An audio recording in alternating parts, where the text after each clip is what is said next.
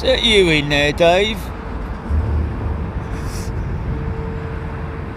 Oh, hello! How we doing, folks? Sunday. London Heathrow. Joe and Andy are here somewhere. I don't know, but Joe.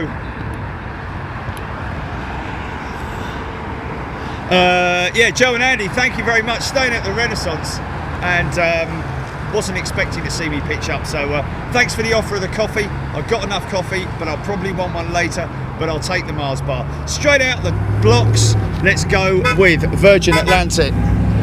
Oh, it's them. That's Joe and Andy going off now.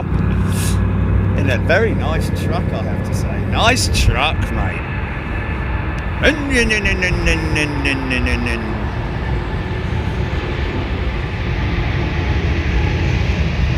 Right, so the plan is, pay attention, the plan is 1 hour. Wow, that's quite an early rotate, that 339, man. Oh, easy, son. Got a bit blown off course there just because of that north-westerly wind. Now correcting it, nice. So obviously, you just fly the machine, man, just fly it. But like I had to make some corrections the other day on my simulator show. I've got my thing from here, look. I've got my thing from. And if we can just track it, see if we've got any. Look at me, I've got one hand in my pocket and the other one's pushing the toggle.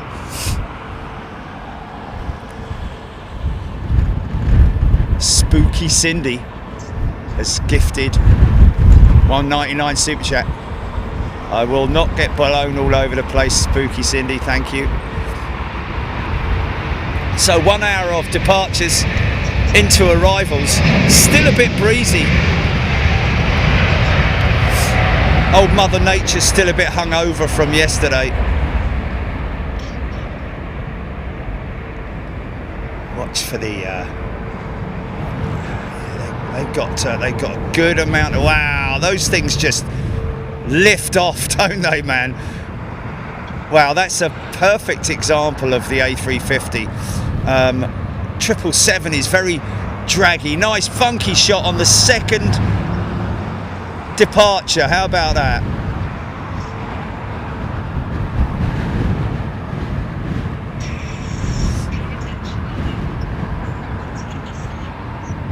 Yes, sorry. Yeah, but I did get the end. I got to the end of it, didn't I?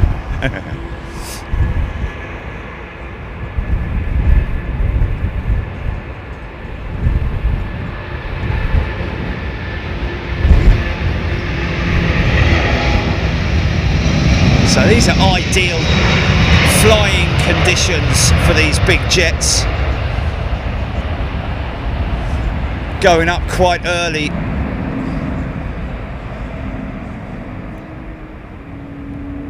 Just because of that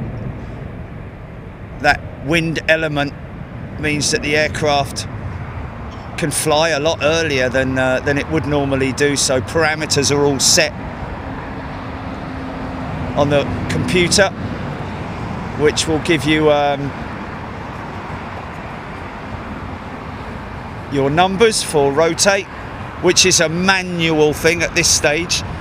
I'd imagine that one day, as Airbus have already been trying, the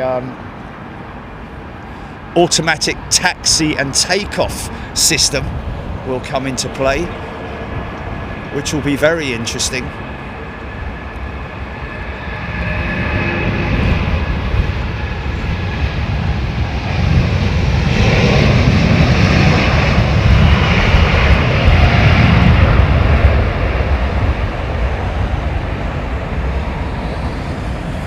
Of course, the great thing with that, with automatic automatic taxi and takeoff, it's another element of the autopilot, isn't it? Where it's quite late actually, but it is a Dreamliner. We can forgive it for that, can't we?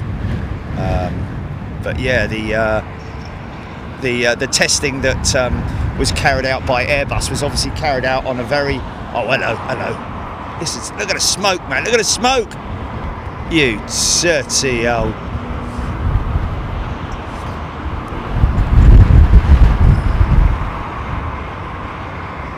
Big old Pratt Whitney's on her. Shiny cows. Look at the shiny leading edge cows, man.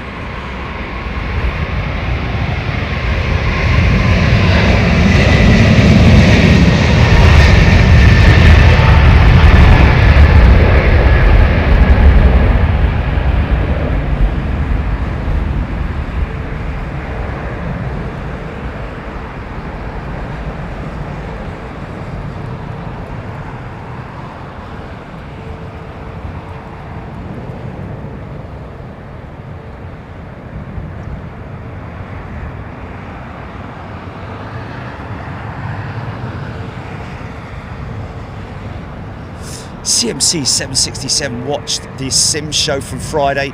Excellent work. The Virgin 350 on taxi took me and the family to Florida in July.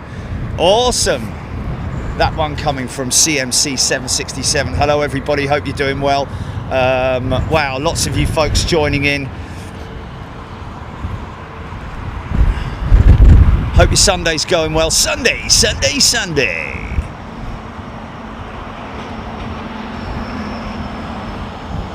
Paul Skilling missed yesterday's stream. Andy P, Beverly George, Linda G, Miss Tigger. She's boarding flight BA 269 to LAX. I believe she's on the right hand side. Is it after the wing? Behind the wing, Jilly? Miss Tigger, if you can hear me, which obviously she can. Upper deck, near the front. Okay. Ooh. Okay, she's in 53k, so she's going to be on the other side. But what I would recommend, Miss Tigger, would be to hold your phone up with the torch on, up against the window, and I should catch you as you hammer past us. See how quick they're going up, man. These engines love conditions like these. The engines and the wings, well, basically the whole aeroplane loves conditions like these. We're in prime pinky spotting territory here. So be ready for a pinky spot.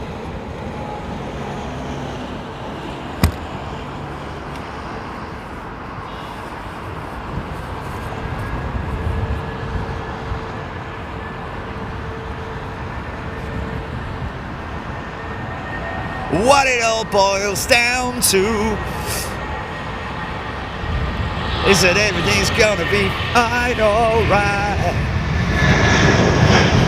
'Cause I got one hand in my pocket and the other one's toggling my switch.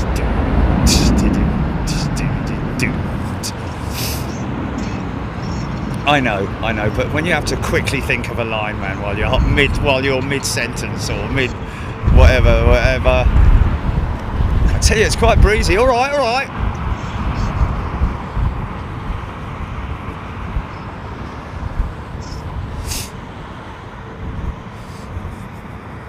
Jonas Anderson, Mark Barr, John Walton. Good night, John boy. Mike Weaver, LX2259, Beverly George, Karen Arnold, Joe Jett, Ian R, Monique Stirrups, Mark Abraham, David Cannard. We got Miss Tigger there boarding a flight to LAX. Zach Joseph Plains, Kells Redbud, Basil Sims, Basil, Rico M.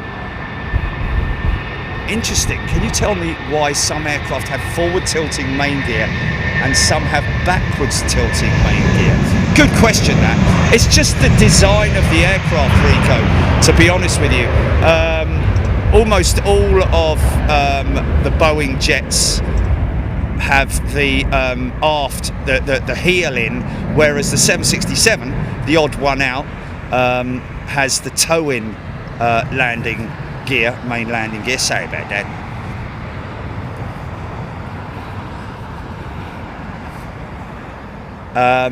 A350 is relatively flat It looks like it's tilted, but it's actually level with the fuselage, if you see what I mean. Mop Shrudel is a returning member. Welcome back, Mop Shrudel. Full name. Paul Gray, 777 United jet, definitely running a bit rich.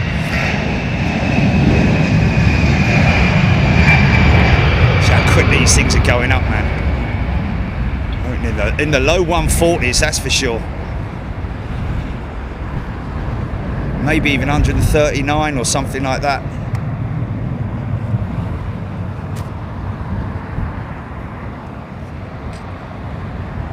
Aliana Gilbert Fishlock. I think that's from the Fishlock family, surely. £5 super chat. Good afternoon, fellow big jetters. Is there a sweepstake for the number of go-arounds today? I don't think we're going to see that many go-arounds. I tell you, on the way up here, however, there was a superb go-around with Qatar and their 380 on runway 27 left, and they brought her in on 27 right.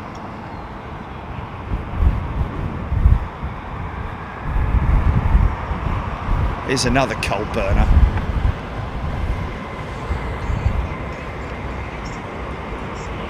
Yep, yeah I am, yeah, why? Can you not hear me, or?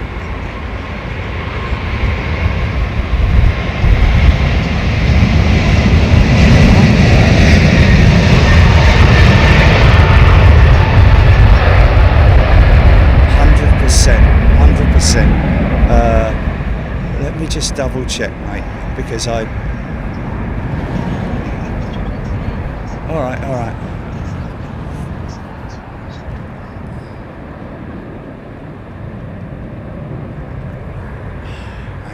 Guys, please don't mention other channels, folks. It's we all know that it's etiquette. It's channel etiquette, YouTube etiquette. When you're live on another channel, you don't mention another channel. Unless it's sort of like something that's being discussed, but yeah, we try to sort of like keep things to Naiad saying United Airlines needs to change those old 777s. Damn right they do, but they're another company that are struggling to get new aeroplanes. Oh, look at this beauty here, man. It's a difficult one. He's happy. Squirrels gifted 5 channel memberships. Thanks, mate.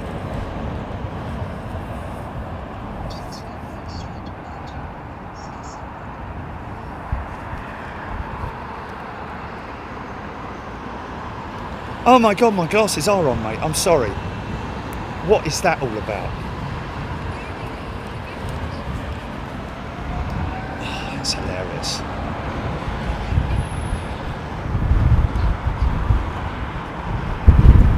Are you there? Oh,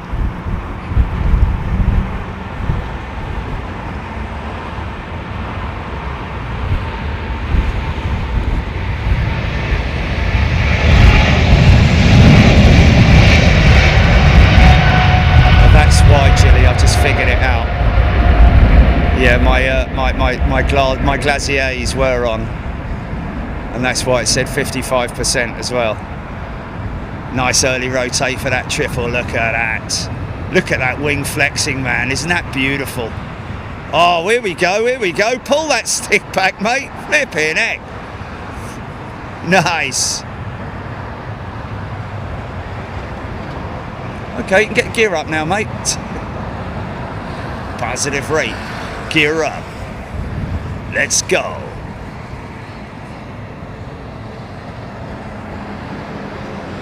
Might get a bit of cloud busting today, you never know.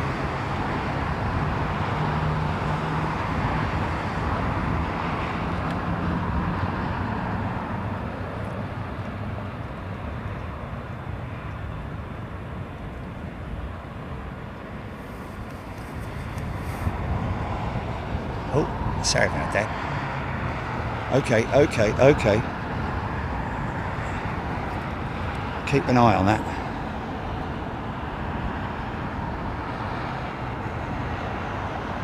Yeah, Stop all that right away, man. Was a steep climb, Gina. Joe Jet, yeah. J-Mank, the rocket. Claire Hook. Susan New, I love American. Never found it, Larry, but I had a spare. And it is working right now.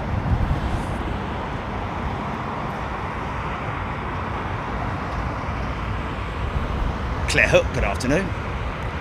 Richard Joy.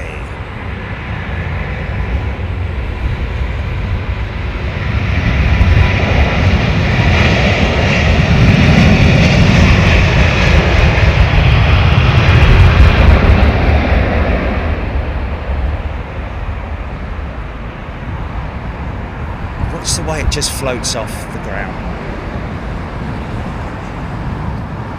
It actually did run a little bit, that one, didn't it? She's probably quite heavy, a little bit heavier than the previous one. Wow, look at them battling that northwesterly, man. Crabbing into the wind. Zach Joseph Travels, A350 1000, Lindsay Blacksell.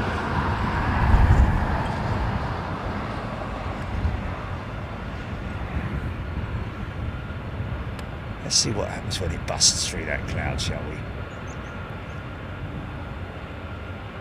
John Walton, exactly. Runway switch at 3 p.m.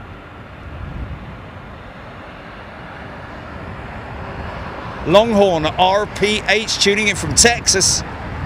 Howdy. Swedish car spatter. Gotcha, mate. I think the dew point and temperatures are too far apart for us to get any floofage today. Maybe later as the temperature drops, maybe, I don't know. Anybody got those METAR numbers for me? Thomas Cleary, €2 super chat. Thank you for the great show yesterday.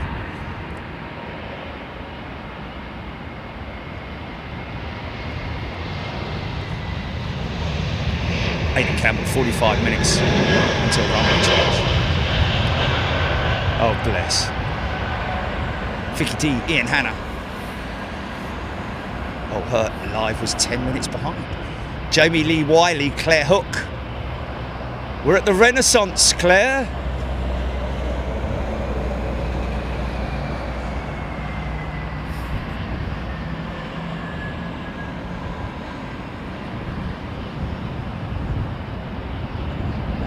Joe Jet, Sally Callum. Dickie Monday, 663, keeping us entertained all weekend, thank you. Well, you're keeping me company as well, folks. Okay, Virgin, just about to blast off. Through the gate. It's a shame that the old pilots don't use that terminology anymore, because it was used during the Second World War with the bombers, where the thrust levers, well, the throttles as they were then, went through the gate, and through the gate basically means through to the supercharger on the Merlins. Let's just say the Merlins for now. The Merlin engine, the supercharger was a bit like a turbocharger, really. I mean, more or less same, more air, more power, especially when they were heavy going out. Linda G, can someone answer my question? Read the pull back on the side stick on rotate.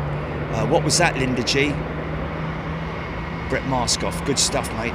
Sat doing exactly the same. Feet up, big jet TV on the big screen. Sound up, and a glass of something cold. Good question, that. Linda asking about how far do they pull the stick back. It is a feel thing, Linda.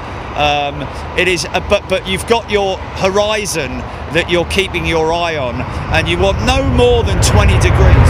Oh, blimey.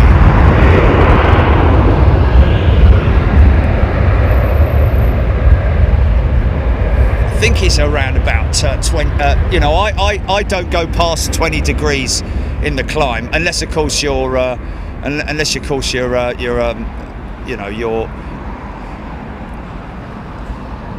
you're very, very light, and you're very, very confident. Gary Lyon sent a gifted channel membership. Thank you, Gary Lyon. Andy Fishlock, £5 super chat. What a fantastic show yesterday. Respect to the man on the big jet van. Respect to the man on the big jet van. We had a fantastic plane spotting at the day at Renaissance. There we go. Good on you, Andy and crew. Down here regularly, aren't they, the Fishlocks? And it ain't me who's gonna leave.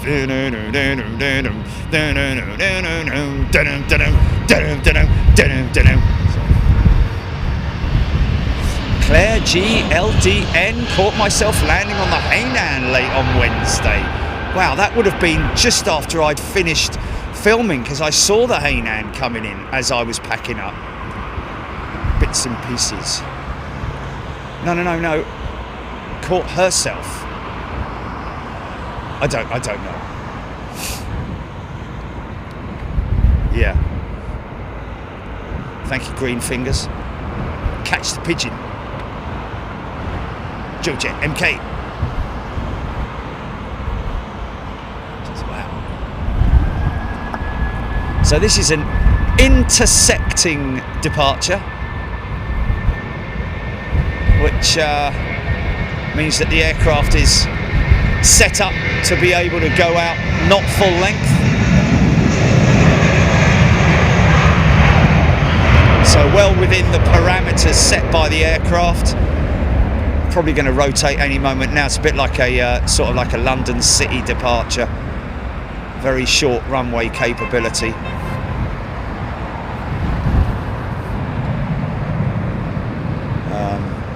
Mainly the reason why they, I believe they're operating the 320 Neo out of London City now, which is good to know.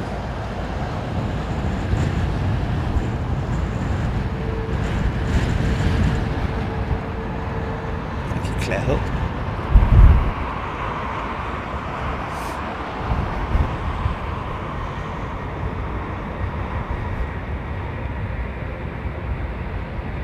Hayabusa Nata. I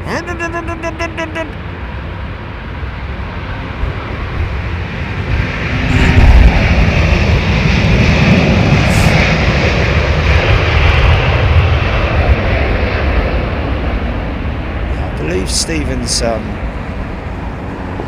think Stephen's funeral was obviously private and has already happened.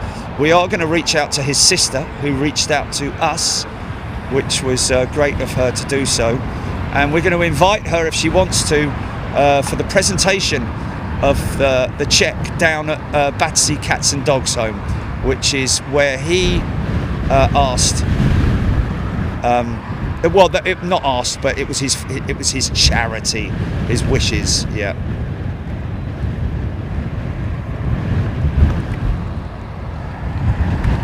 Thank you, Taparay, giving us the numbers and the destination, 351,000 to Orlando.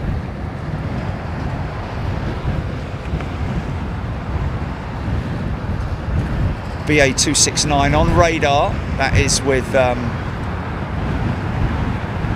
our member on board. Yeah, we're not going to get any floof. I think the floof meter is right down at the bottom today.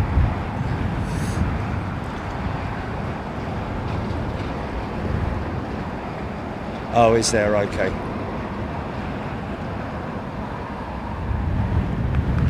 Rico M, where is the intake for the APU? Right at the back, Rico.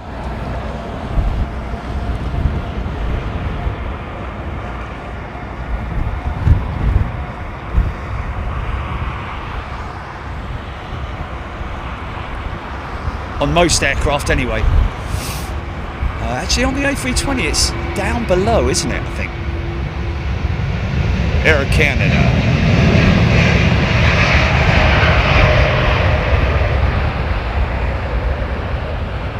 Terry Longhurst is a new member. Welcome, Terry.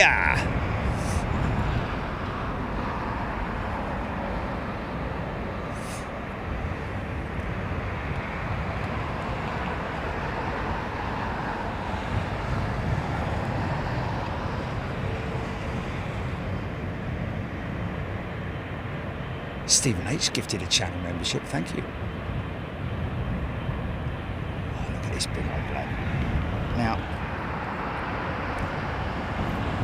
the APU intake is on the left-hand side as we see it, on its right-hand side below the wing, on the 777 anyway, and the 787, the 767.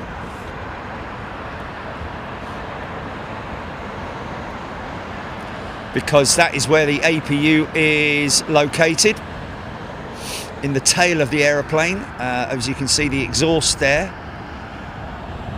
the wedge tail on the 777.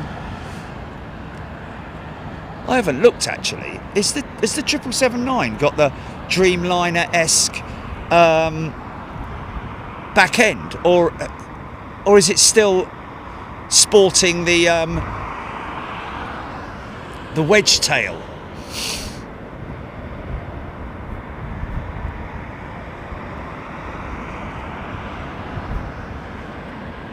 VJ Aviation, interesting, thank you. Air India Dreamliner to Birmingham, being grounded in Birmingham after its wrap was deployed whilst on approach.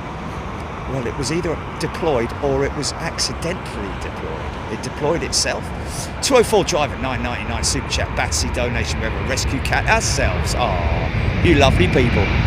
Nice one, thank you, 204 driver. Yeah. I also have a rescue cat, as so many people know.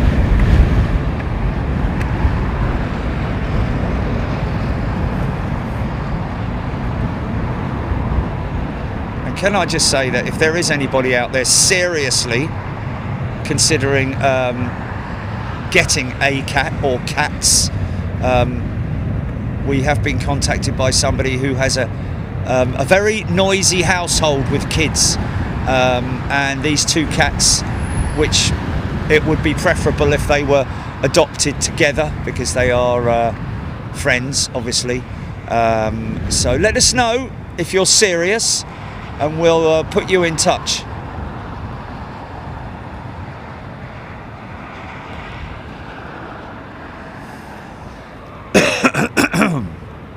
But obviously only if you're serious, please.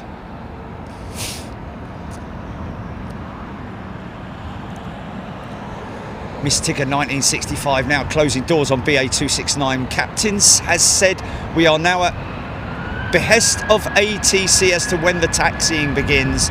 Keep the fingers crossed we make it before runway switchover.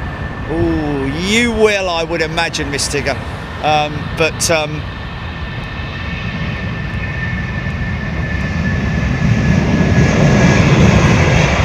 But like I say, make sure you've got your phone torch ready to put up against the window, and we'll look out for you on the upper deck. Shouldn't be that difficult to spot even as you're coming past us, because by the time you reach us it'll probably be around about 80 knots, I would have thought, something like that.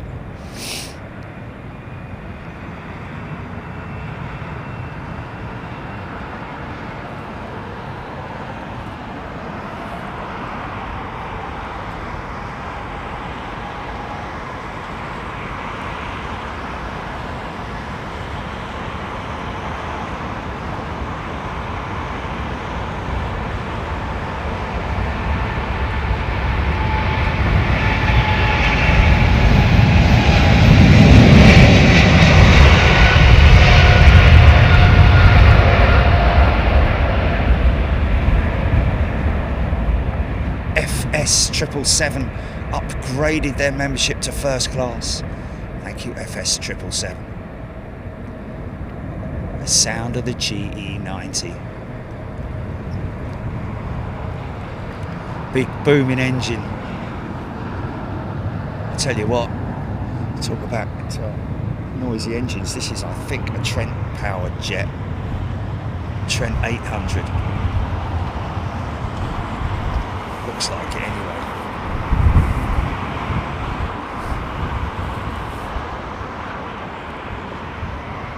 Alex Hilton, good afternoon.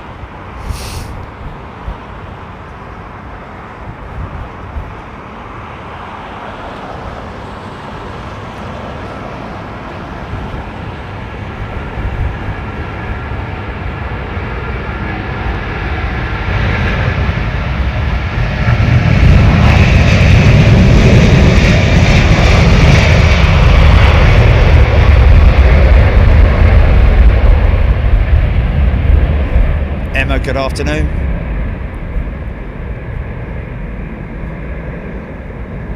Swedish car spotter. Why do American Airways all pull up so? Well, they don't really, Swedish car spotter. You may be seeing some of them, you know, it's not something that I've ever noticed anyway, put it that way. Susan Gerard has gifted a channel membership. Thank you, Susan.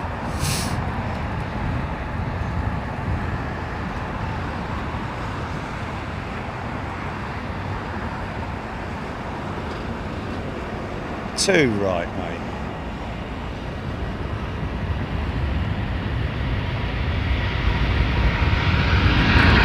Oh wow, look at that.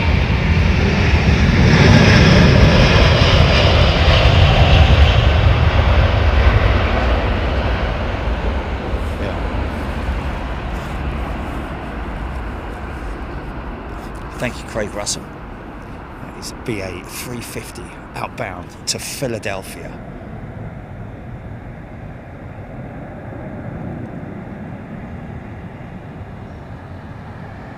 Neil Hub 76, good afternoon to you.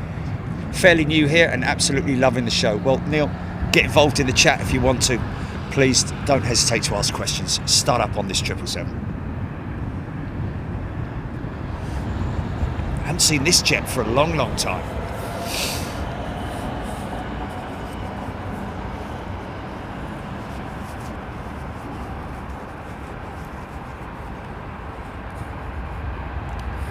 It's a bit of an odd livery, I've got to be honest with you.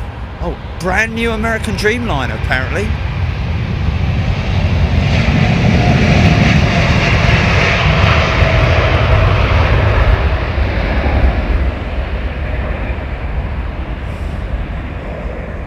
Wow, look at that.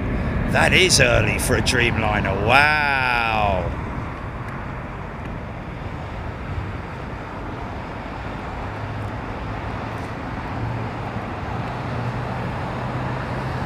Funky.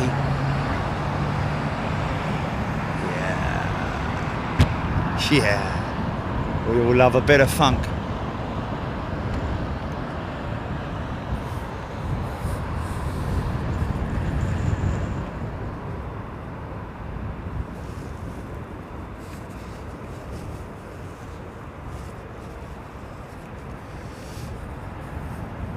Alison Cousins, good afternoon. Daniel Mossy. The area looks like someone has slapped a load of fridge magnets. Yes, it kind of does, mate. In a funny sort of way. Jules Harris. Aaron Thomas.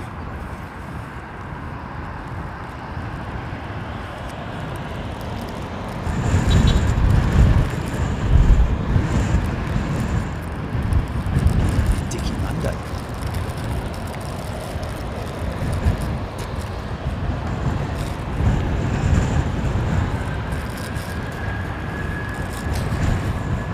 Genji, that's actually a myth. G90, well, the outer diameter of a G90 is some way close to the 737 body diameter, but we actually did do those calculations some time ago, but it is a bit of a myth. You cannot fit a 737 into a G90. Aviation Stapes. Do the weather conditions have no influence on the acoustics, i.e. lower cloud base would create more of an echo effect? Yes, Aviation Stapes. Good question that, or good point. And yes, low cloud cover does create more acoustic, engine acoustics.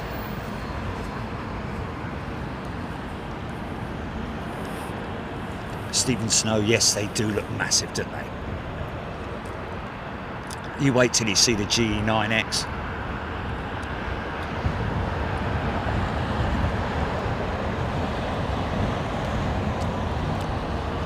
Jim K, that was 5 months old, that American 777, wow. Still got the new car smell.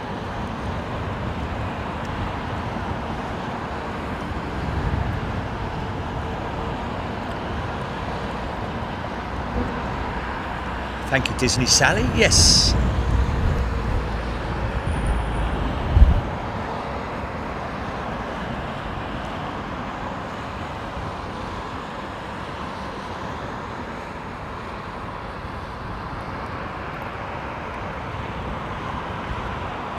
Sly fly, you would be right.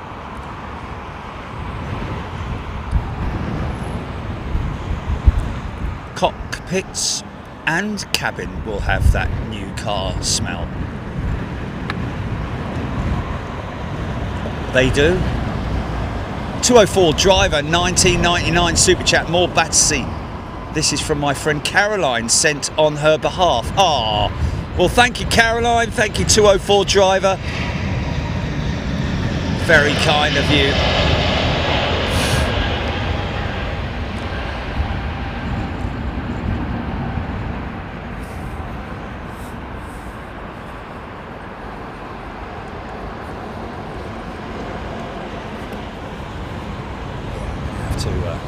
I'm gonna have to invest in some of those. Spooky Cindy has gifted another channel membership. Thank you, Spooky Cindy. Faraz.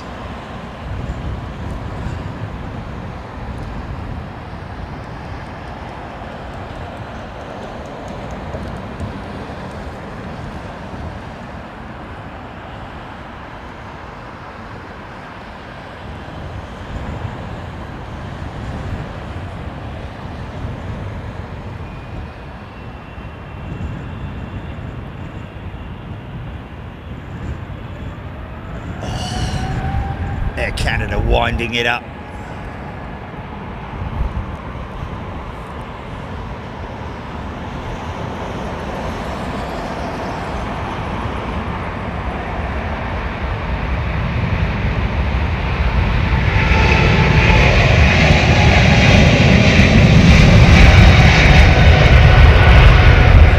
Yeah. Cynthia, is that official? Did the crew deploy the rat, or is that... Because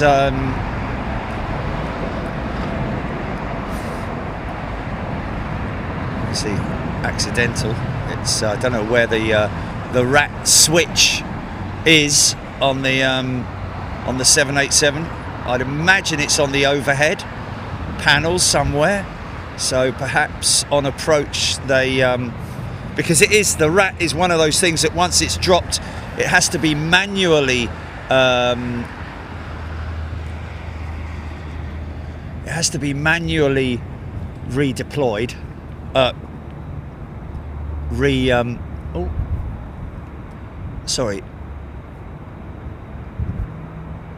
retracted, repositioned, it does look like a low speed, it's fridge magnets, doesn't it?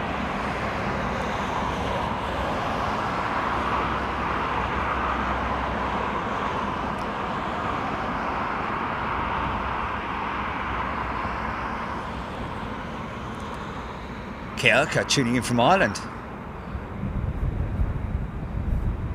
Feather duster. Ram air turbine is the rat feather duster. It's a little windmill, like a little propeller that drops down on its own.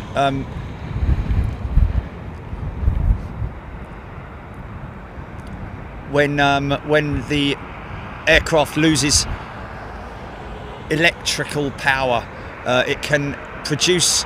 Obviously, the windmill is a turbine which can produce electricity to power certain components.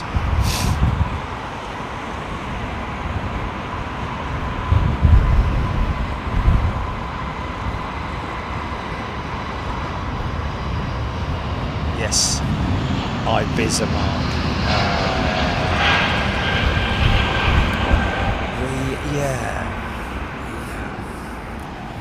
Reset, like he's saying, re-engage there, possibly reset maybe. Richard Dockeray, BA380, here she comes. This is our member on board this jet, folks. She's on the other side, on the right side, 53k I think it is. So that'll be, is she still on the chat? Should be able to chat. Joe Jet flown with Air India once and it was a good experience. There we go, that's good feedback. Zach Joseph, yeah, not the best livery, is it? Jamesy 3166 is a brand new member. Welcome, Jamesy. And there we go, Susan Elizabeth quite likes that livery. I don't know if you could call it a livery, could you? It's like a special celebration type livery, whereas the rest of it's all standard. A big question is whether that 777 is going to be kept on and painted in the new livery, or whether Miss Tigger. Okay, so where are you looking out over, Miss Tigger? Are you looking down onto the wing, or are you forward of the wing? When you look out and back, are you looking at the wing? Just so that I can get an idea of where you're at. I mean, if we look at the numbers up there, it's difficult to see with the Speedbird flick there to see which number 53, but I think you're going to be somewhere either at the front end of the wing or towards the middle of the wing.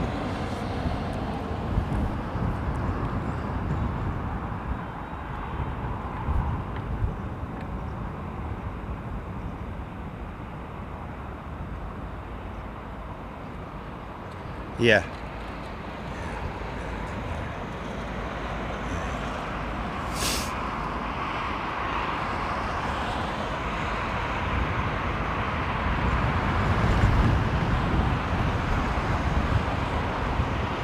Celebration stickers, maybe. Okay.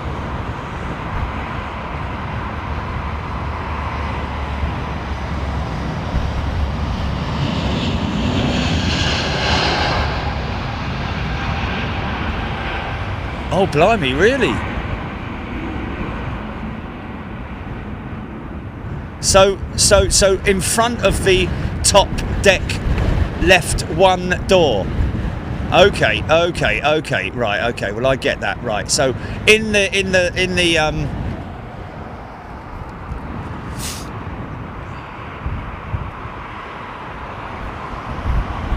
right. Yeah, I've got to be honest with you, man. If I was the CEO of British Airways, I would be making a big point of how, you know, I would be asking the question about how often the aircraft are cleaned. You know, you've got to appreciate, obviously, one must appreciate we are in a country where the climate isn't that good. So things do tend to get grubby quite quickly. You go and get your car washed, and you know, on your average day in the UK, it'll look quite grubby within a few days. If it's, you know, if it's sort of like midwinter or something like that. But obviously, you know, like I say, I appreciate that aircraft get wet anyway from condensation when they're flying at high altitudes, and then coming down through on descent, any ice that's built up, which it won't really build up, you know, but it will condense, and literally it sometimes drops when you're underneath the aircraft. Underneath the aircraft, you will see areas of condensation, and that attracts, you know, when the dust flies up, it sticks to it. So, you know, it's understandable, but do look a bit tatty, some of these jets, don't they, with their you know, like this one with its core cowl.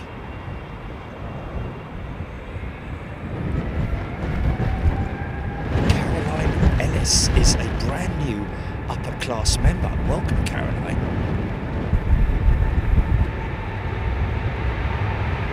Meow. Who's meow?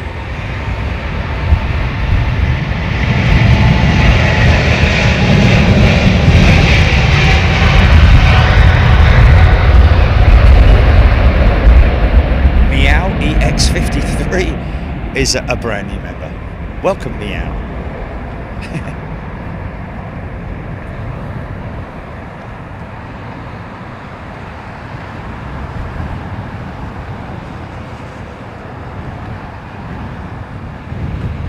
Hilton say the wind's gone crazy again in Cambridge.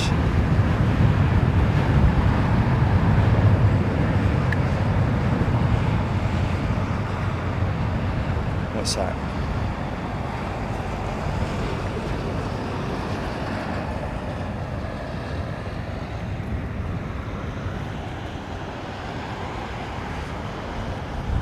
Oh yeah, I remember that. Yeah. You were. Yeah. Ask him, yeah.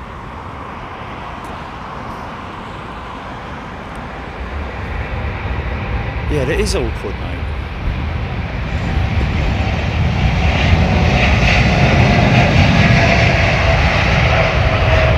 It's oh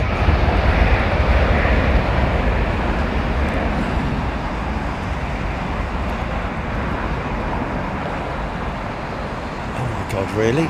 You're joking. Oh no.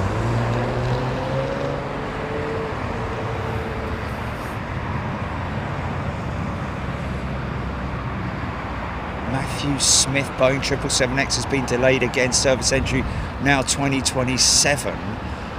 Where did you hear that, Matthew? Because there's all sorts of, talk of on the Boeing 777X and rumours and all that kind of thing. I know that the delay is primarily down to obviously certification, but also the paperwork that goes with it, all the administration stuff and all that. It just takes months and months.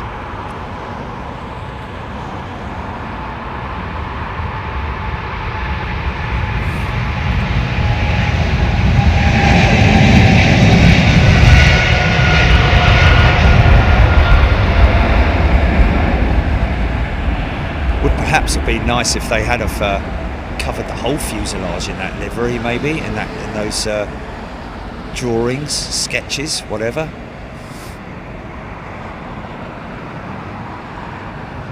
Wow.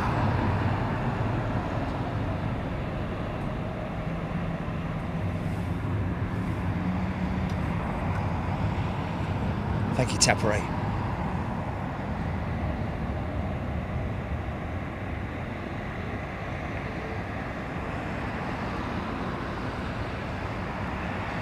John Walton, ground vehicles don't help either when servicing the aircraft. Our catering vans where I worked threw out some rubbish from the exhausts. Well, yeah, I mean, that's another thing that obviously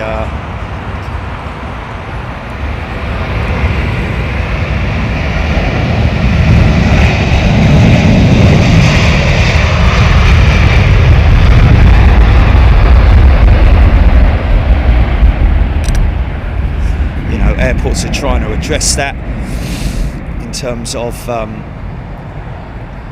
emissions and all that kind of stuff. It all goes towards the target that they put in place in terms of their targeted emissions at airports, and part of that is obviously looking to get cleaner vehicles throughout the airport complex. British Airways, of course, have been using the e-powered tugs on their narrow-body fleet for quite some years now. Jill Perry, good morning.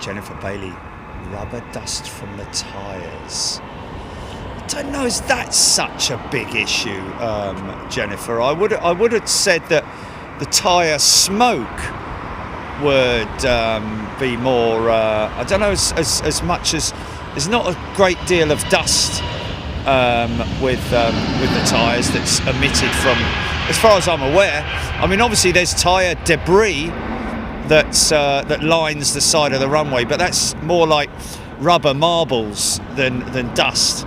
You wouldn't get that much dust from a tyre unless, of course, you well, even in the case of flat spotting it or scrubbing it, it's just more a smoke thing than anything else.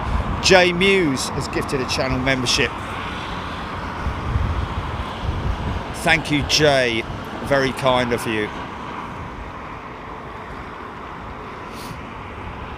Gary Lyon, Boeing 777X to be delayed to 2027. Bloomberg News reports October 2nd. Okay, there we go. Thank you, Gary. So it's a, well, it's inevitable, isn't it? That could even stretch. It's late 26 that they were hoping. No, that could potentially be delivery delays due to the engine suppliers as well, don't forget.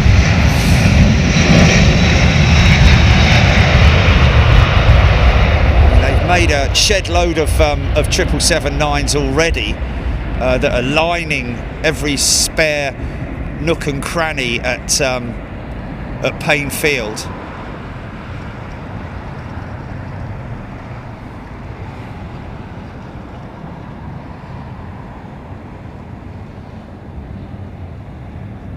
But none of them with engines on. Okay, here we go. Okay, now we've got to look out here for up the front. I hope she's got her torch on.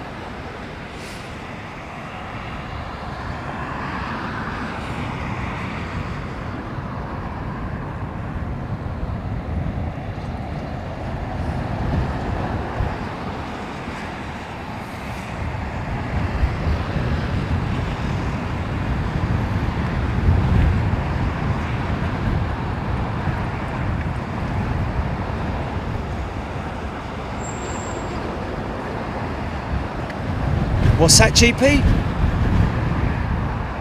Okay.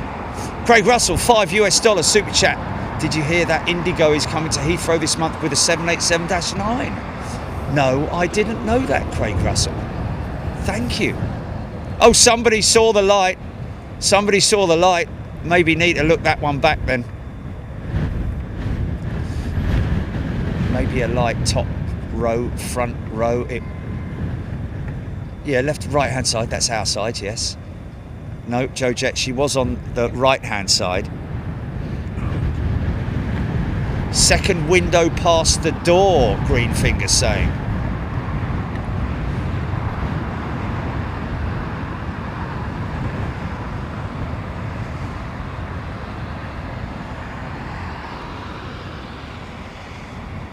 Years old, and if they had their way, I tell you, they would they'd be dumping that jet. Oh, hello, mate. Nice shirt. All right, mate.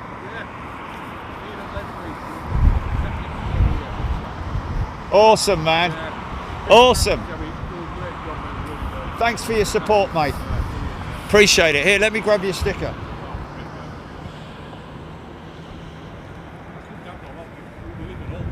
Oh, really? Yeah, yeah. Bloody hell, that's a fair old slap, isn't it?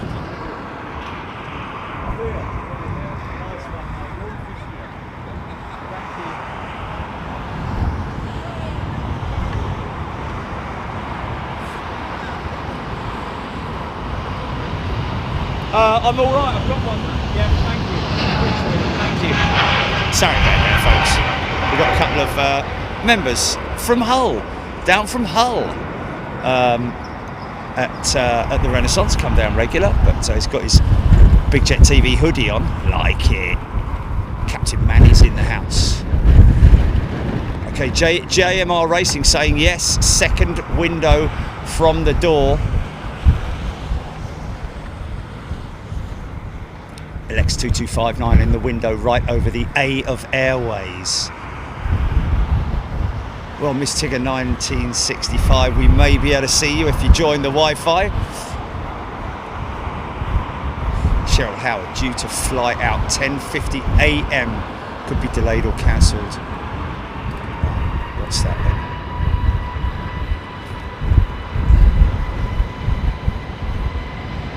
then? Yvonne Evans, £2 super chat. Thank you, love to everyone. Isn't that lovely?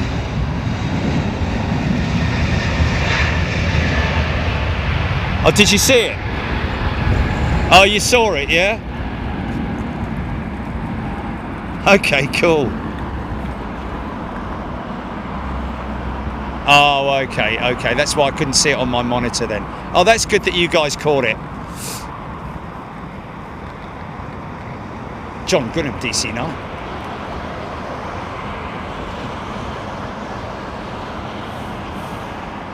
Yeah.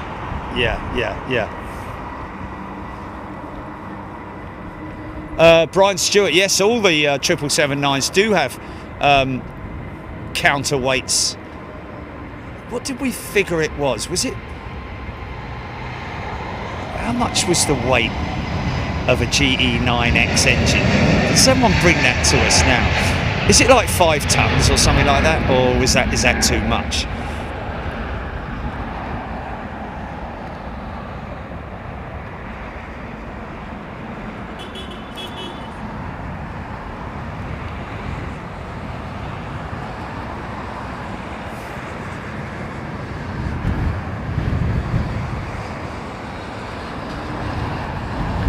Paul Crew, Buenos Dias.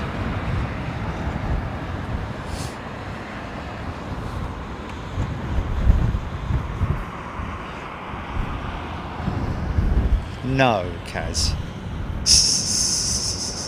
Negative.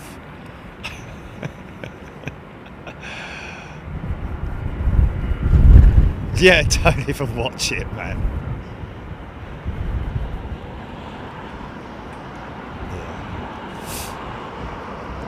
Maybe celebrity disco dancing. That would be a different thing, wouldn't it? But not not ballroom dancing, mate. You wouldn't catch me in a leotard. Big tassels all over the gaff. Tight-fitting trousers.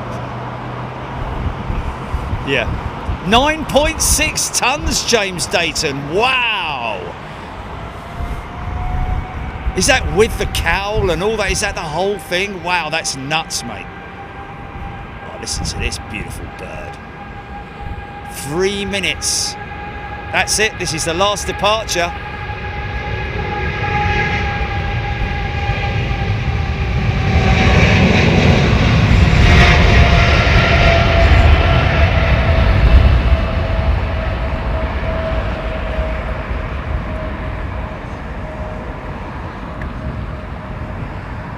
There's Roy Van Can.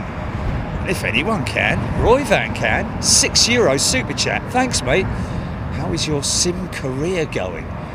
Hope you made some progress, not that much online due to family issues. Good luck, mate. Thank you, Roy Van Can. Hope all is well with the family. Yes, we have reached in my sim career a point. What I need to do is I need to put a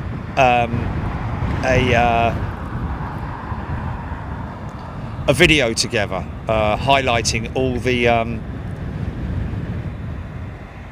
sim shows from the very beginning, which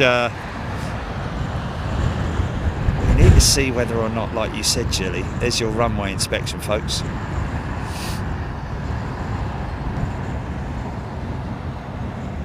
Yeah. It was the other day was really good. I just need to do that one more flight with absolutely no help from anyone. But I think I've got it. I think I've got it, folks. However, that does not mean I'm a pilot or anything like that. It just means it's like playing a game, isn't it? Let's be honest. It's a bit like playing a game, and I've reached a very high level within that game, if you see what I mean. Maybe.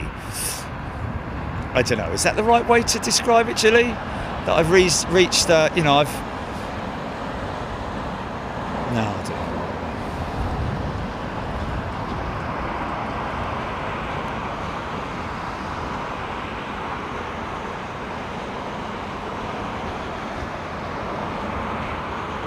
Incredible adventures. Michael Jackman.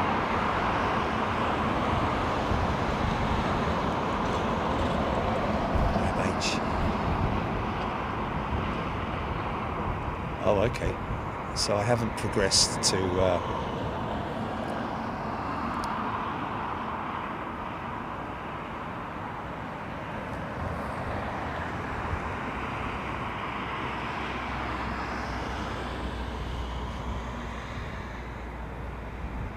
Aaron Thomas, Vueling last to land on 27 right. Last to land on 27 right. Left, you mean? I think, Aaron.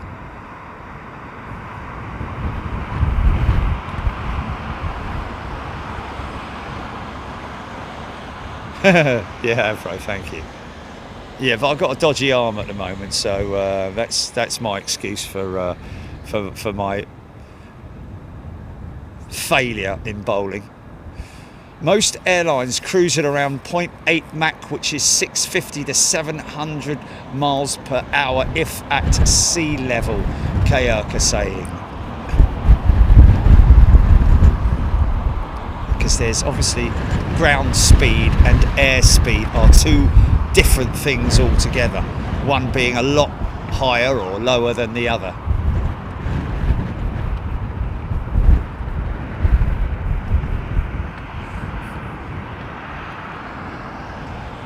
Rab saying not ready for solo yet.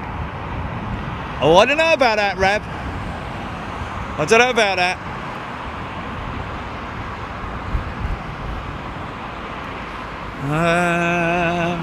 I'd say the progression has definitely got to that point where, you know, well, we'll see on Friday anyway. Oh, 777, Lenny, thanks. No, Sharon. Alan Burden, good afternoon to you.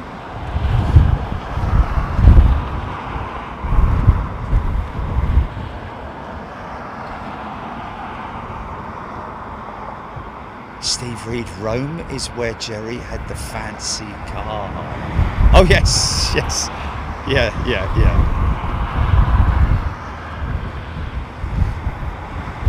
Ethiopian 350 first in, John Grinham, thank you. That's not a 350 though, is it? It's a Dreamliner, isn't it? Oh no, he's looking over there, sorry, yeah, A350 1000 Ethiopian.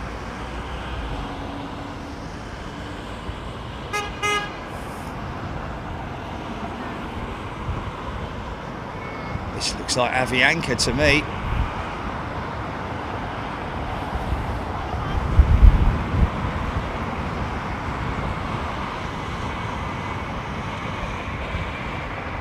Nailed it.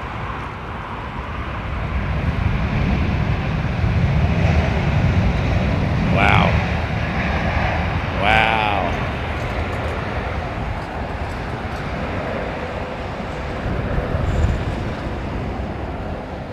Wow. Didn't even really use the reversers, did they? Listen to the brakes, man. Oh yeah, Did anyone answer earlier on about the 777X and its tail design? Have they stuck with the wedge or have they gone Dreamliner like they've done with the 737 MAX? Oh, hello! You all right, mate? Do you want a sticker, fella?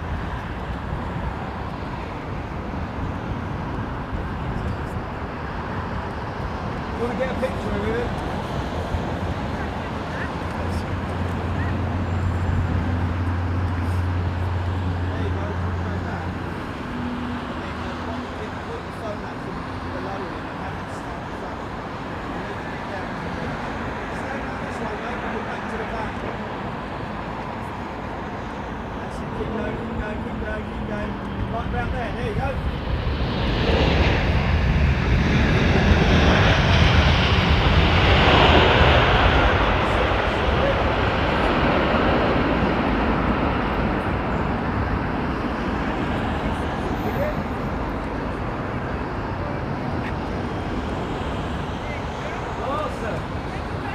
Okay, pleasure. Work hard at school, mate. You want to fly one day? Oh, good on you, mate. Yeah, make sure you work hard at school, okay? Promise? Good lad. Good lad. Thank you. Oh, big old lump going out of 27 left. Cynthia, a friend of hers, is flying to Heathrow in December to go spotting. He knows that the runway change takes place at 3 p.m, but he wonders how it is decided which runway will be used first for landings and takeoff. Cynthia, the rotation is available. You can see it on Heathrow. What is it, Julie? Heathrow runways.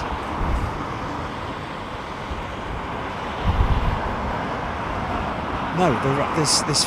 The like next, like if they're on 09s, yeah, yes, well, okay. yeah, Heathrow Runway Alternation Program 2025 is what you need to look at, but also if you look at flight radar, and for example at the moment the switchover is departures to arrivals on the northern runway, and next week it'll be arrivals to departures. So this time next week we would be catching departures at the 3 o'clock switch, so you kind of need to monitor it before you come out here, and you just best hope that, to be honest with you, you want it to be a westerly, you want westerly operations and not easterly operations. Carol H, good afternoon to you. Beverly George.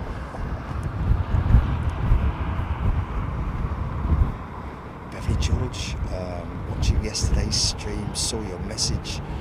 Glad I shared my name with your sister. Feather Duster. Back and watch the Anchorage shows, saying that to TSGS. What was TSGS asking?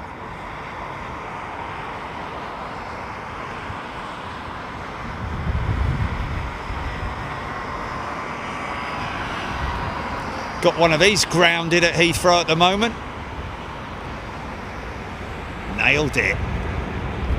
Now it's all down to the front. Nice, smooth.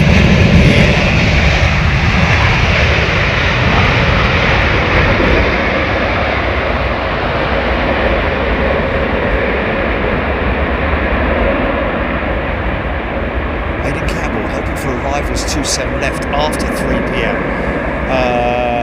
Well, it won't be, Aidan, I'm sorry to say, because it's Sunday today and next week they'll switch it. So tomorrow arrivals will be, oh, is he 27 left? Arrivals will be 27 left in the morning. He's saying after 3 p.m, isn't he? But if you're staying at the, oh no, did he say today? I thought he said tomorrow. Okay. Now I am as well. Yeah, I am as well, because I can't. The chat's just going too fast, mate. Yeah. Susan New. ERJ next, Aaron Thomas. Mark Barr, plenty of dreamers inbound. Logan Air, ERJ 145 from Craig Russell, from LDY. That's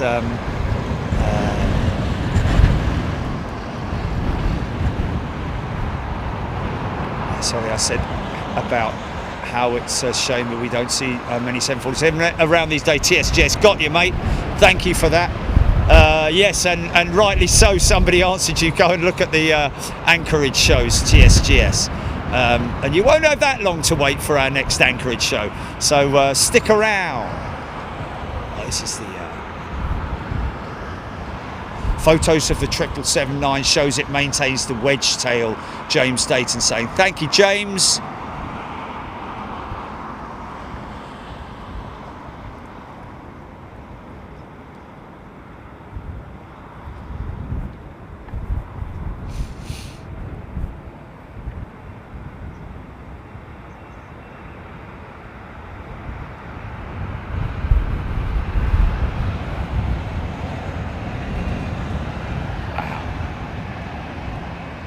Rolls-Royce engines.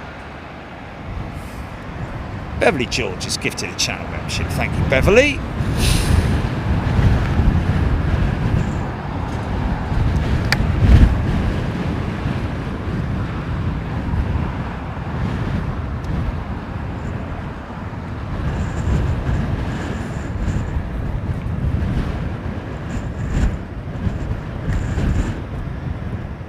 Swedish car spotter, very fast on approach, or is it just me?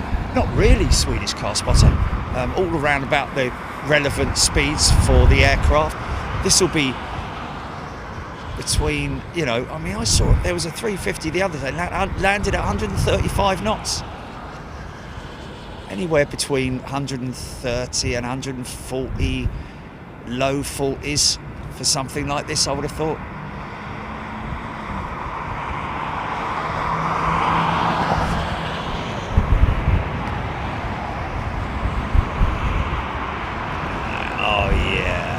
All that weight sitting down, man. This won't.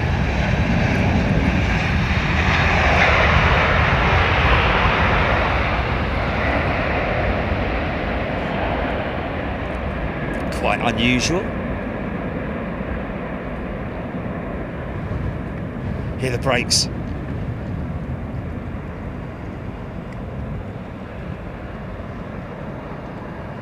Michael Jackman, Catalina. At 1,800 feet over Edmonton, now heading southeast. That can't be in the UK.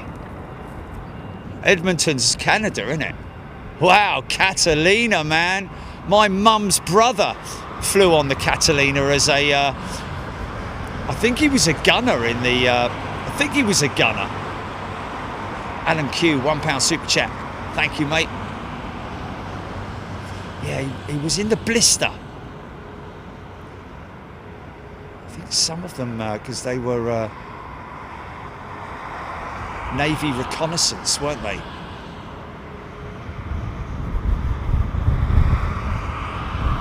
TSGS loves the 350s. One of my favourites, the wingtips are amazing, yeah. What's that, GP? Just repeat that, please. Okay, yeah.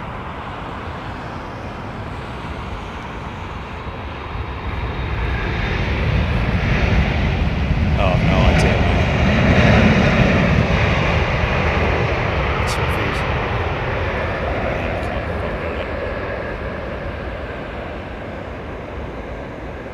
Wow. Richard Graham's granddad worked on the Catalina engines in India during World War II. Wow, man. Now you're talking. Catalina was flying at Duxford yesterday, Stephen H. They must have not long had that, had 77. That's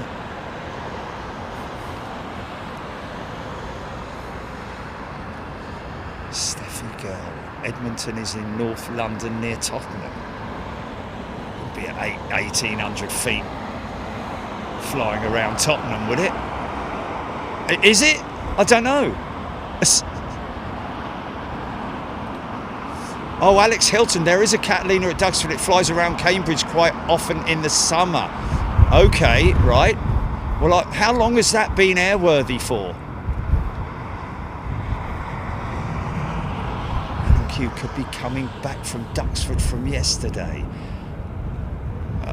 Coming back from Duxford.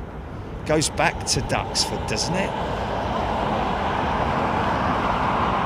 It's now over Barking, Michael Jackerman. Okay, now over Barking. Okay, North London. At 1,800 feet. Wow. Where's that come from then?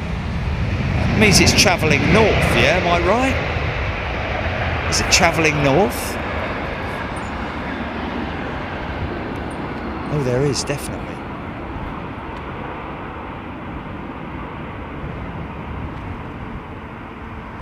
Steve Stibbons, Coastal Command used Catalinas for searching downed pilots out to sea and submarine hunting. Yes, Steve, thank you.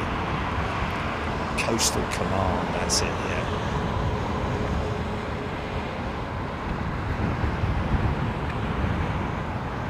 It is actually known as a PBY, isn't it? The Catalina. Over Barking, 1,800 feet, Daniel Mossy. Pup saying it is from Duxford flying over North London. So has it done a fly past somewhere?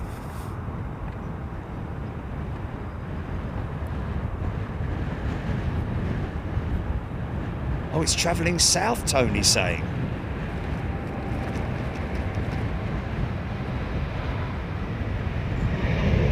John Webb's upgraded to first class membership. Nice one, John. Okay, it's travelling southeast. Hodgie just past me going southeast.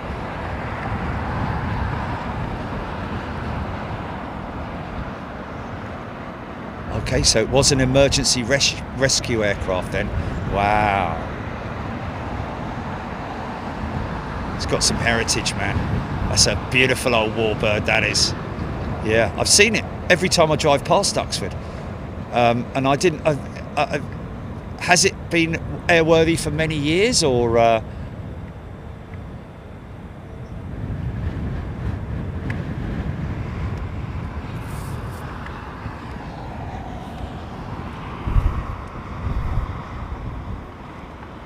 Okay, so it's been flying all that time then, since it got here.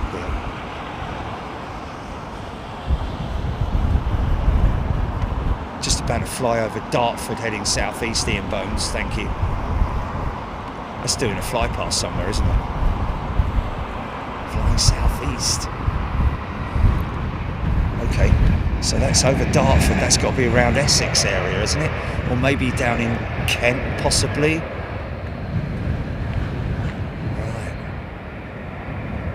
I remember once when I was visiting the Bluebell Railway down in Sussex, folks, and we were getting out of the car, and I heard this noise. I was like, they're Merlin engines. Ran out, and just a Lancaster bomber just did a fly past over, and they do that regularly during the summer. But obviously the Lanc, I think. This season, they're still running out until the end of the flying season, and then she's going in for some serious maintenance. She will be out. She will not be flying next year's circuit.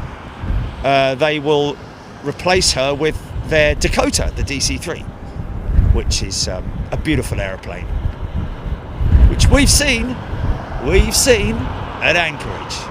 Lovely old tail dragger.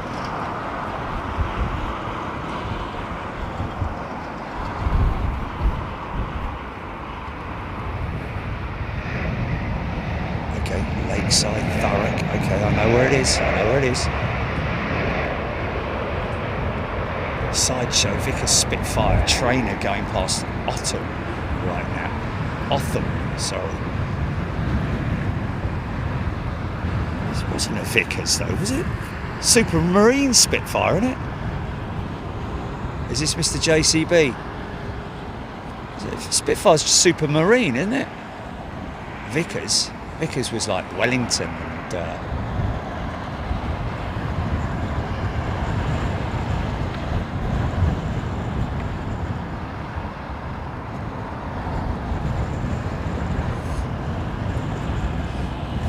highly successful British industry, isn't it, JCB?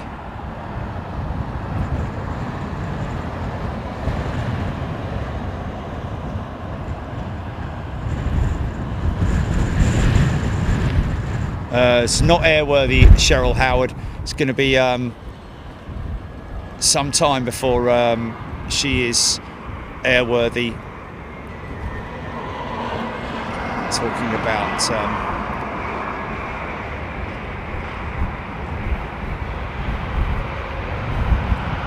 love how the wings just deflect, isn't it, really?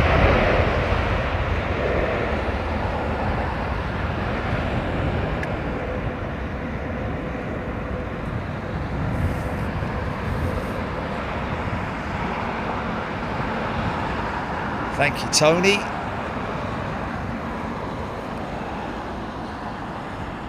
Alistair Turner. Okay, so it has done its fly past. And you say oh, sideshow. Vickers was involved in the Spitfire Supermarine. The aircraft's manufacturer was a subsidiary of Vickers Armstrong. Oh, okay. I had no idea. Thank you, sideshow. Wow, all that time, and I never knew that Vickers had played a role in the Spitfire. Wow. Okay, so I'm guessing it's a bit like Spirit Airlines. Spirit Aerosystems and Boeing and Airbus being. Oh, easy, son! Wow, look at the height that guy's lost. And then a big power up from the engines, man. I think he was a bit low. I think this guy's a bit low, or he's nailed it though. But I don't know. It's going to be very early, well before the. Oh no! I tell you what, he's nailed that. It's gone a little bit. Wow! Look at that. Fair play, mate.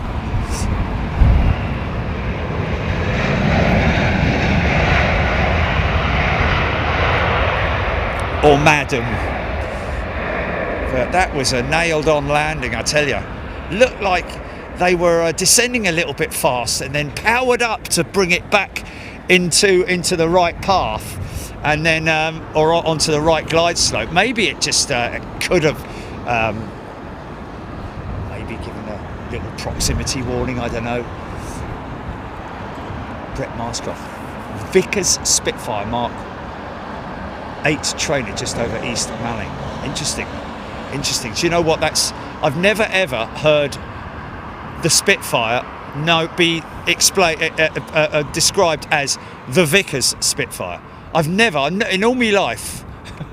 Craig Matthews, MXOXP, has gifted 5 channel memberships. Thank you, Craig. Very kind of you. We're going to Atlanta this month, folks. It's looking very boring, isn't it, that? They need to put a tail on it, a tail section. Even then it's going to look very odd, isn't it? Why'd I have to make it so big? I mean, you know, it's about double the size of a 777. It's about the size of a 380, isn't it? But you don't need one anymore, do you? Because really? Okay, so a double-decker, in other words. So evacuation of a double-decker. Interesting. So that shows how much longer they're going to be running these bleeding things for, which is great, man, I tell you. Round about 120 operations of the 380 at London Heathrow every day. Is it 120? No, it's not. It's, sorry, no, yeah, no, it's 60. No, sorry, man, sorry. 21. It's 21, man, it's 21. Sorry. 121. Yeah, we're better than anyone. 3 million approaches a day. I told you a million times to stop exaggerating, mate.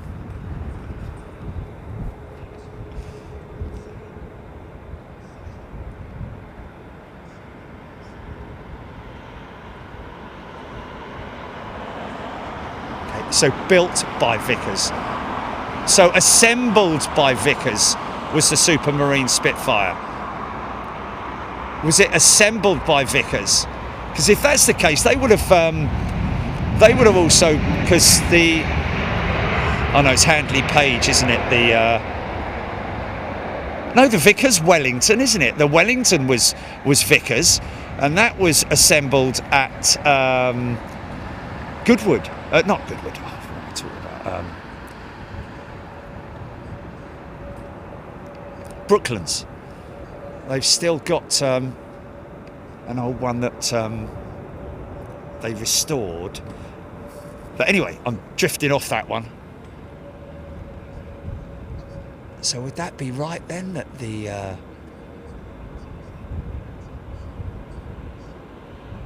every 380 in the world eating bones?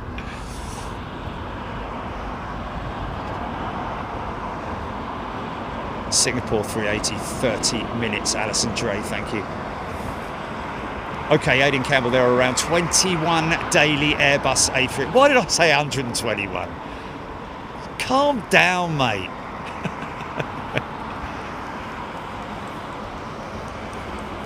Jedi Master Joe has gifted 10 US dollars super chat. Thanks, mate. Have a beer on me while you're in Atlanta.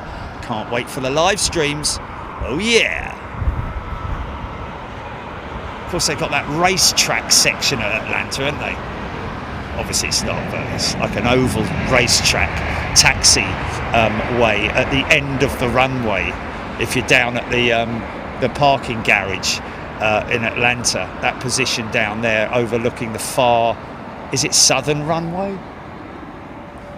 I don't know, but anyway, they've got a departing a taxiway. They're coming off the other runway, which basically takes them around the bottom of the runway. It's kind of a bit like a racetrack turn. I know there's a term for it, and someone's going to come on here and say, be something that Emu would just come on and, or you just see him say, right, this is what it is. Okay, Martin P. Vickers acquired Supermarine in 28. Wow, I never knew that. Supermarine continued to design, build and trade under its own name. Wow, I never knew that, man. Isn't that crazy?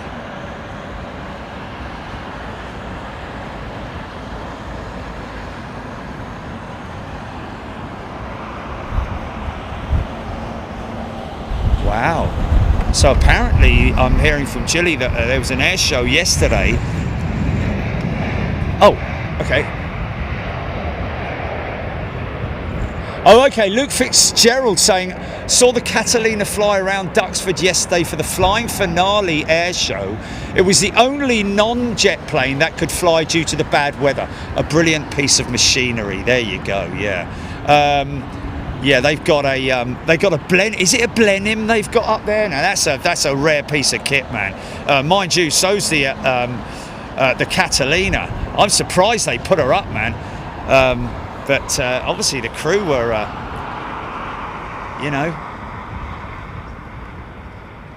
totally confident that they'd get the old girl flying. Anyway, let's face it, man, that aircraft was probably built very tough because the kind of duties that it did, flying over rough seas and heavy winds at relatively low altitudes as well, looking out for downed crewmen and submarine hunting as well, man, out in the Atlantic and places like that, from probably based in places like, well, also I guess up the Channel as well. North Sea potentially as well, but yeah. Where? Oh, there she is, Jilly.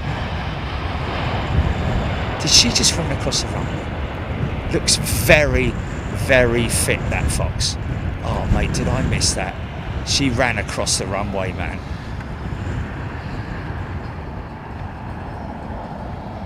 She looks very fit, doesn't she? Having a wee.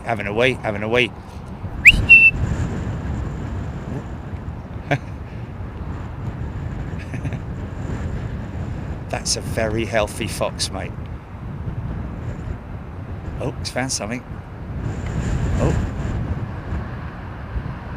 Oh, something quite considerable by the looks of it.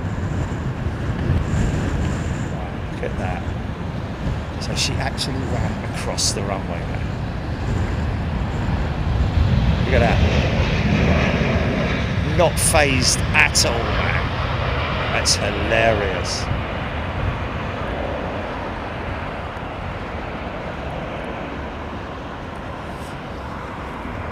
John Thane. I was on the Ambassador yesterday. It's another classic old prop, isn't it? The Catalina had an interesting landing after her flight. I was a crew member on the previous Catalina. Wow. Wow, now that's a serious piece of kit there, man.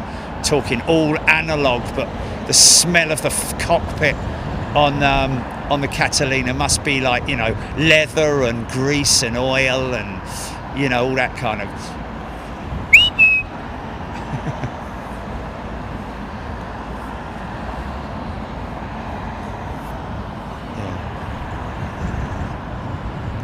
Watch where you're going, mate. Watch where you're going. Stay this side. Stay on this side, son. No, don't go towards the runway.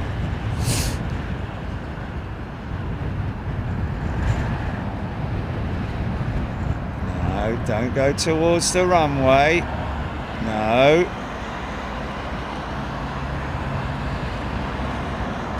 That's it. Keep going that way. That's it. Yeah. Yeah, there you go. That's it. Good boy, good boy. He's so little against them. Look how little he is.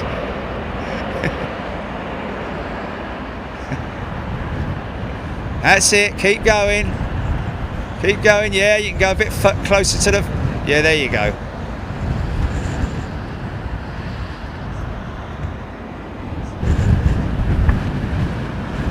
Don't be nasty about animals, man. Yeah.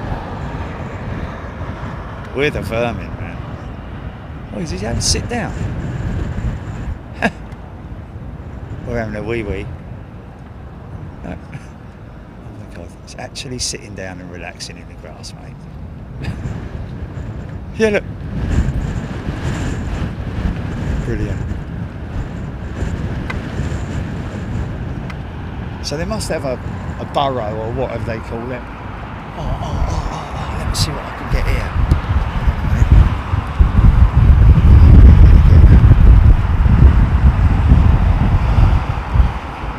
That's a difficult one to see, that one. Oh, there she is.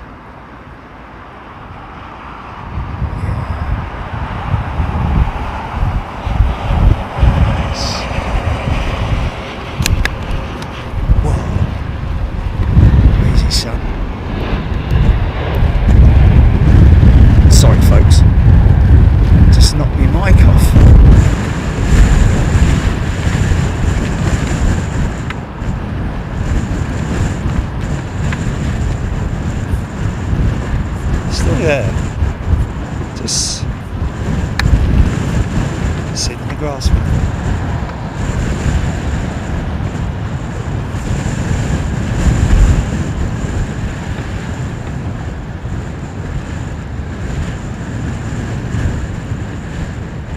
you're going to keep chickens like that, mate, you've got to make sure they're well protected, haven't you? Especially if you're in an area where there are foxes. Yeah, what do you expect?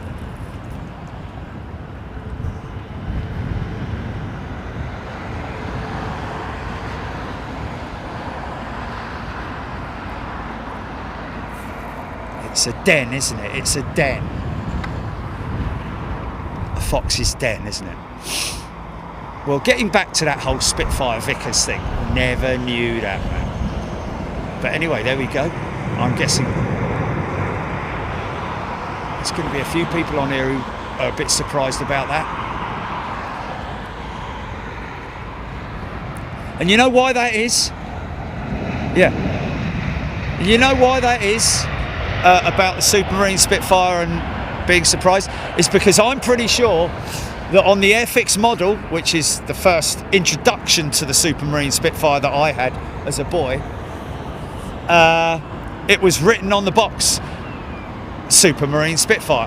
I'm absolutely positive of it. I built a 12th scale one once, I think it was 12th scale, pretty big. Got that I got the engine of it, or an engine that I think it was one of the model companies, the plastic die-cast manufacturers, that sent me an engine which I had to add quite a few things to, because it was literally just the engine. It's a Merlin, but I don't know which mark it was. It might be from the Spitfire, because of based on the exhaust.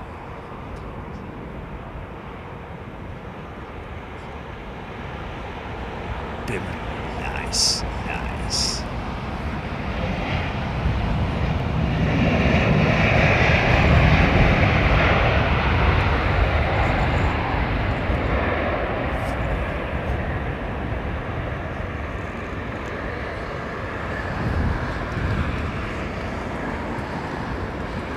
See how the elevators shudder, man. Horizontal stabilizers shuddering from the effect of the reverse thrust, but also the air passing over the top of the wing spoilers, which creates a lot of drag and interference and stuff.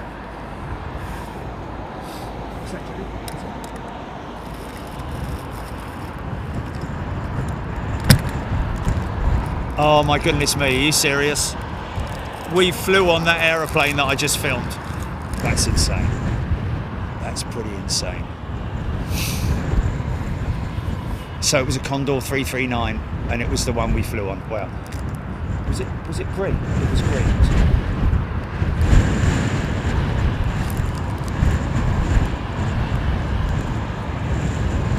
Turnip of entropy. Wow. Sounds like a very important turnip. Is a brand new member. Welcome, Turnip of Entropy.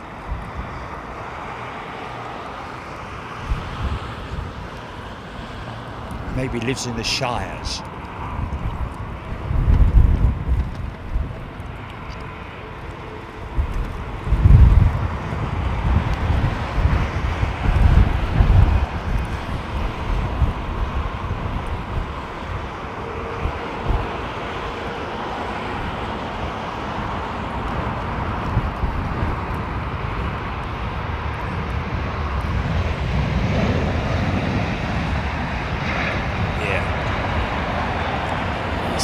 Going on with that 767.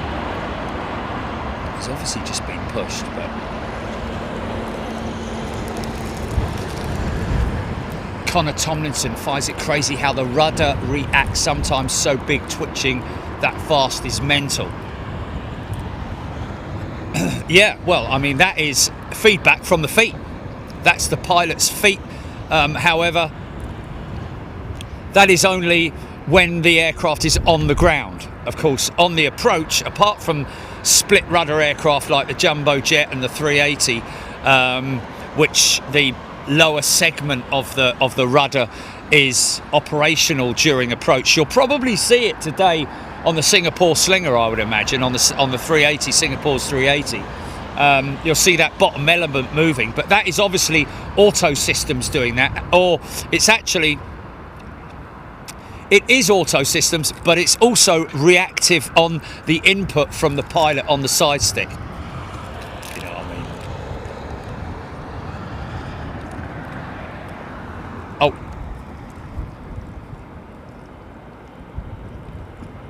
Sorry, Darren's trying to tell me something apparently.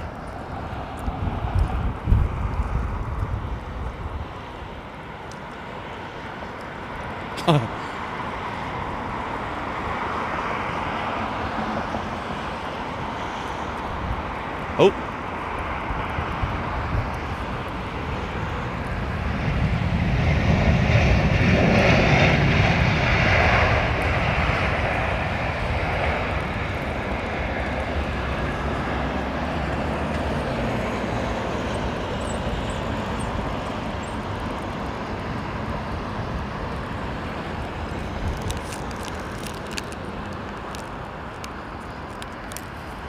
Meow. He's still down there.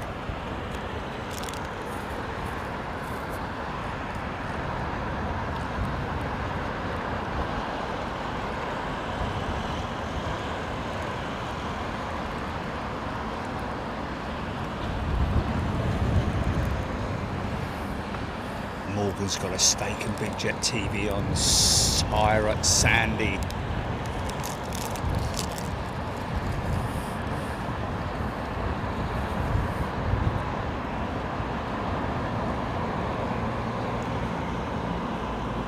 Wow.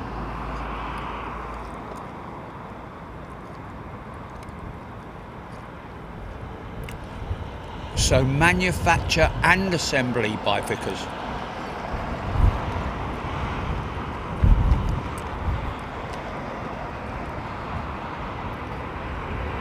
So would have that been then, because Supermarine, as in the name, was originally a float plane, and it broke some serious records or something in races, and there's the go-around jet from earlier today.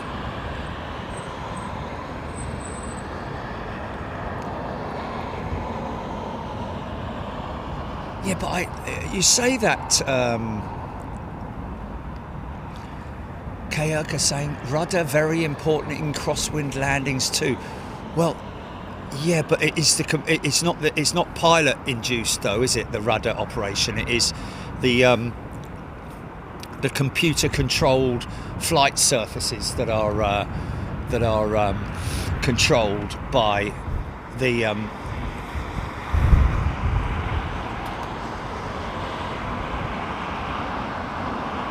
you will see the rudder right at the end there. You see the rudder being kicked so that you can kick the aircraft straight.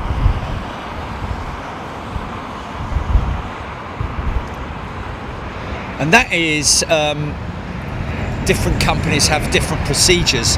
Some company procedures would be to straighten the aircraft up like they did there before the touchdown, whereas other operators and perhaps other aircraft types have a different, oh look, long range, have a different style, which is to land the aircraft and then kick the rudder. Just see, I've got their long range, got something turning in from the big one. There we go, coming in from the big one hold, I think.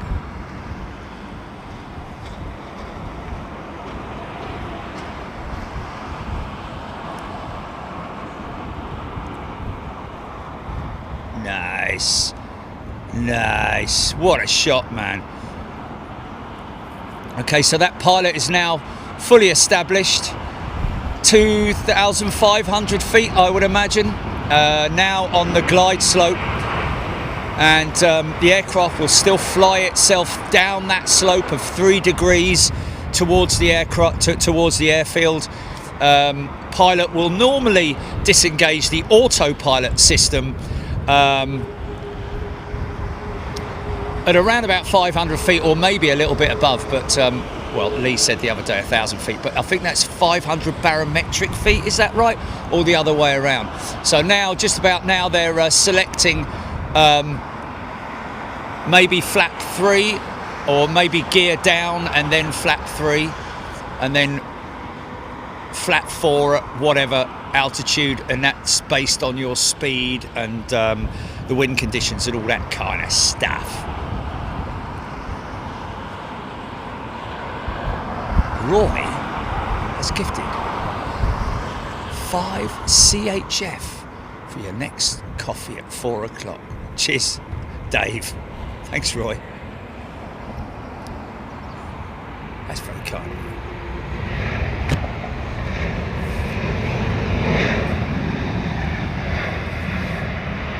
Robert Davies tuning in from Iowa. Wow, how cool is that, man? I want to just go back to that Darren Golding, one of our moderators there, folks. My dad's uncle worked for Vickers here in Reading, where they built the Supermarine Spits and they tested them in Henley and Benson. Wow, man. Imagine what it was like living round there, man. Oh, a great test pilot as well. They would have had test pilots, and wow.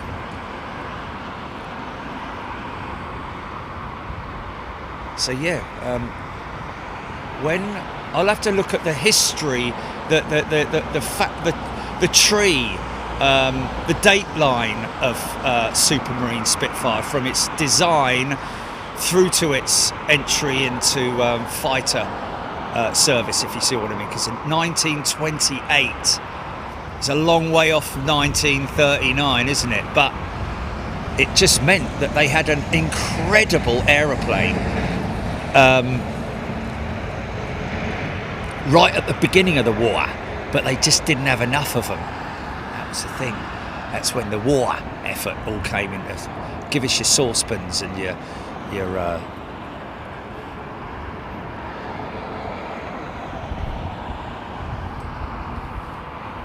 all the aluminium you could club together, mate.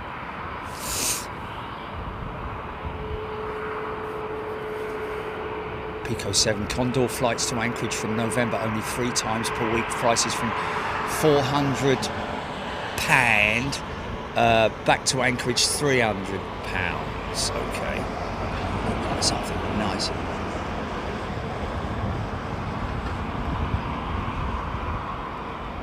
It's a big old lump. Look, number 2.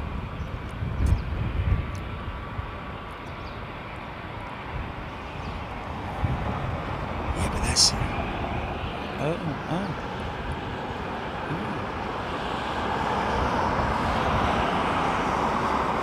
Yeah, you've got to go via Seattle on the Condor flights in November, though, haven't you?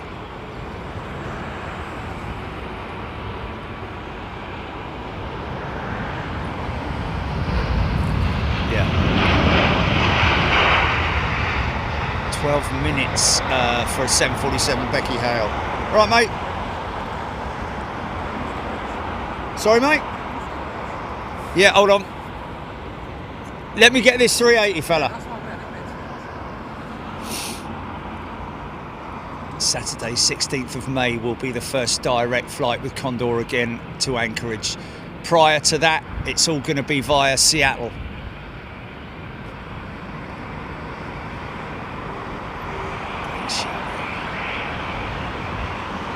That's fully configured now, that jet, that 380, full flaps. Speed decreasing, got a managed speed on as well.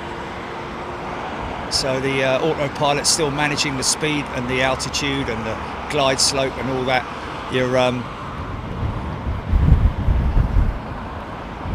Your LS markers are bang on, vertical and horizontal. And now you're all manual. And you're down. Look at that, man. How cool is that?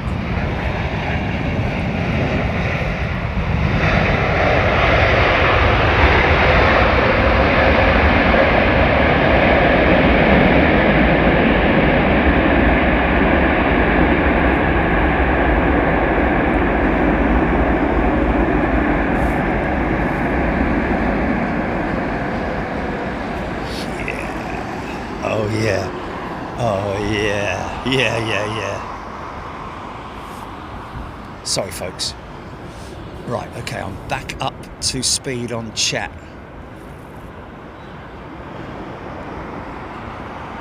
Round about, I don't know, down to the pilot, but there will be company policy, definitely standard operating procedure on with these guys at Emirates in terms of when they come off of the autopilot. No sooner and no later.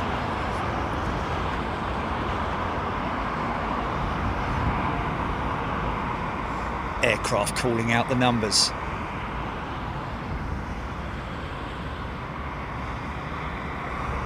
Now you see the rudder,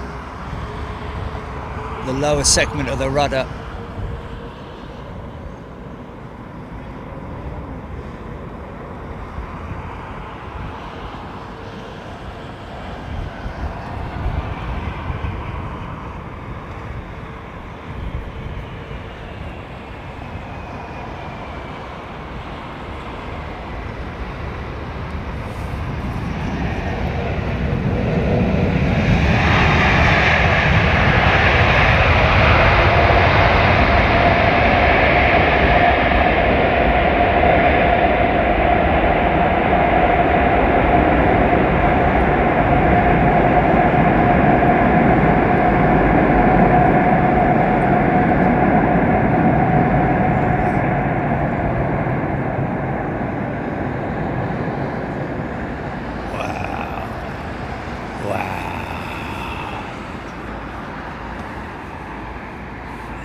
Noisy, man.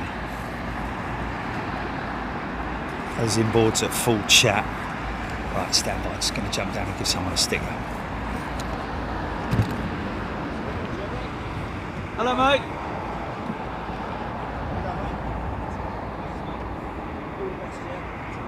Cheers. Oh.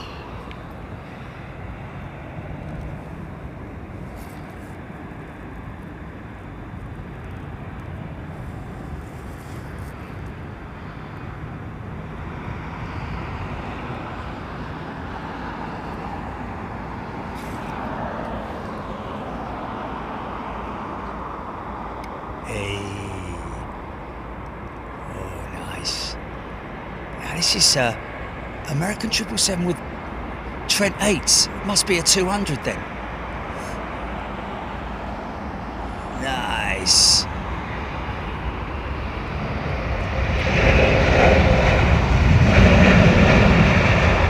How soft they bring that front end down, man. And that's all down to finesse from the pilot, the operating pilot, in terms of how he or she manipulates the stick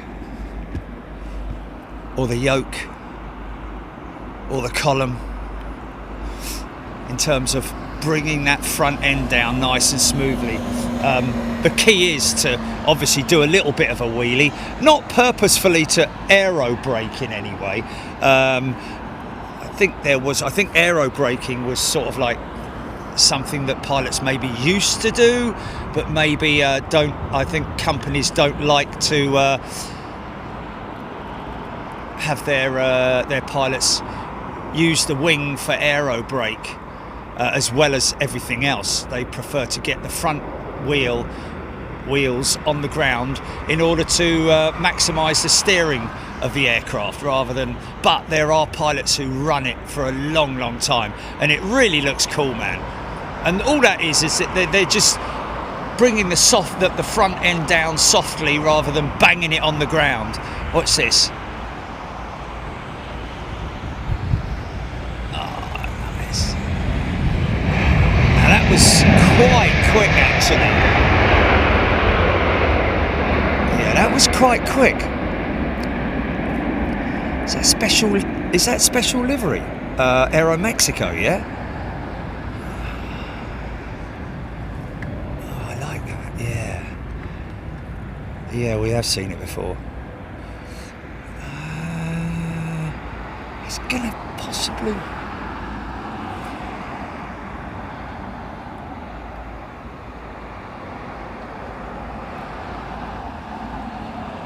Oh my God! Right, Capital livery. HGC saying, yeah, should have the jumbo on the back of the stack. Let's just have a little look here. Oh yeah, oh yeah. James Beatwell has gifted a channel membership. Look at that big old jumbo jet.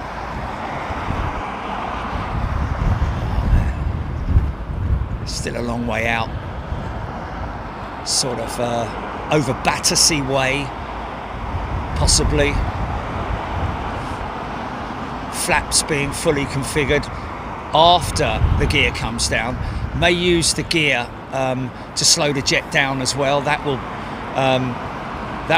decrease the speed as well. Call it free drag, I think, or free.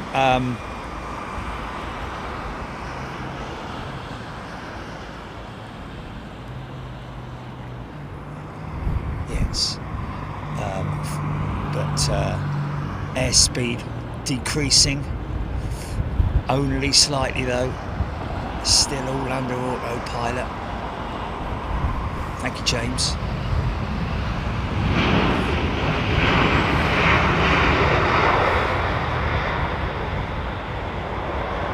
Okay, so have we got the slinger coming in behind the 747?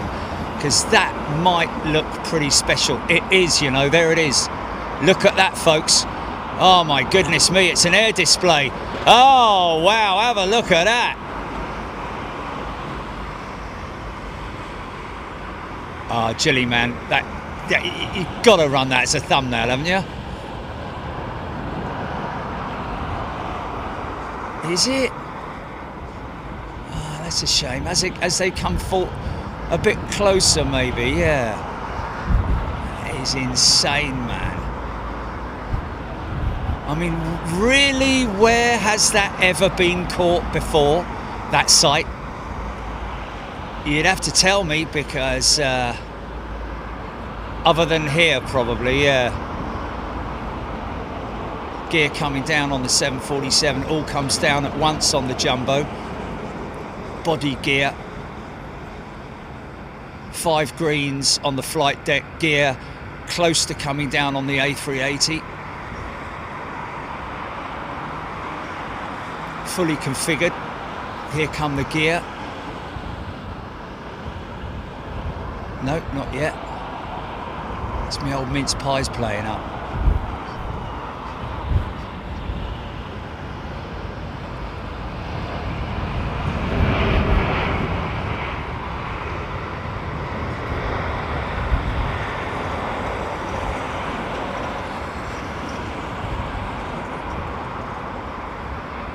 So still flaps. I don't know how many flap settings there are on the 380, but that's got to be max flap 2, hasn't it? Before the gear comes down, and then you go 3 and 4. I don't know if that's the case on the 380. Wow, it's carrying a lot of speed then, man.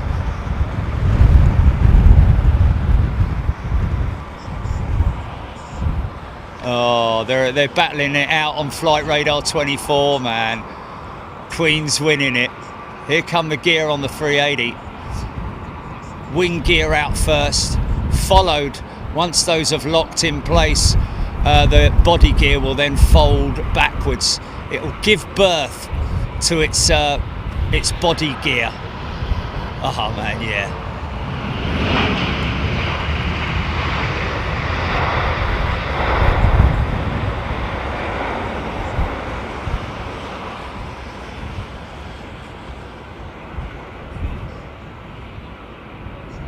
Yeah, they're not close enough together now, Jilly. It was right at the beginning when they were close together.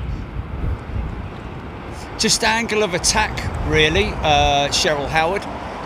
It's just the Boeing angle of attack. You can. Helen Cook made her afternoon, that picture. That shot. Okay, here we go then. CX-7 first.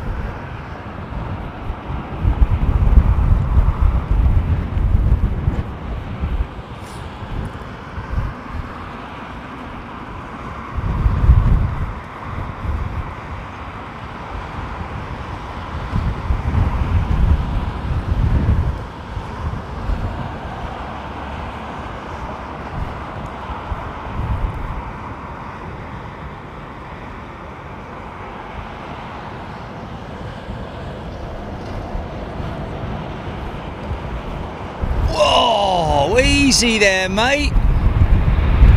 Bloody hell.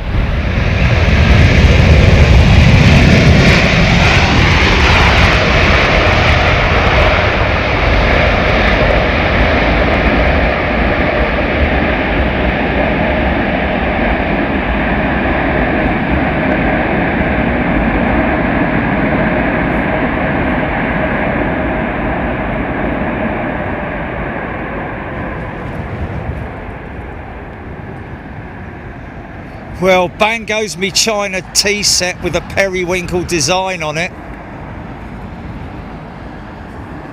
I'll have to reorder it tonight, I think, because I doubt that would have made it through.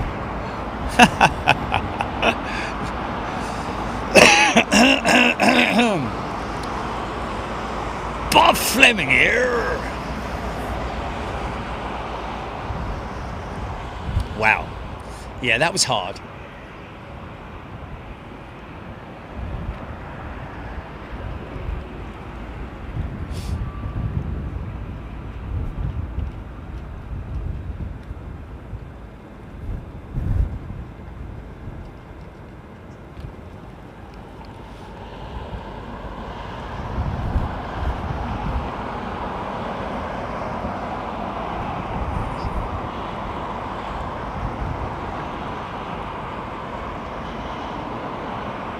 Oh yeah, he nailed it. Look at that. Now watch the nose come down, nice and soft. Watch.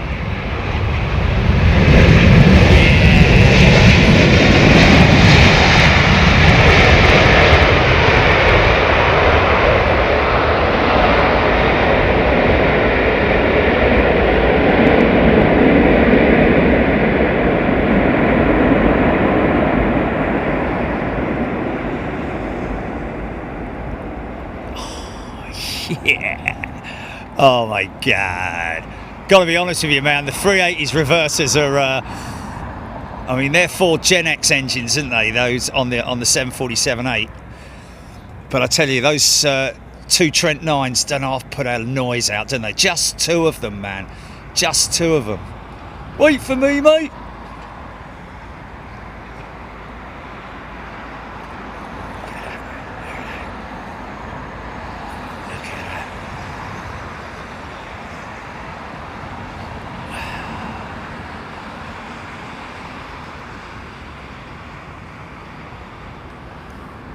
The unmistakable profile of the ski jumper.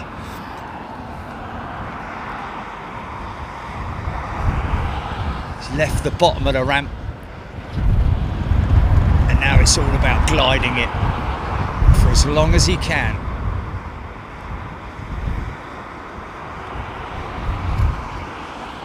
Bit breezy on approach, I think. Maybe a bit of turbulent air coming off these buildings here.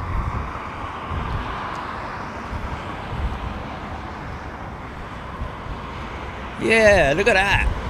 Wow.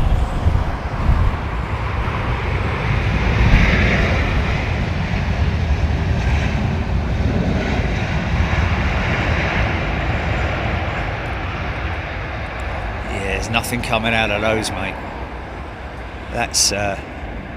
That's full D-rate, isn't it? Oh, look at that beautiful profile, that 350.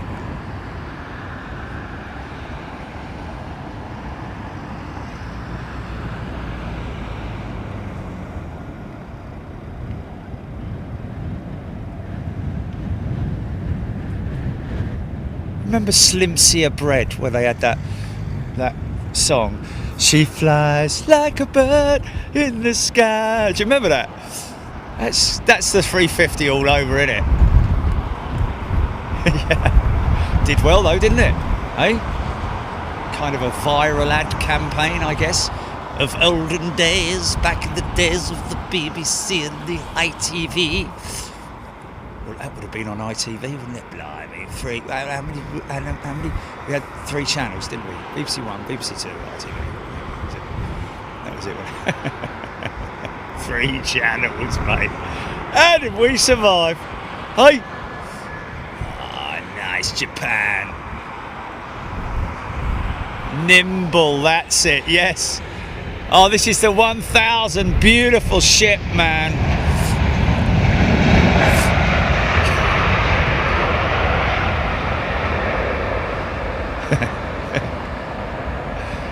I'm allowed to talk about it because the lyrics are "She flies like a bird," so you know, you can let me off with that one. Are you going? Going where? Oh, good on you, mate. Going to get some scran. Thank you. Take care. Going to get some scran.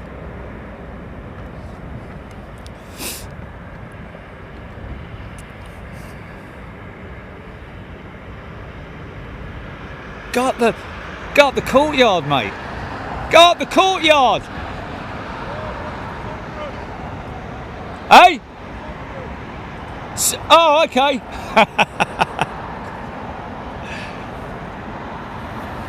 Okay, clearish skies, GP. So, oh, look at this. Don't you love images like this, man? It's got airport written all over it, isn't it?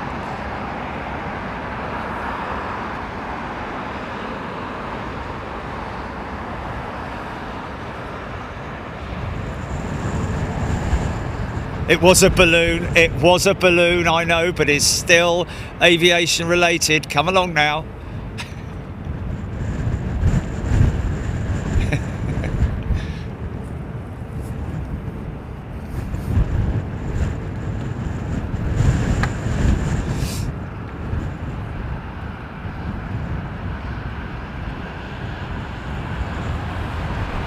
This is the BBC. Right, I don't know how that. Sorry, no. TV license. People liking the 380, man. People really enjoying that, man. What a couple of aircraft we had coming in there. Proper couple of classics. Would have been lovely if they had brought her up here, but that's not going to happen, is it?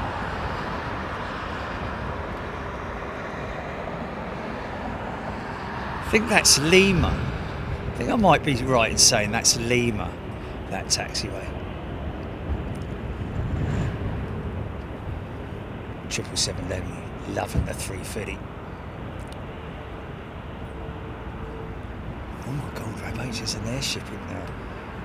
There's an airship in Microsoft Flight Sim and a balloon. I'll be bored within about 3 minutes, mate.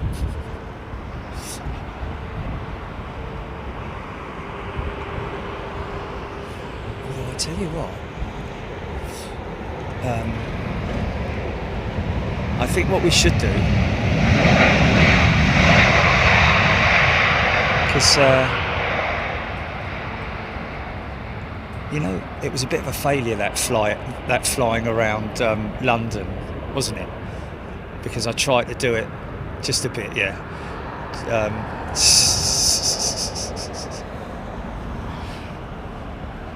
And that's because I tried to use the same aircraft that I'd just flown wherever, whatever, you know. The A320. So what we should do is use this. Take a Cessna 172. No, it'd be too slow, man. You've got to have something that's a bit as fast as it could possibly be. You don't want something really slow. Other people, but you fly at low level around London at night. You know, the O2 Arena and the Flying Eye. Not the Flying Eye. The London Eye. Sorry. There he goes! Oh, I missed him. Yeah.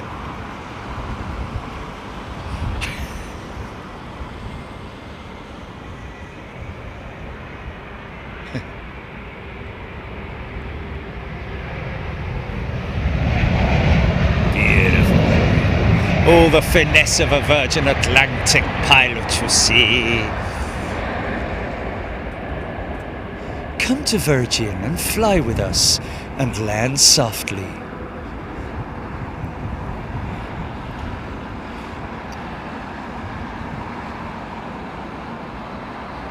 Yeah, you need big old lump, man.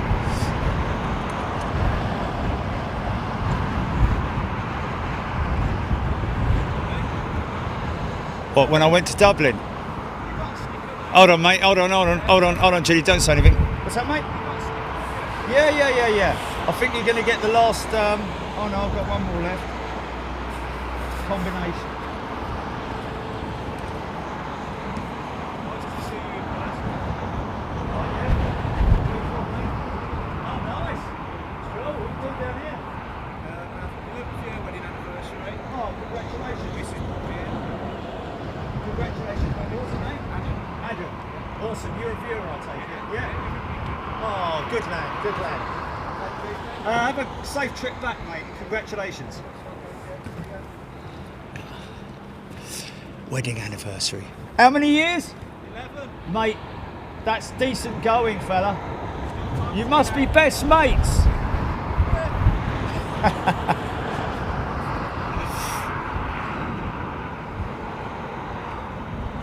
Sorry. Oh really? Wow, that's crazy. Which wedding anniversary? Wood or? Oh, was it silver? Right. Was it the other day we found out that there was someone who'd been married for about 60 years and it was like plastic or something. Do you remember that? Obviously it wasn't that, but you know, like diamond is lovely and all of those things, but they do have some odd ones in there, don't they? Like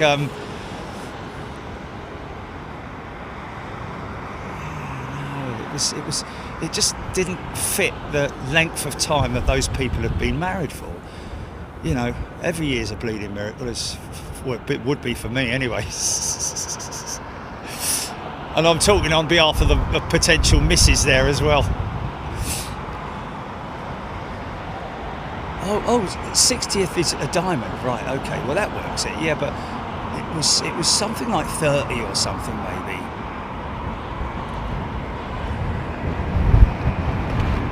Oh yeah, another smooth Virgin Atlantic, as if you didn't need it twice.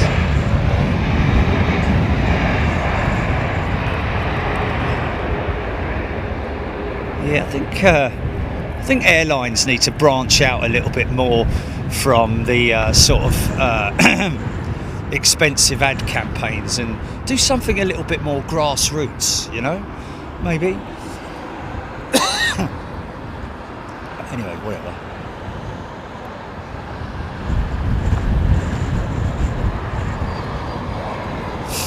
Oh, James, I didn't see that. I never saw that. Ad for Imperial Leather, the worst soap now you could possibly imagine. Imperial Leather. You go out smelling it, you go wash yourself with Imperial Leather and then go around someone's house. It's like, flimey, mate. You know. But back in the day, and there was the other one, wasn't there? Was it Imperial Leather and the one that you could see through? Anyway. Where the guy was in a bath on Concorde. Pairs, yeah. Oh my God. I think I used the first shower gel. It was like I started trying shower gel.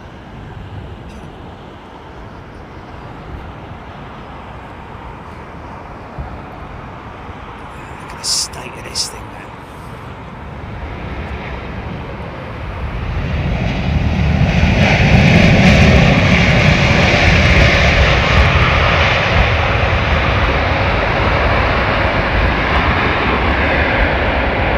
Yeah. Come on. Oh, don't you love that power down, man? And that's a manual thing as well, where you pull the throttles back up to their detent, whichever it might be on the Boeing, or I think you've got your separate on the I think they still have on the, because I know on the 747 they've got that big set of levers, a separate set of levers that you pull back up to the thrust levers. I don't know if they got that on the 777. Maybe they have. Whether it's been modified on the 787 with the detent being below, or whether you're still lifting the levers up. Palm olive.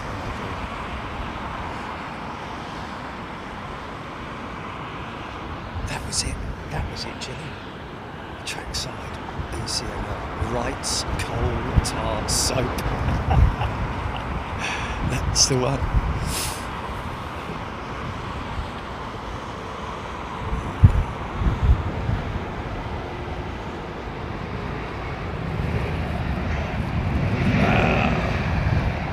That's how efficient those aircraft are, man.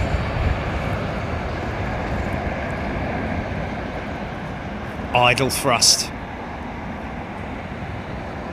There's a couple of detents, I believe, on the 320s thrust levers for reverse. You got full, or you got D-rate or full. Hiya. Yes.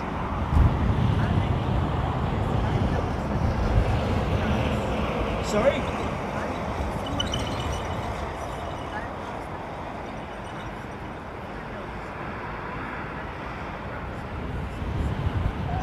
Not really, because it's standard procedure for the flare. It depends on company, the training that they have. So maybe some of them might be a little bit more flary, but it depends on the conditions as well. Like you'll see quite a steep flare if it's...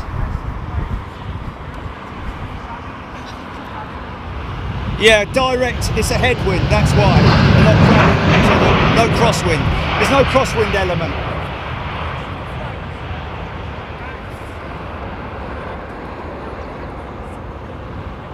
Yeah, a lot of that stuff can be answered on Google. I'm sorry I can't really, my apologies, because I'm filming live at the moment. No. Sorry. Thank you. Asking why do the British Airways jets always seem to have a more of a high-pitched nose when they come into land? And it's like, oh, okay, well, that's big. It's not, it's not one answer, is it? There's multiple elements to it, depending on this, that, and the other, and blah blah blah. And then I'm standing all the way up here. I can't hear her. It's just see her mouth moving and trying to listen. She's asking me questions. So apologies to you, madam. I can't have a fully blown conversation with somebody unless it's like literally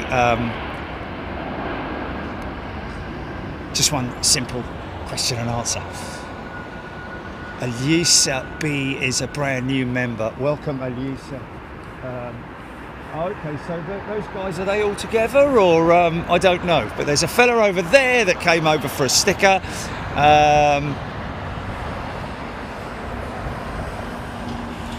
So that's a group of plane spotters. Now you see, they're not plane spotters because they haven't got little, they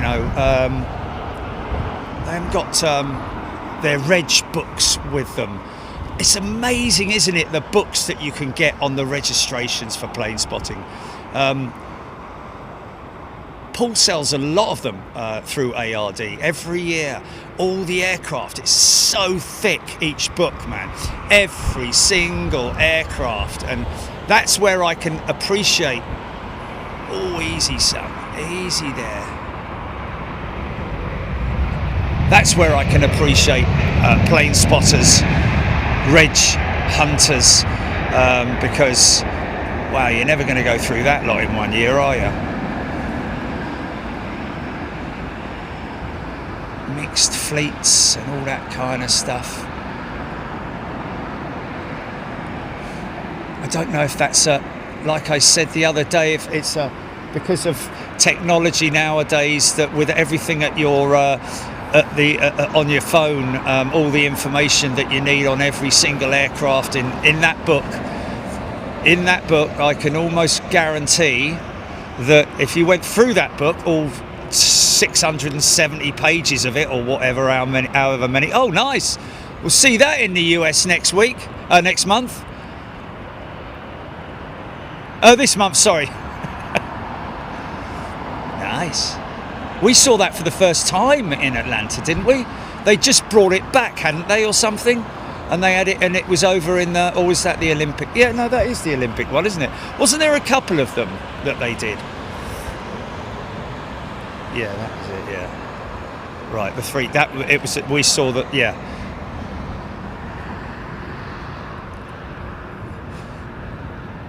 Oh yeah, we saw that 330 Neo, that's the 330 Neo, wasn't it? And that was, I think.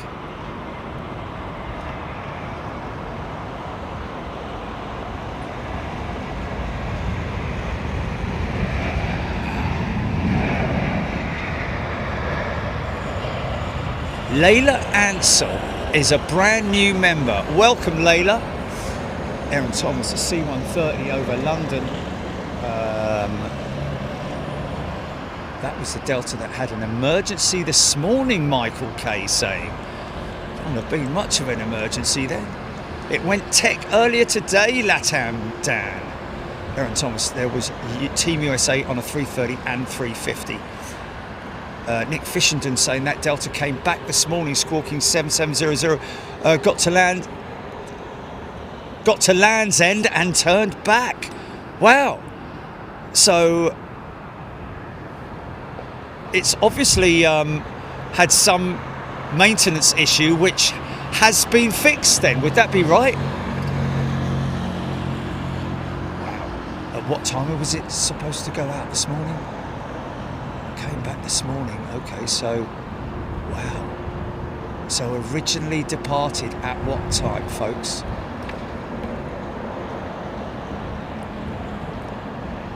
YMK Buddy is a brand new first class member. Welcome, YMK Buddy. Get involved in the chat if you want, folks. Don't feel shy. Always interesting to see the sometimes on these Dreamliners you can see the join where the fuselage segments join together.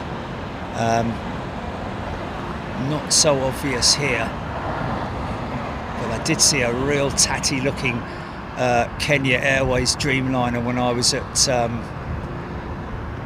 Schiphol last time, and yeah, some of these sort of like duller white fuselage paint schemes, unlike the brighter sort of like creamier white that you see like with Qantas there and other operators, but this is a sort of like a flat white, and it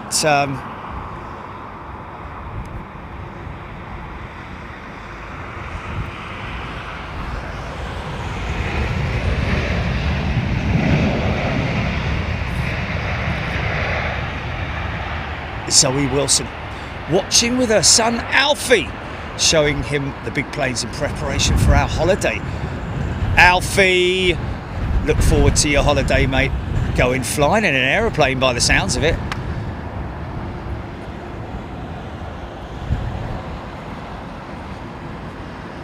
And Chris Clark's gifted a channel membership. Thank you, Chris. Dimitri Spirou saw that turn around this morning too. So again, yeah, 339, yeah. Wow, what about that shot with the 38 in the jumbo, man?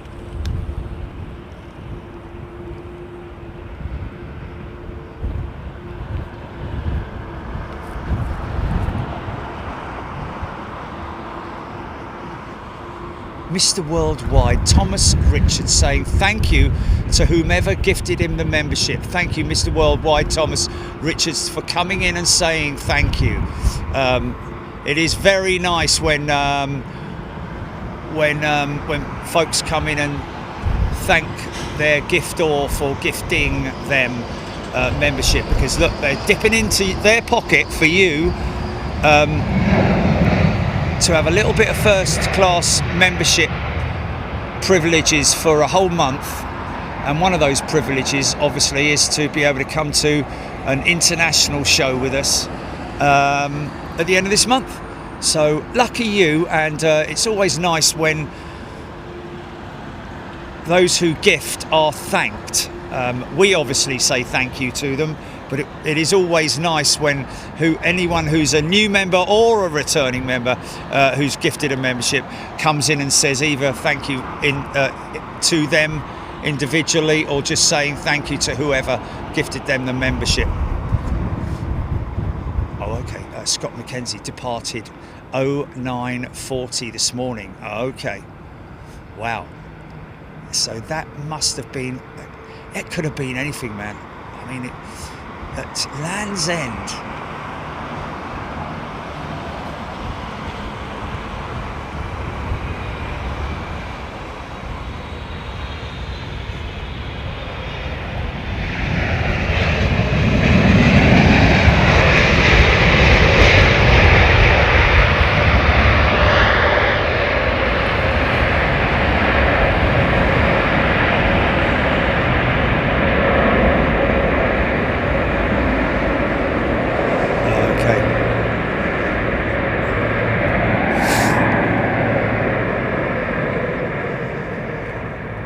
Wow. I can't remember the last time I saw a 777 take that exit. And my goodness me, that went full on reverse, didn't it? You see all the other idle ones that you just don't hear anything. That went full on. To reach that exit as well, I've got to be honest with you, because he landed at the same speed as at normal speed. Absolutely fantastic example there of how powerful the brakes And the reverses are. Lello has gifted 5 channel memberships with a butterfly wing. Thank you, Lello, or butterfly wings.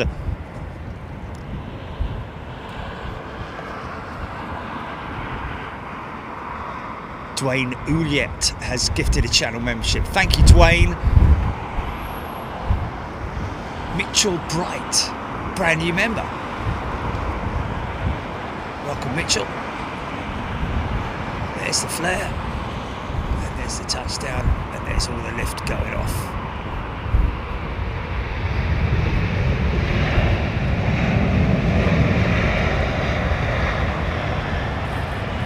Lovely old trip.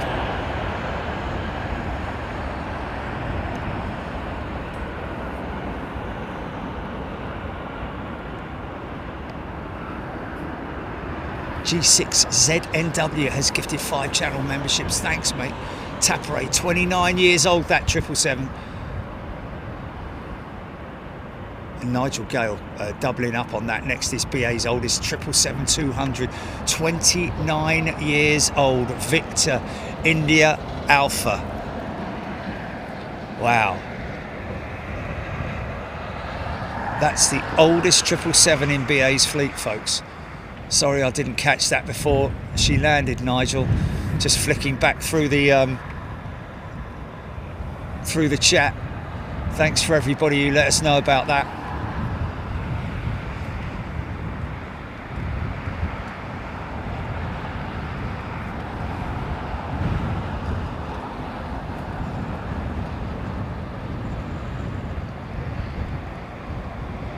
Dave Earl. Well, to be honest with you, Dave, that the 2 inboard engines on the 380 deliver a significant amount of stopping power.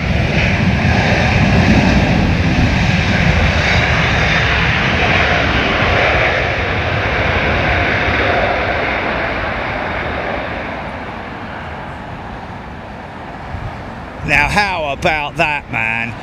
The geared turbofan at full chat reverse, and then the shutdown. That's like a little 777, isn't it?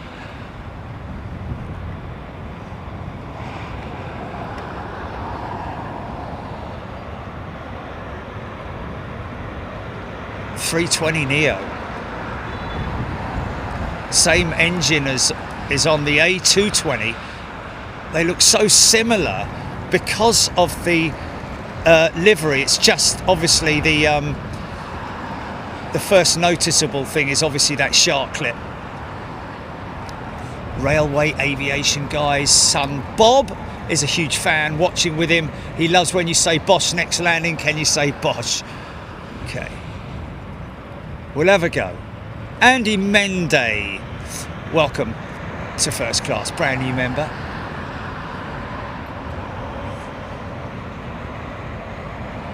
Susie Q. Slick Swiss Tony. You know what, John?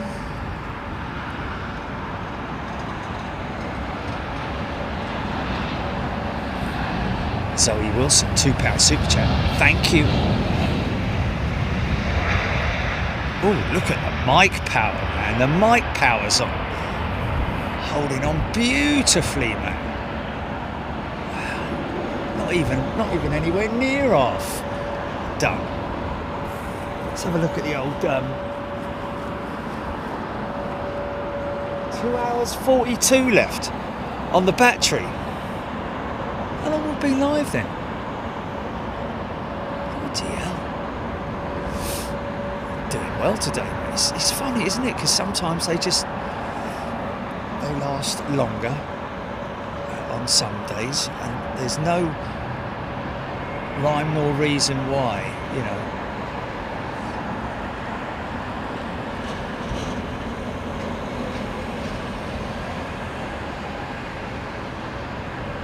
Very true. Yes, the Bosch does need to be organic. It must be an organic Bosch. Warren 2655, brand new member. Plant your Bosch seeds now and they may take flower at some point, very suddenly.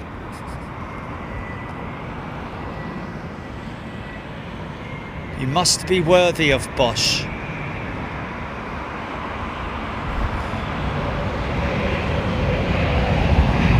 Wow. Wow, I like that. Wow. There we go from Phil Spencer. I flew first officer on India Alpha, or is that Lima Alpha? Victor India Alpha last week, and that 777 that we just saw there, oldest 777 in the fleet, folks, and he says she's absolutely 100%. Those triples are tanks, plenty of lift, plenty of life left. Absolutely. Like he says, they're tanks. But also, I've got to be honest with you, I've flown 777-200 with the Rolls-Royce Trent 8 engine, and I've said this on actually a number of occasions, that once you're in the cruise, you wouldn't know whether you're in a brand new A330 or a 27-year-old 777.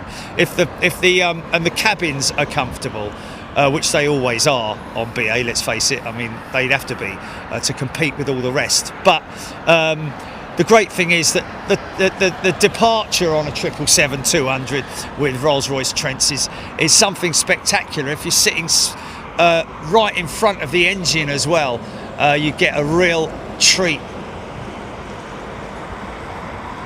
Warren 2655 is a brand new member. Welcome, Warren. Thanks for coming in, Phil, and saying that. Only flew her last week as well, so there you go. Tough as old boots, or yes, built like a tank. I always think of Boeing like built tough, a bit like the ad campaign like that they did for Ford, you know. American company, build them tough, like, you know, the double wing spars and all that kind of stuff, you know, and they climb like an angel as well, you know, if they need to, but they'll take a really hard landing, lots of cargo, handling characteristics by the sound of it, one that you can really get your hands locked onto, the 777 by the sounds of it.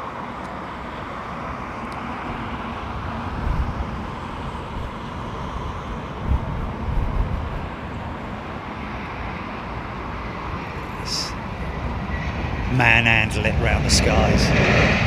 Mind you, I tell you what, the old the 777-9 air display is something else, isn't it? An incredible aircraft, one that we've been lucky enough to actually see in operation, albeit just a departure and an arrival, but just those two things alone are good enough to get a real sense of how impressive that aircraft is. And it is a great shame that we're hearing today that apparently the 777-9 is now being put back to 2027. There were some people speculating already that it was, I said that it was if it was going to be 26, it would be late 26 or maybe even early 27. And that's kind of been confirmed now by a news article which Bloomberg, I think, brought out today, that the 777-9 program, in terms of getting it into service, this is what we're talking about here, getting it into service, will now be likely 2027, because even if it's certified in 2026, there'll still be a lot more to do. But also, if that news is coming from Boeing, then I'd understand that it would probably be also related to engine delays.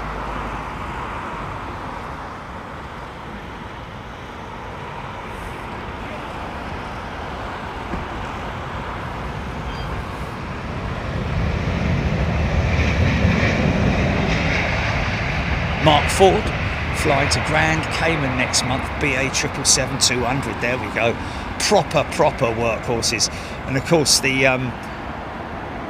festival of creativity is one of those 777-200 workhorses with the BA fleet. Bridget McCabe has gifted a channel membership. Thank you, Bridget.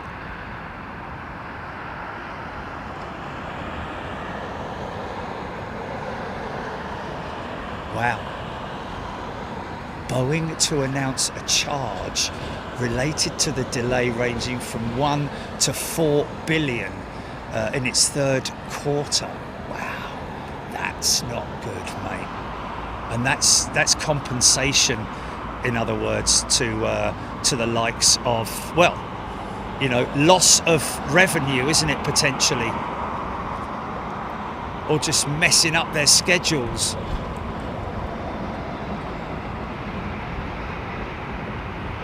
You know what? It probably you'll probably have Airbus chomping at the bit, going, "Come on, man, we've got to make the trip, the A350-2000. Come on, how quickly can we do it? You know, is there anyone? Call Jilly. How quickly can you do this? Phone up this bloke and phone up that bloke and just make some inquiries." How quickly could they build? Oh, that's nicely exposed now, isn't it? How quickly could they, well, they'd have to get it certified first, but, you know, it's about a 10-year program, isn't it? Even with an extended aircraft, is it? It's not, no, because really a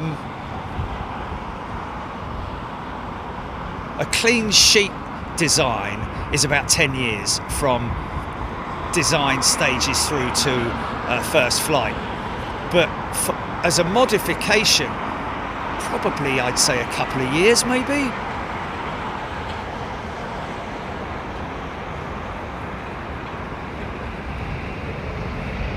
Beautiful, looking good. Do like that big thin air font.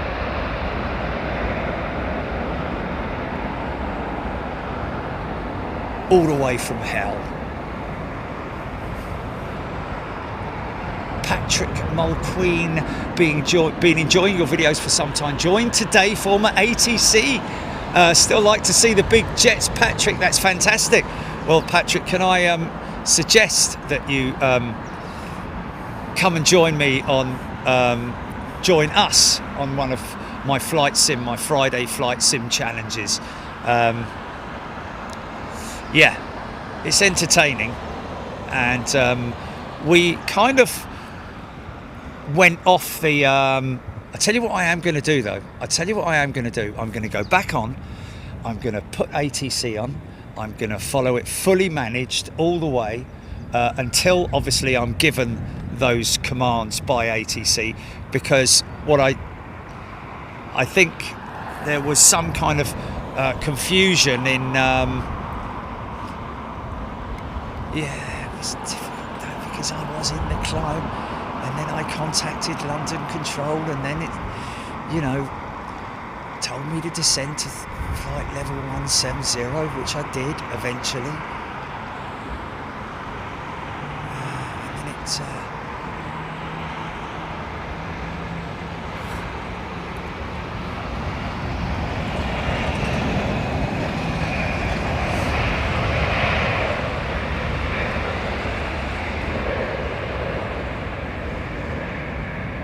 because I did, didn't I? I contacted them and told them, joining them at flight level 340, and then they told me descent Speedbird 25 Yankee descend to flight level 170, which I did.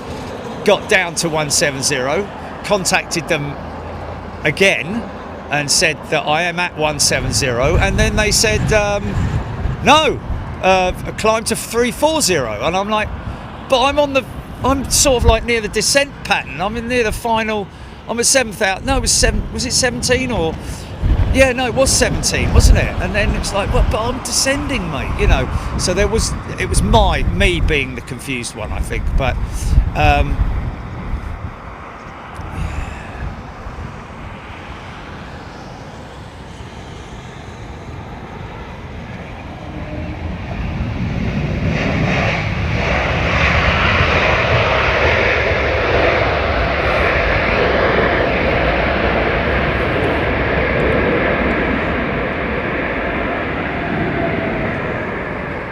Nice.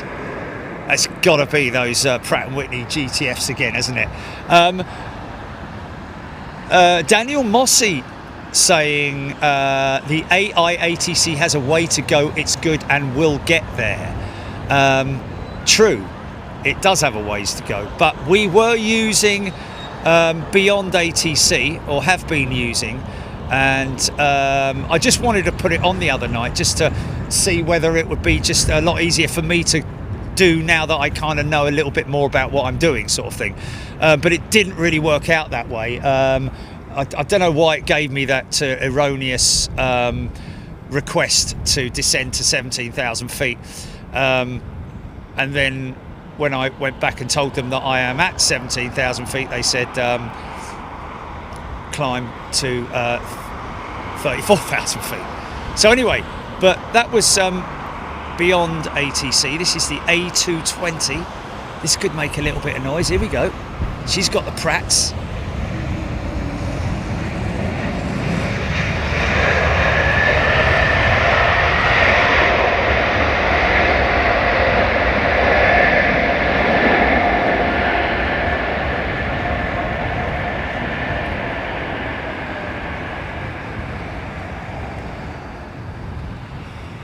Well, I tell you what, Rab makes a very valid point there. However, wow, look at that. A220 going off the same exit that 777 went off. How cool was that 777? That it was all Nippon, wasn't it?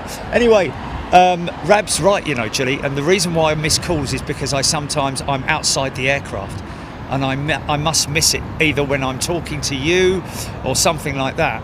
That's why I need the ATC maybe a little bit louder so that I don't miss the calls. But anyway, we are now going to be moving on to, or trialling, Say Intentions, which is another ATC software, AI software thingy. So if anybody's got any feedback on that, that would always be a good thing as well. Because it seems like there's quite a lot to it. And what I obviously want to do at this point in time is just trial the communication part of it with the same level as what Beyond ATC offers, if you see what I mean. I'm not looking for anything ultra funky where I have to do lots of other things. And you know, Rab's saying that I should use the auto response thing. I don't want to do that. I want to get used to replying. I want to get used to communicating, because when I eventually one day get onto VATSIM, I don't want to look like a plonker or sound like one. No comments, thank you.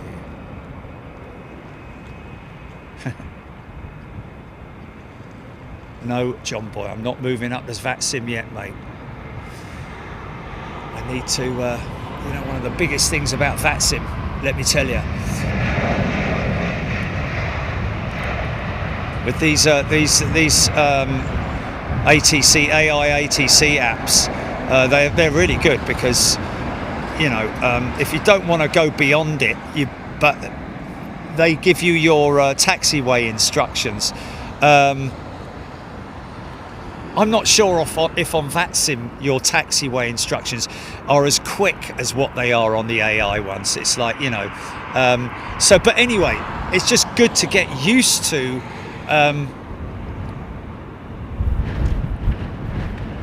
communication, and more importantly, taxiing as well, especially at night.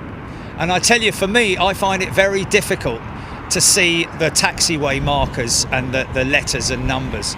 Paul Skilling's gifted a channel membership. Thanks, mate. Legend Freddie Laker.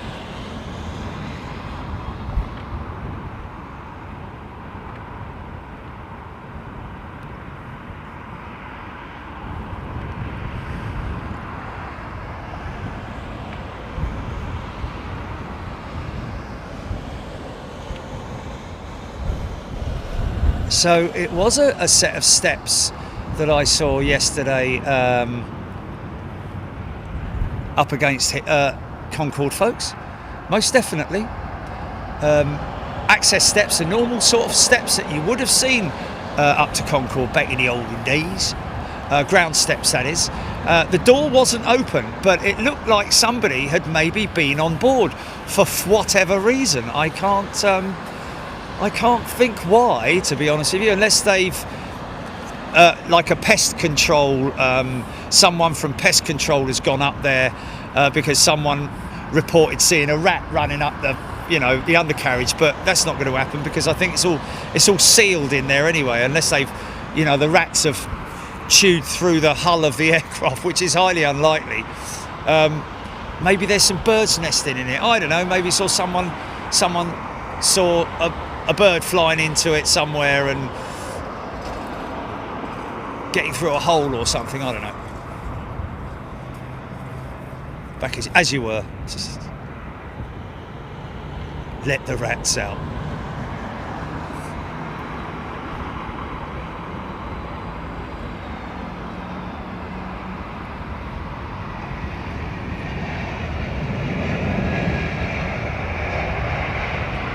Nice. Very smooth. There's an operator who's rubbing their hands together. Thank God we opted for the LEAP engine and not the bleeding Pratt & Whitney power plant.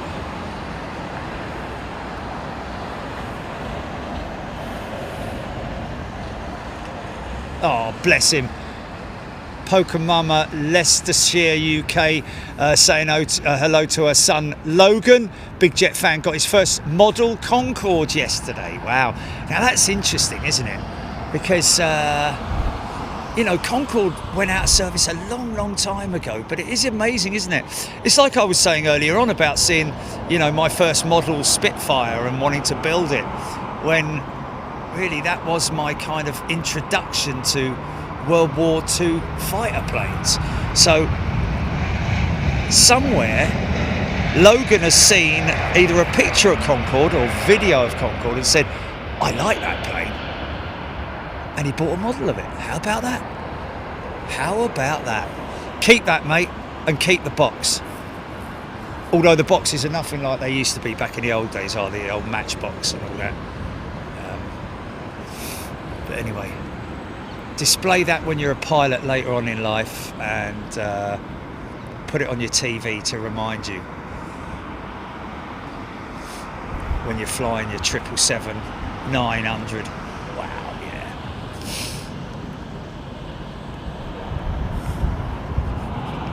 Or your Airbus blended wing.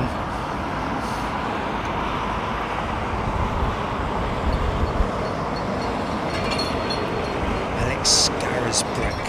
I read that Air Austral are giving up the A220 due to the engine issues. There's a lot of operators out there. I've lost count of how many operators are suffering from the Pratt & Whitney engine troubles. Of course, on the A320 and the E2 jet as well, and the A220. Oh, nice.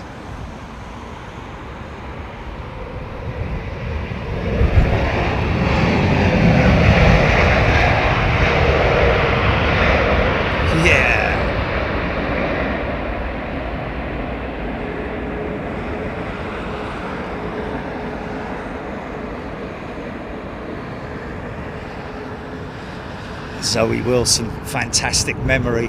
Whenever we mention Concorde, we always get people saying, I remember it flying over me here and we watched it coming in over there and we used to see it over that and used to come over flying over our garden and all that kind of stuff. And or I remember seeing it once, or I flew on it, or whatever. It always brings up that flood of people and their memories of Concorde, man.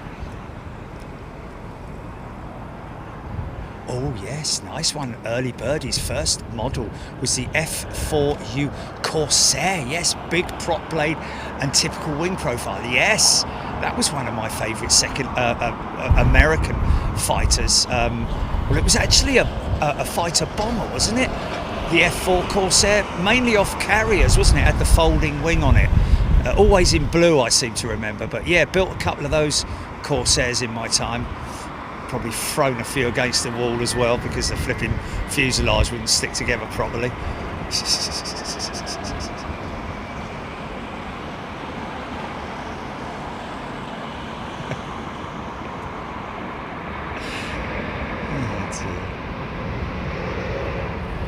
That wouldn't surprise you at all, would it, Jenny?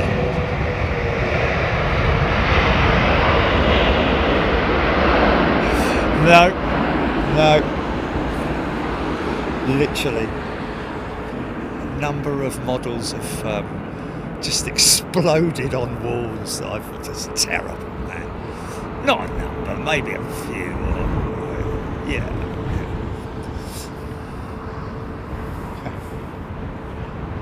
And that's obviously grown up with me through the years. Golf clubs, phone, things that get on my nerves. Oh, BEA in next. Okay. Mind you, man, I'm not as bad as, I was playing golf the other day and this fella said, talking about, because I said because I didn't throw my club, I just pitched it up in the air. Oh, okay.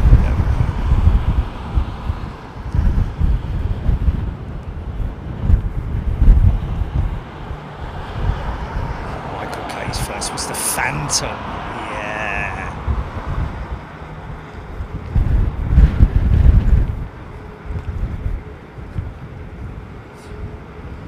So ignore the nose, folks.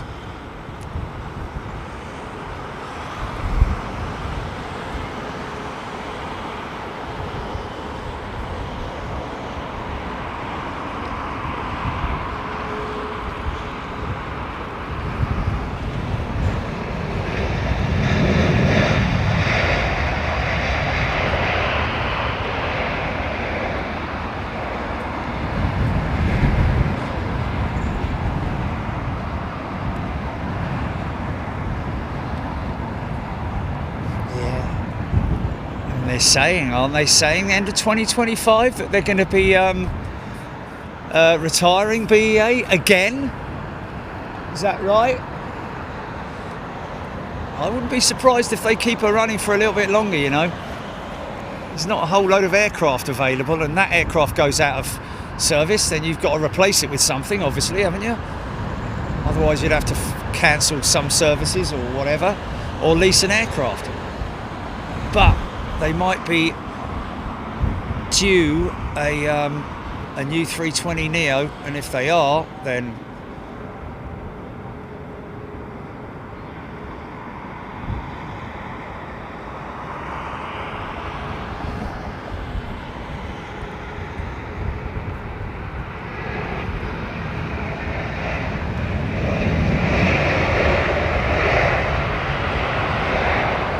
I guess seeing how quick they get her nose back on will determine how long she's likely to stay in service. If they get that black nose back on,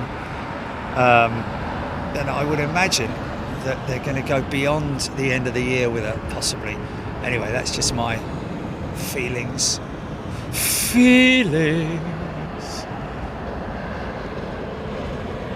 And again, a big shout out to Andy, who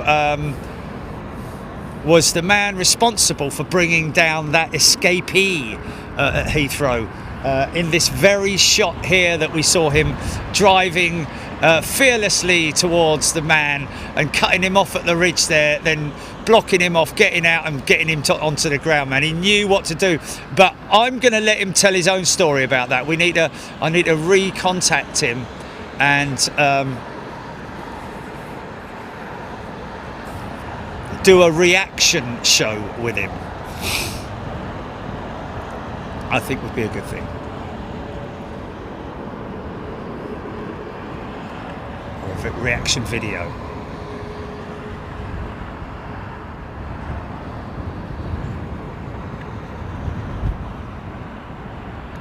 Phil Spencer 777 pilot there, folks.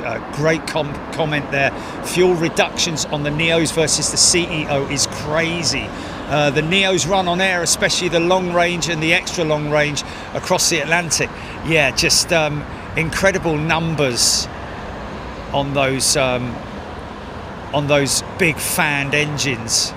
Obviously, the major change on the engine from CEO to NEO, the new engine option, although it is now current engine option, really, I think it's, but the name is stuck, isn't it? And or the designation, and I think it probably will.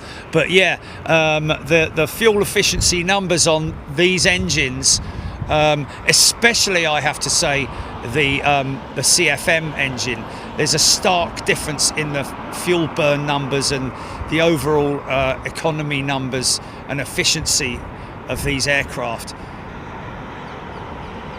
And they sound great, don't they? But basically it's the big fan at the front because of the improvement in core technology, the core of the engine being the hot part of the engine. Compressors at the front, obviously compressing the air through into the combustor, and then through another stage of compressors at the back of the engine. But that all is so efficient now that they've put these big, ginormous blades on these engines, which is why you can see the engine cowling, the size of the engine is considerably larger than the say the IAE or the CFM 56 engine, which is all very tight because of the number of fan blades. But they've basically taken that core technology, massively improved it, so that it can drive these this big fan at the front, and of course geared turbofan, a planetary gearbox on the Pratt & Whitney engine. Eventually, when it is all fixed and all that stuff has stopped, will be the most efficient engine out there. That's the LEAP engine on that one.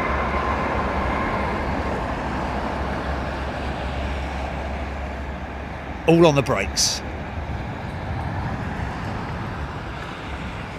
Thanks for your input, Phil.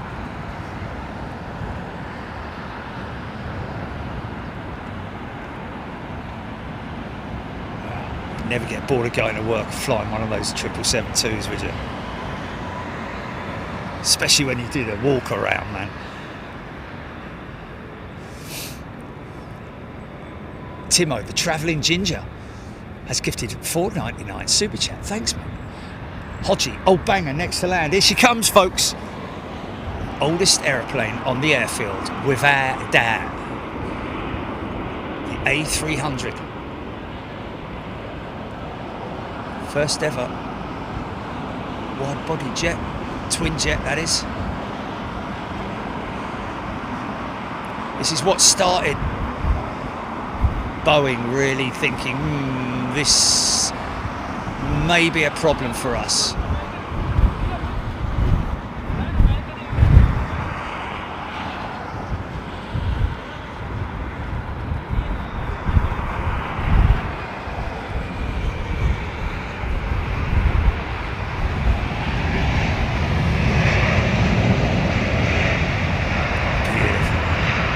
Classic old design. Those old ground spoilers, look at them, look like snow shovels on the wing there, look. But another workhorse, another real workhorse, very popular aircraft for freight. Did well as a passenger jet back in its day as well. I think I remember reading somewhere that apparently Airbus actually lent like American Airlines the aircraft free of charge or something for a period of time to see whether or not they liked it, and they did, and that sort of like began the whole spin with a lot of carriers. I think Emirates started with the A300 as well, and it just snowballed from there. And that's obviously when Boeing started getting a little bit hot under the collar, shall we say. Let's have a quick sip of coffee.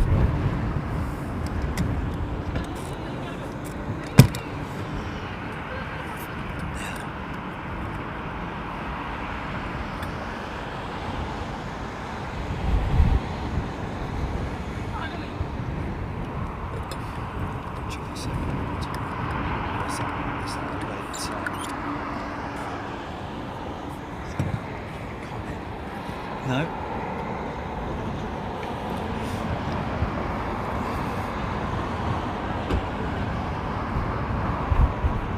What was Eastern Airlines? To my right.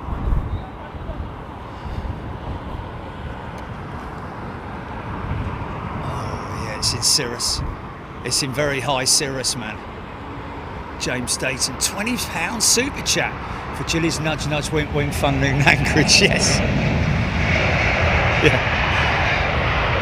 I'll show you a good time for £5 grand. Brilliant. Come up and see me sometime. The minute he walks in the joint.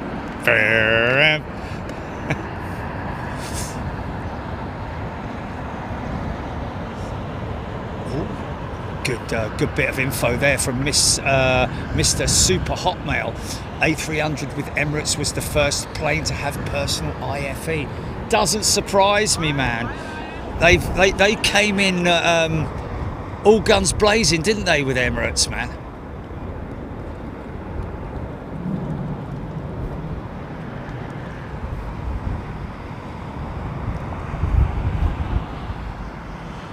Rudder International first. Look at this, flipping buses, these things, look. I haven't seen a 737 all day, and I think the last one, or the one before it, was a 737, wasn't it? Yeah. Royal Air Maroc, wasn't it? Who's this in? Lot.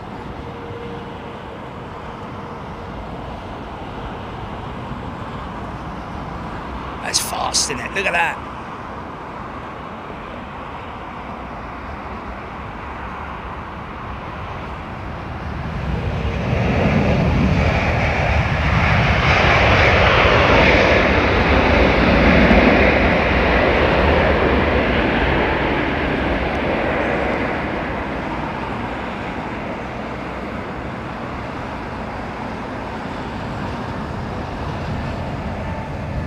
Nice.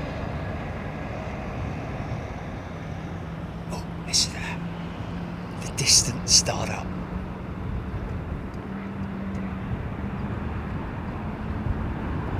Nice. Did you hear that distant startup, folks? Oh wow, Simply Planes with Henry. DHL spent passenger days flying for Japan Airlines. July 92 got converted in 2013. Wow. Is that?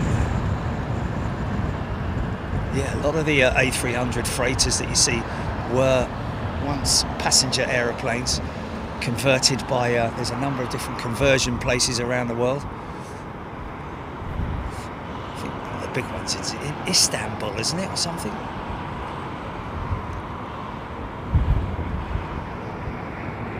Dual plate.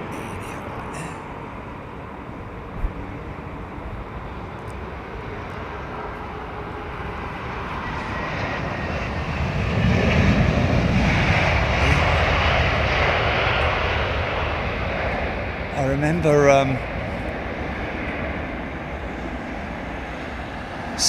one of our members saying that the 787 was a much smoother ride, or the 350 was a much smoother ride than the 777. And I don't know about that, because I've flown on all variants, and like I said earlier, that flying on one of those old 777-200s, the Rolls-Royce powered one or the GE powered one, is no difference. The insulation is good enough. Depends on where you sit on any aircraft, isn't it? If you're right by the engine, you'll get a lot more noise, won't you? But if you're right up the front or up the back, you get very little interference. But I don't mind, because I've got the noise cancelling headset and all that kind of thing. I like to sit near or about the engine or the wing. I like, if I'm at the back behind the wing, I like to sit across the back so I can see the flight surfaces working. Yeah, there's all sorts of places you can obviously sit on the plane, and you can advance, you can select in advance where you want to sit as well, like Jilly does for us all the time, which is brilliant. I swear you could make a load of money out of being Jilly's travel agents or something like that.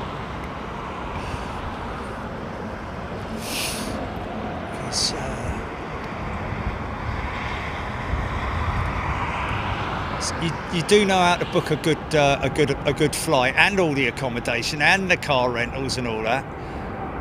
I'm very grateful on that front, man, because I wouldn't want to be doing that every month. And you do it with so quickly as well, man, which is great. How many shows have we booked during a show? Nice. And there you go, Turkish. I think they're one of the big conversion houses down there for converting. Of course, you've got the new 777-300 freighter now as well. Super Twin, I think they call it, or something like that. That's going into service with Coletta, will be the first 777-300 freighter, which we look forward to seeing, hopefully. I think have they already taken delivery of it? If they have, then they're bound to be flying it into Anchorage, aren't they? I would have thought. They're going to put it on one of those routes, aren't they? Because they're going to be testing the water in terms of that versus the 747's efficiency with Coletta. Of course, most all of Coletta's are either passenger to freight conversions, aren't they? And also 100 models, the original, not 100s, but maybe 400s, but with the freighter nose on it, the freighter front end on it. So quite old, the fleet of Coletta, I'd imagine, which doesn't surprise me that they've gone down the avenue of looking at the 777-300.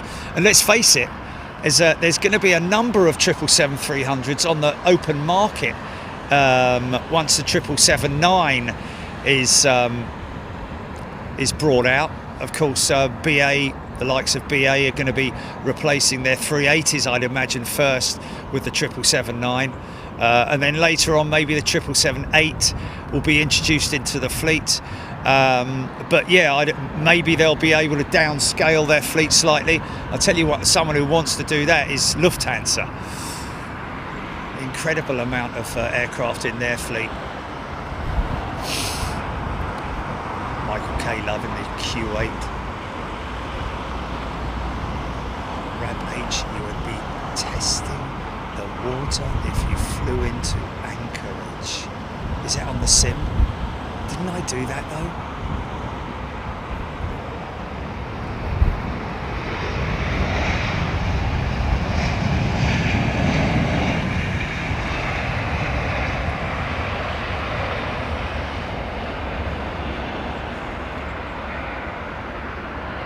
Mallorca? Really?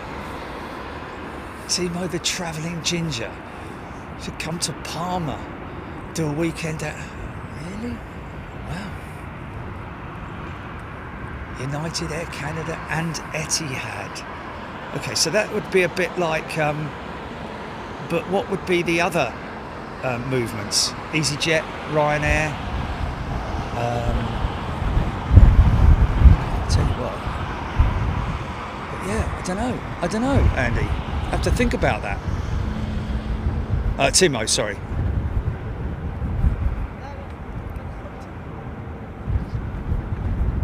Okay, Simon, I could be mistaken, but I heard that Coletta are using that latest conversion on a South American route. Oh, okay. Interesting. Okay.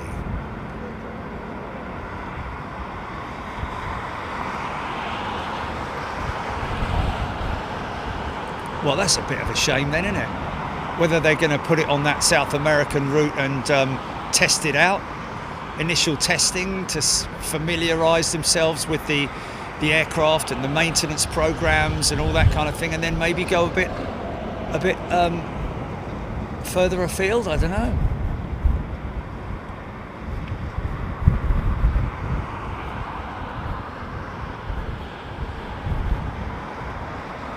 That aircraft just making its way to join the ILS, the Instrument Landing System, turning left 270 right now. Going to pull in behind that, not just that 350, but another one I think you'll find will be ahead of it. Unless actually, no, he's pushed in. I think he's coming before. I don't know, I may be wrong, but it looks like he's been given priority and nipped in front, put a bit more space in between that 350 and the aircraft in what was in second out, unless it is an optical illusion. But I'll be honest with you, they're both 320s, so, and the one at the front looks a lot bigger obviously, so I'd imagine he has pushed in. Have a look on Flight Radar 24.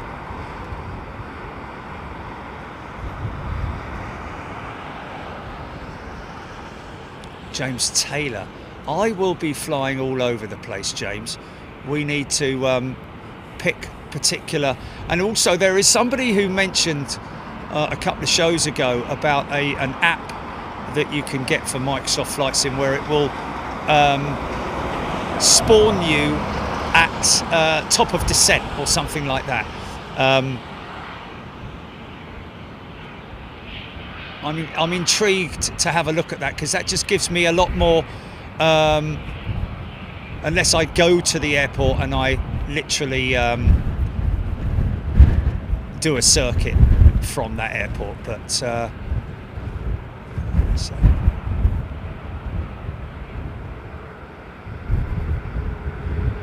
Or did a short flight to somewhere else.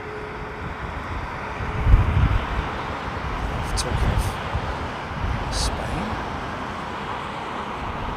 is Liberia.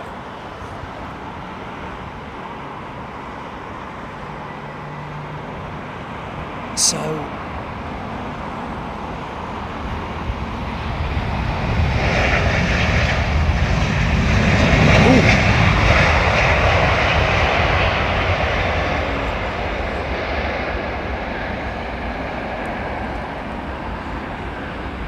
So just continuing on with, who was it who asked me a question about Palma? Have you ever considered Palma? Mallorca. So that surprises me. What's that thing? I can understand Madrid, but Mallorca is wow. They get that down there, do they? Interesting. Soon, no, ATC will be telling them what route they would have taken long before that. They would have taken an earlier turn coming from the hold or from wherever they're coming from. So that, yeah, that's all pre-planned by ATC. Not so much on the fly, so to speak, but it might be at request or for priority, or it might just be for traffic, because these guys work on a time system more so than a distance system, even though it is it used to be more distance separation, but now it's more a time separation thing, which improves the flow of traffic. And therefore increases the productivity and reduces the emissions and stuff like that, because they're timing it to perfection.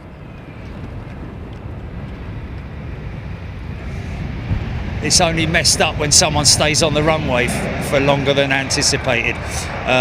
Sometimes they will expedite a specific pre-planned exit. This guy's going to roll all the way down to that 777 exit, Our next aircraft, there we go, off he goes. Actually, that was a lot earlier, wasn't it?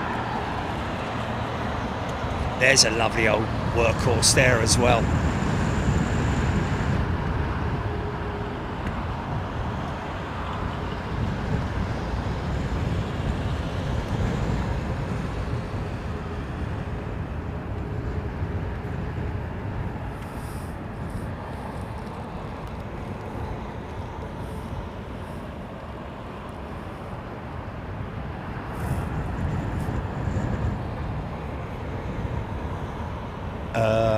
Kirky 999, yes.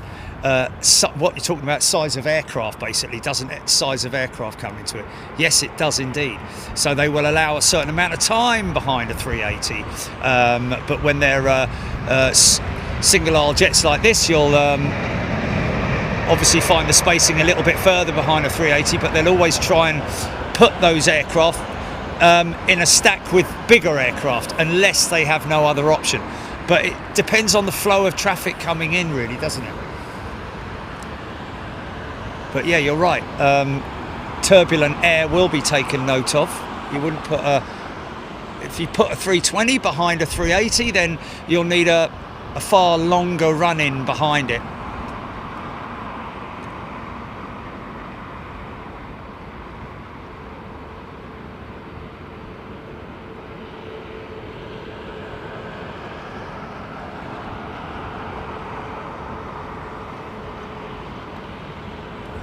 Claire 25. Edinburgh was the worst airport experience.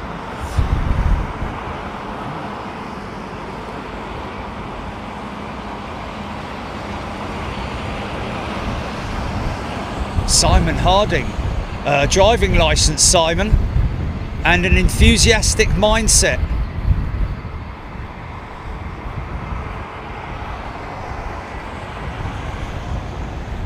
And that would be a great job, mate, Simon. If you've got a driving licence, you're halfway there. You just got to go and apply to them. And I tell you, Donata are permanently always have a notice up to say that they're see ground spoilers being checked there. They'll always have jobs available as operators. Ground equipment operators. Could move yourself up to the dispatcher as well, potentially the headphone guy that last to dispatch the aircraft. And there he is there, one of those two who would have operated the locking pin, attached the tug, detached the tug, and wave the pilots on their way. So yeah, what a job, mate, what a job. Go for it, Darren, that's all I can say.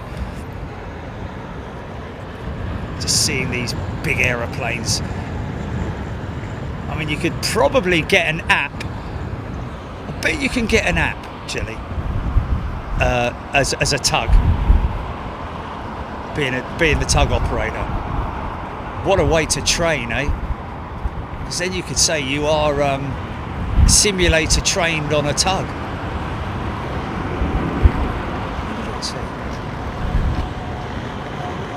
Don't do it, they should do it. Because obviously using a tow bar, I mean obviously it's a lot easier when you operate one of those lift and grab or grab and lift tugs. Is it really? Aircraft pushback simulator. There you go, Adrian, sorry. Oh, hello, what's going on there? Whoop, whoop. Okay. He's a loner.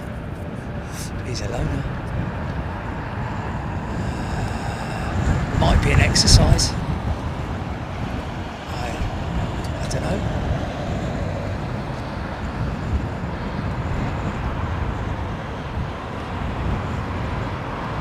He's tanking it, isn't he?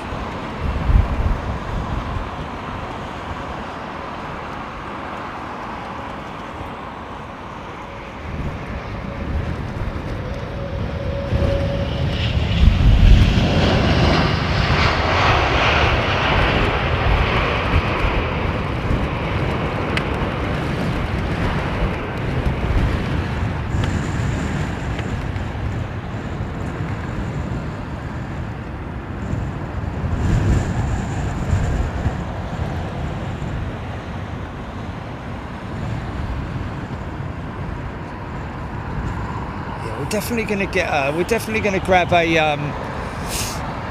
Cessna 172 and fly out of fly another flight around London, a sightseeing tour around London at night. And it could potentially end in disaster. But we'll have a go. Go out of Northolt, I think.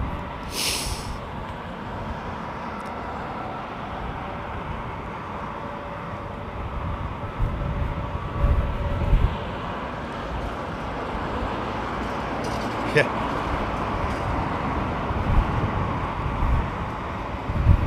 Oh no, go on then.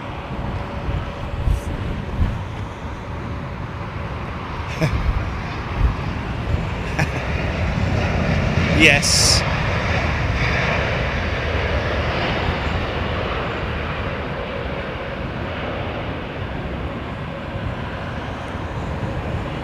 Oh. Interesting. How much lower? Or yeah.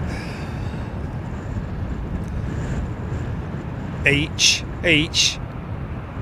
Okay, yeah.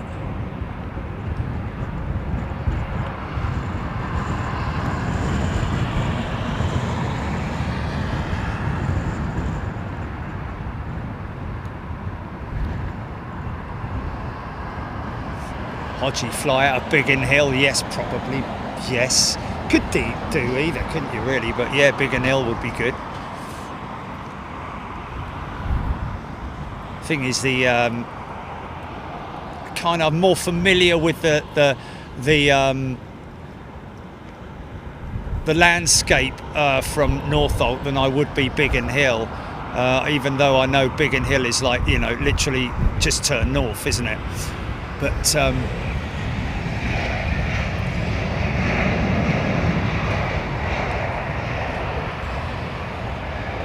wow.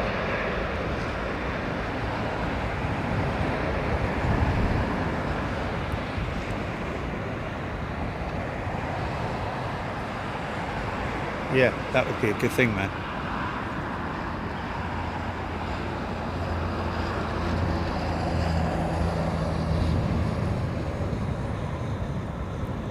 Daniel Mossy, London City.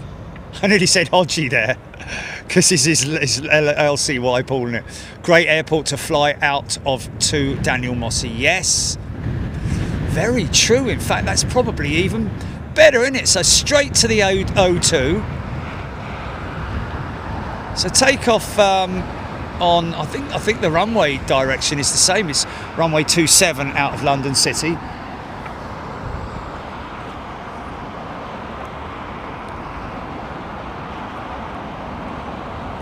Oh no! How long for? How long did he stay out for? Oh my!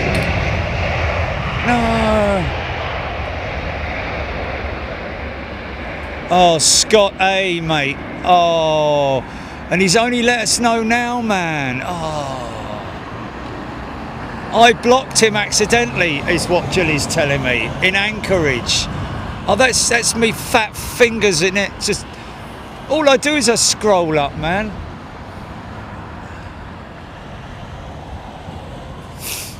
Yeah. Sorry, guys. Sorry.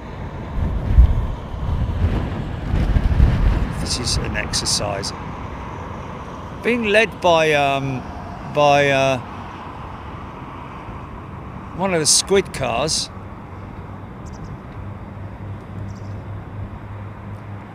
There's one over here.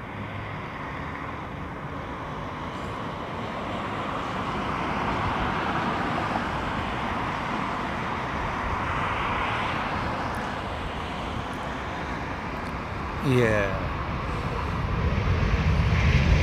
But they were able to watch it.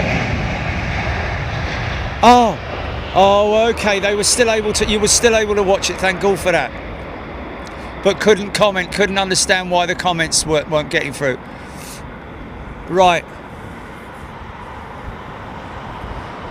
We don't see it. Yeah, exactly. Okay. So they were wondering why their comments weren't being acknowledged or anything like that. Oh.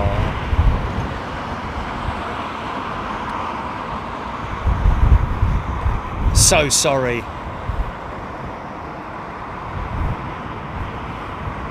Simon saying Spitfire airborne just south of Duxford.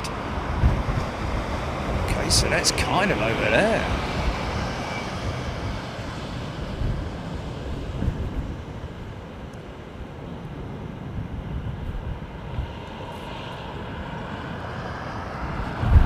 Oh, this is nice. China Southern 350. Great looking livery on the 350 this, man, I tell you.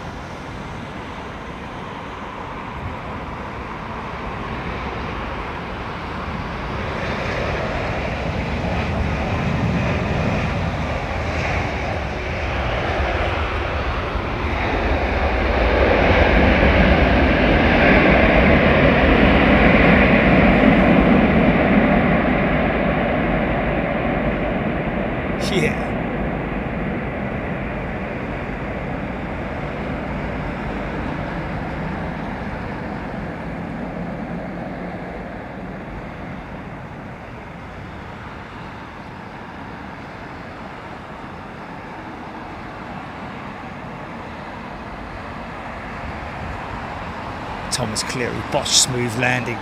Daniel Mossy, Avro Arrow, classy.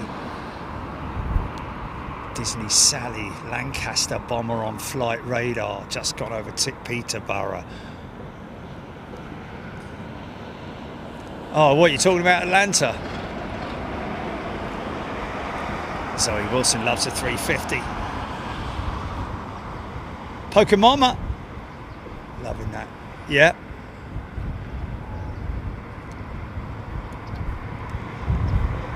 Oh my God. Thank you, Timo. Yeah.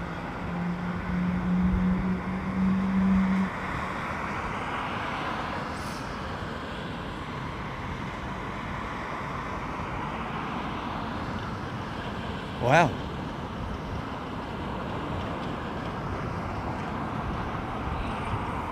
Is it just me on this one? Yeah. Okay.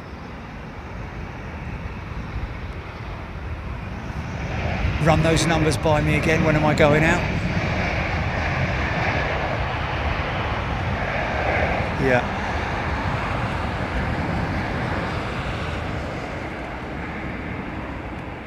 No. Really? Not really. No, I can't. I've got too much on, mate. I've selected the end of the month. Oh, so the week commencing the 20th, no? What do you mean that's the only one? That's the only one that's good? Okay, well then do it. It was 800 and something, wasn't it? Yeah, that's what I'm saying. Why is that? Say that again. On Tuesday.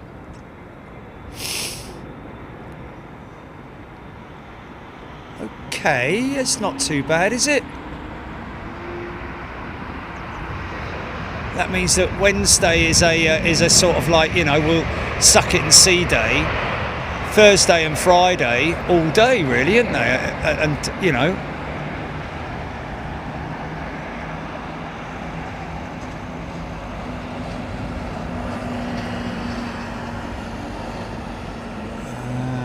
Did I? Oh. When did I complain? Don't say all the time.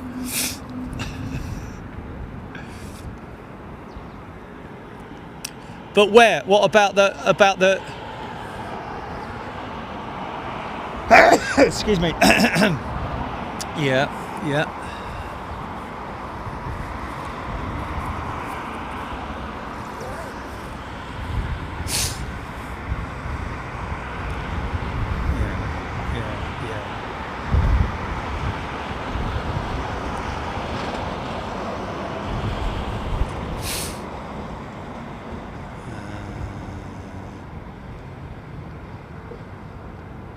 It's another great livery. Look at this. Saudi Arabian Airlines and the old traditional 1980s livery. Oh no, it's not, it's China, sorry, it's Air China. It's my old eyes playing up. Yeah, look at this. Oh, smooth as.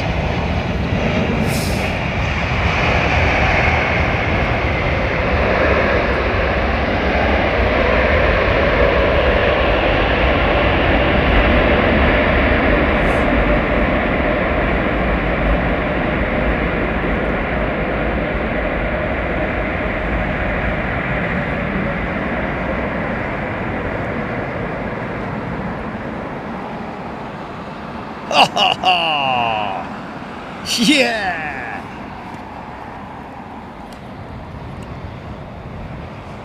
That was nuts, man. Oh, I've got, oh wow, hold on a minute. So many comments, man. Okay, am I going to get myself up to date here? Simon Harding, £10 super chat. Haven't heard you mention choc rolls lately, Jerry. Yeah, I don't do that anymore. I kind of like improved my diet.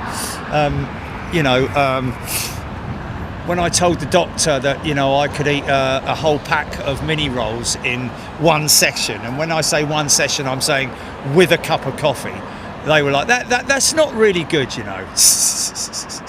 So and that's not all either. That's not taking into account the Yorkie bar every night, and sometimes 3 Yorkie bars a night. But yeah, not good. Yeah, double mini roll pack. Yeah, Tice sent $20 super chat, mate. Would you like to see my best lap at Cotta? 3:04, beat my previous by 17 seconds. I can retransfer it to you, Jilly. Beverage on me. Thank you, mate. Oh, easy, son.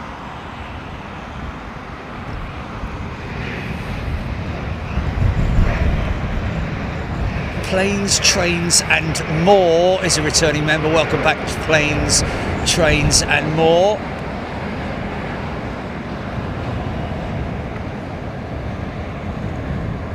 Darren Emmett, Mike Vass. Thank you, everybody.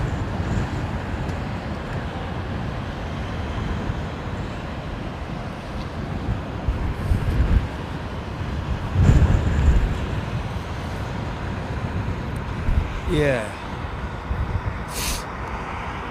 Not this month though, mate. Not this month. Not this month though. Well, I ain't gonna do it then.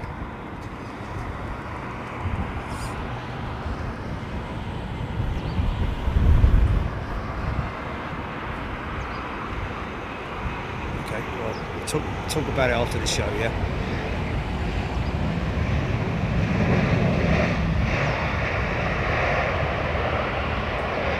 Nice. Getting to that picturesque sky now, aren't we? Yeah.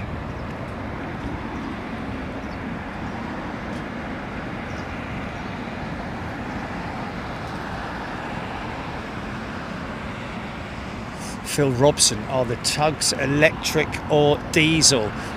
Well, they're switching to electric. Let's put it that way. The plan is to switch to electric. A lot of airports are switching over to electric, but most tugs are still diesel powered, because they need a lot of low end torque, which is what you get with an electric motor, it has to be said. But There are, of course, small electric tugs that are in operation for the smaller aircraft. But for the big stuff, it's still diesel mainly.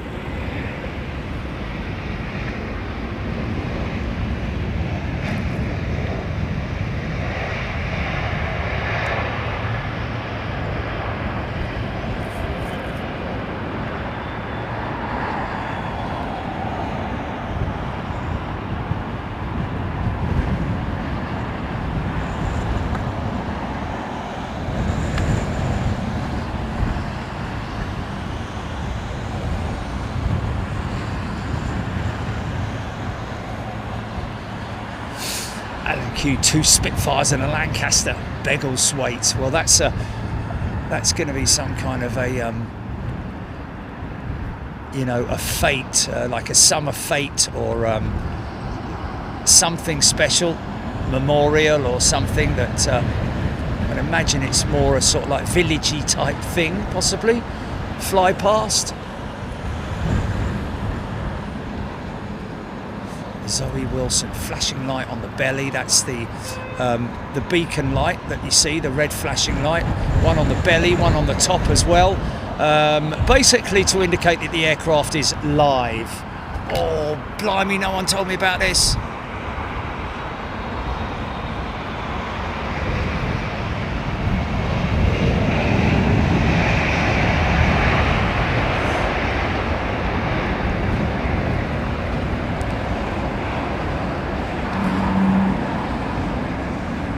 It's like a statement, isn't it?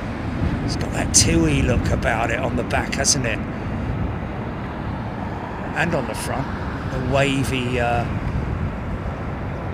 Philip Edwards is a returning member. Welcome back, Philip. Oh, nice.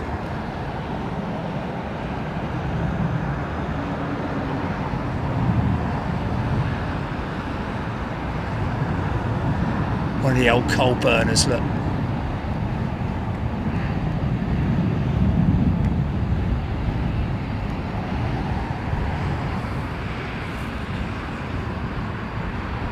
Hodgie did. I think a few people probably did, didn't they? Just nattering away, I apologise. We see it many more times. Of course, saw it at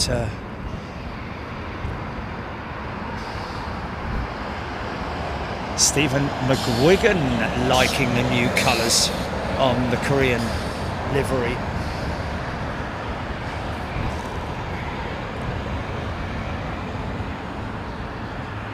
Oh, Chris Mason, BBMF at the Shuttleworth Air Show. There we go. Thank you.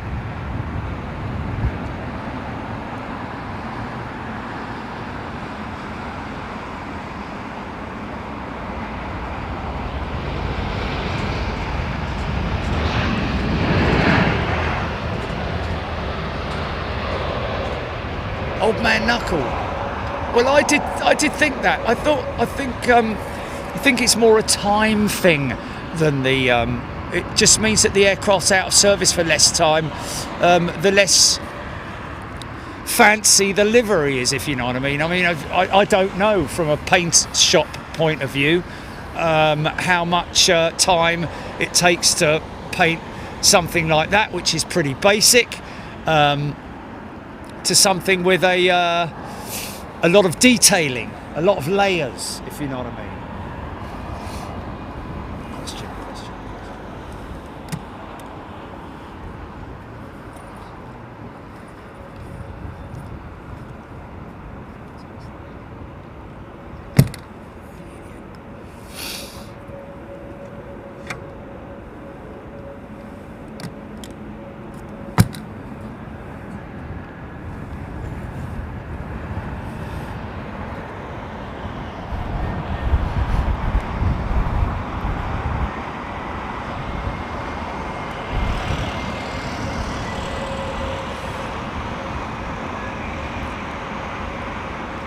No, it's not a cost-cutting exercise, it's just a case of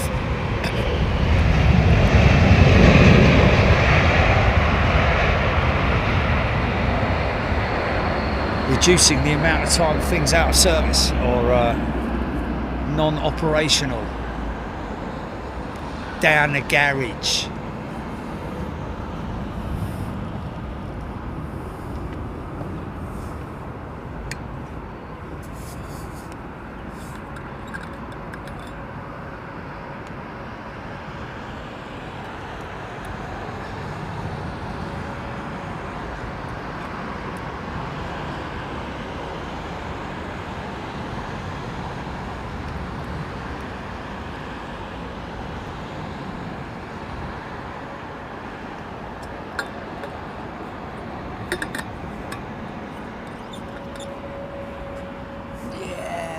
Yeah, I think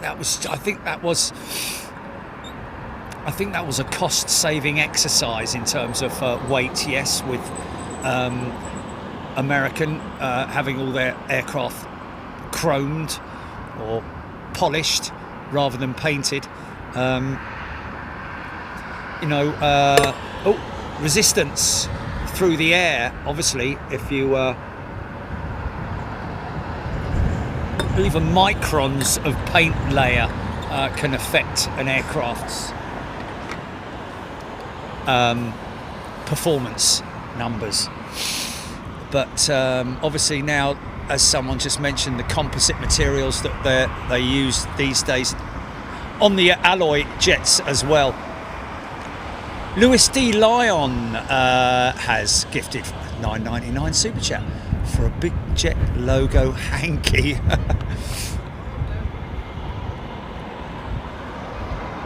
Thank you, Lewis. Lewis.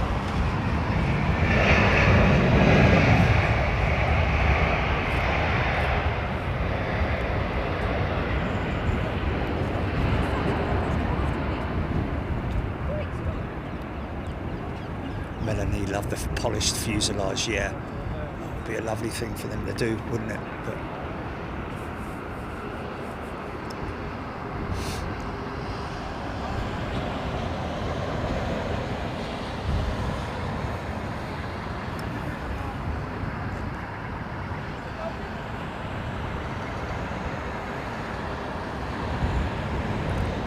see you, Zoe.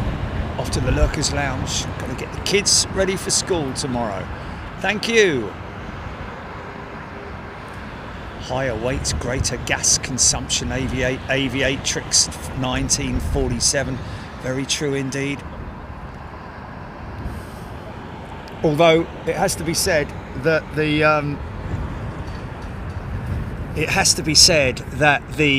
thickness of the paint on these aircraft is also microns of an inch. Although it is weight, and weight is never a good thing on a flying machine. Andy Mende, I don't know whether BA have any plans to. That's a big. I mean, they are.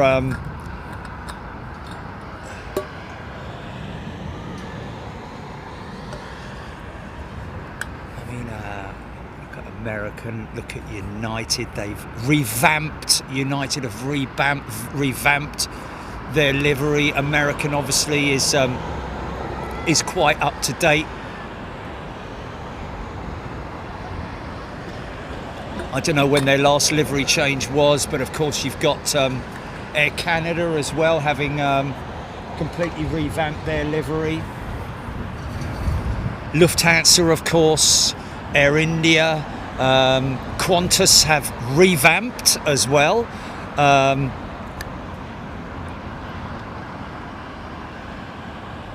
So yes, but I don't know if BA's livery looks outdated. I don't think it does. I quite like the tail and the Speedbird emblem on the front as well, and a big giant flag flapping and waving in the wind, and maybe they could do something with the wording, with British Airways wording. Why have we got no arrivals, GP? What's going on here? Any departures?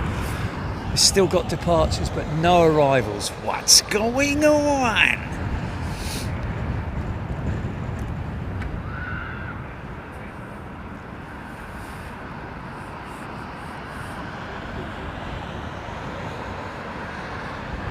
Susie Q, I look forward to you guys meeting participants from other countries.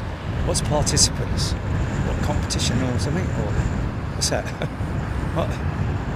Pub quiz?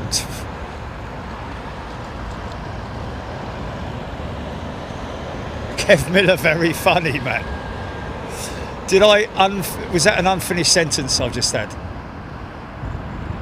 Aaron Thomas, 2015 American changed their merged with US Air. There we go, 2015. So, oh yeah, 10 years they've had that livery for. Air Canada's quite recent. In fact, a lot of them are quite recent. When did United start changing? I'm going to say 2017 United started changing, revamping their older livery to the new one, from the continental style livery, wasn't it? Daniel Mossy, $4.99, fair play to Jerry this week. Dublin Tuesday, London Heathrow Wednesday, Sim Friday, London Heathrow Saturday and Sunday. Blimey, that's why I'm so tired. Tie.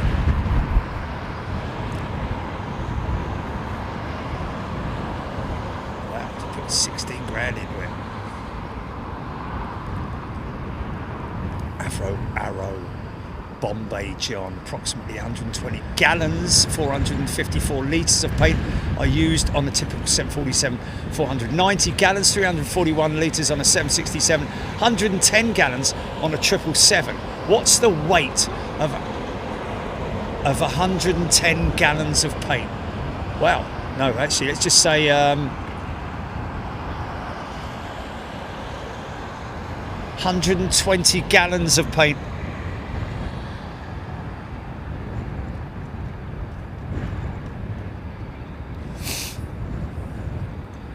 Who said we do?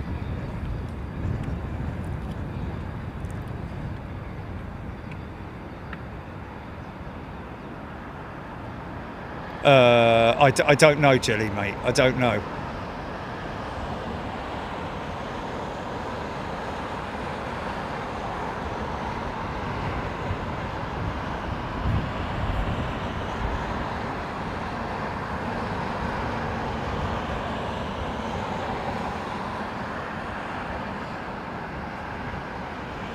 What's this? Suzuki subscribers, we are participating in this.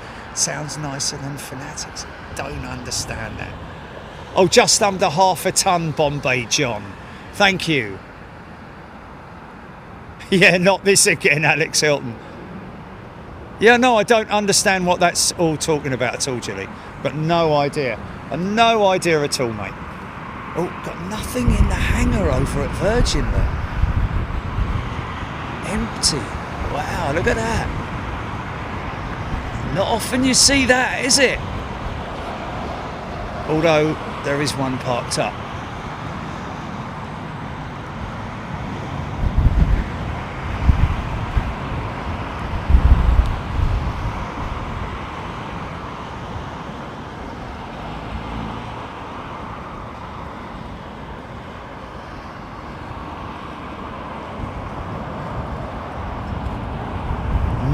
No idea. 102,000 for 120 gallons of paint, so half a ton. There we go. Thank you, Thomas.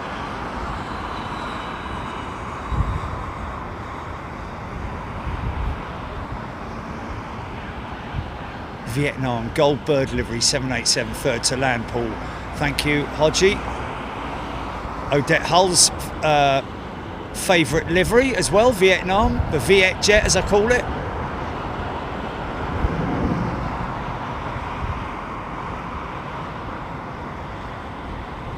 Thank you, John Brenham.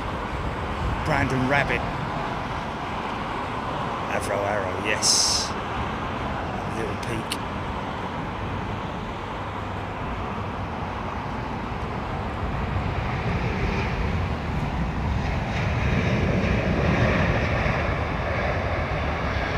Joe Jet, nothing compared to the NASA hangar at Cape Canaveral, yeah. But it's still pretty impressive. Of course, they've put the new doors on the cathedral, It's amazing to think that cathedral building, although looking at the side, they need a bit of a paint up on it, don't they? Is that paint peeling over there? I don't know if that's paint peeling, but anyway.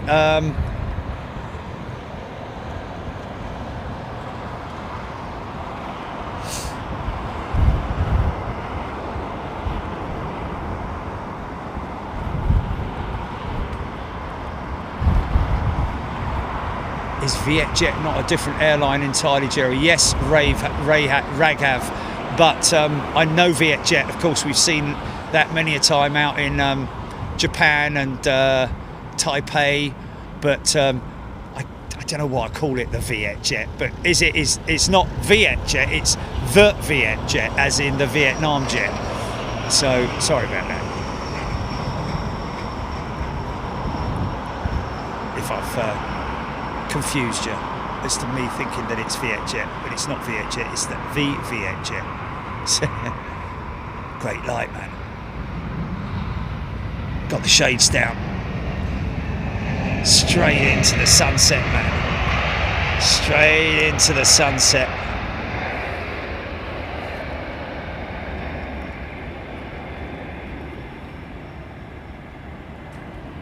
Michael Jackerman, indeed, first airliner auto-land capable, was indeed Hawker Siddeley's Trident.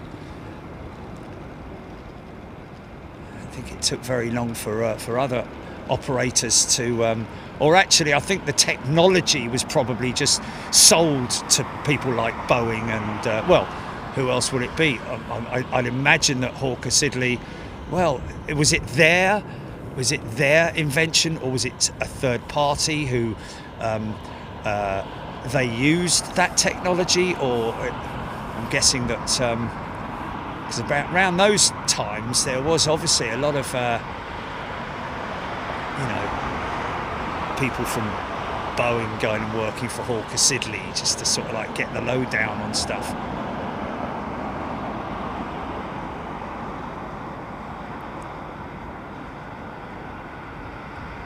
Delta's great to fly with, Aidan. Steph Bird. This looks good in this light. Nicholas Hanmore liking Malaysian's livery. Yeah, she's a bit faded, this one. She's got a newer nose, look at her nose.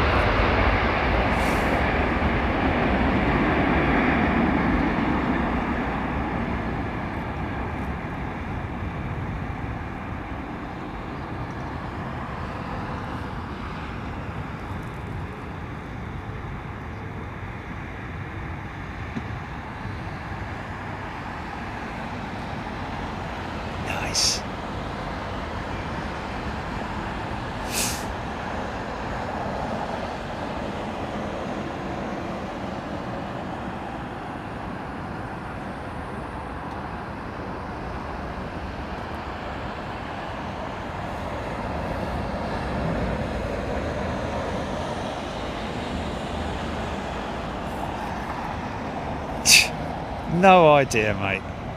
No idea.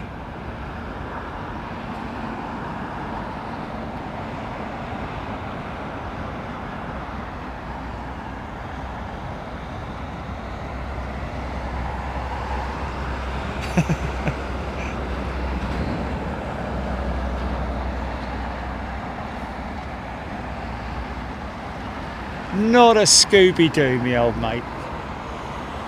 Look at this.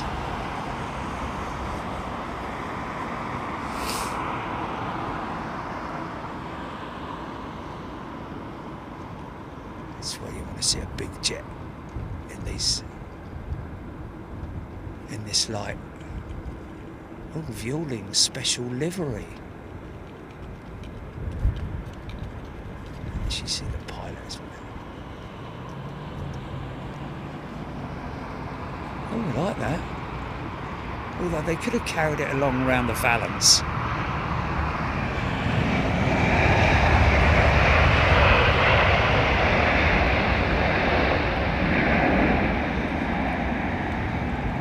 Pick that up upsets the airflow if they paint anything more on that.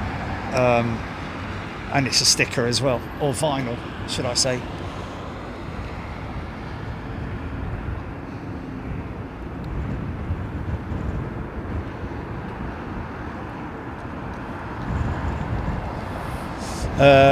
Andy Mende, no idea why there are two of the Aussie jets parked up. Obviously the Qantas jet should have gone this morning, and the Aussie and the big 380 should have been long ago taken to gate. Going tomorrow morning apparently. Dwyle Flonker, the Flonker, and I would probably say the only Flonker in all of our memberships across the board, and subscribers probably as well. And thank you for the description of being a flonker and the art of flonking. Thank you, sir. I appreciate it. Interesting, I have to say. Feather duster likes the dots on the tail. Okay, well, we're going to get heavy duty sunset now.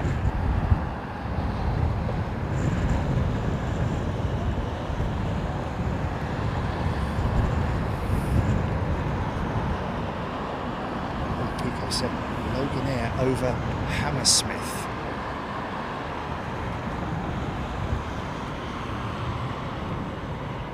Yes. Art of flonking. Bit like maypole dancing, that kind of thing.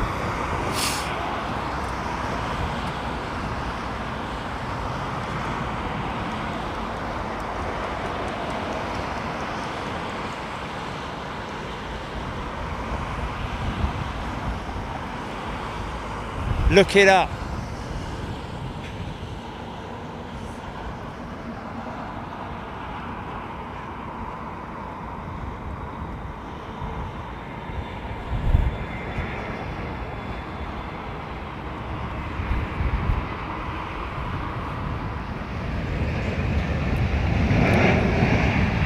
Basically the art of some bloke standing in the middle of a circle of fellas all dancing around him, and he's got a big stick, and he's got a wet beer soaked flannel or rag on the end of a pole that he throws at people, and if it lands on them they have to drink a yard of ale or something like that. And oh, did they?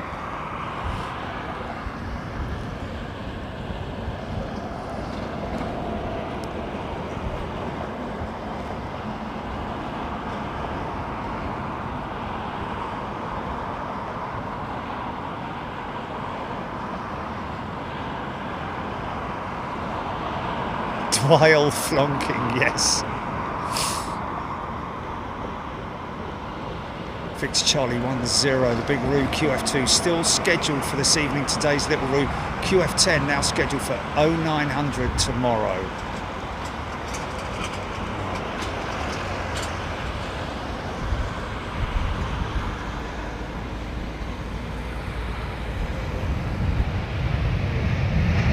Aaron Thomas, thank you.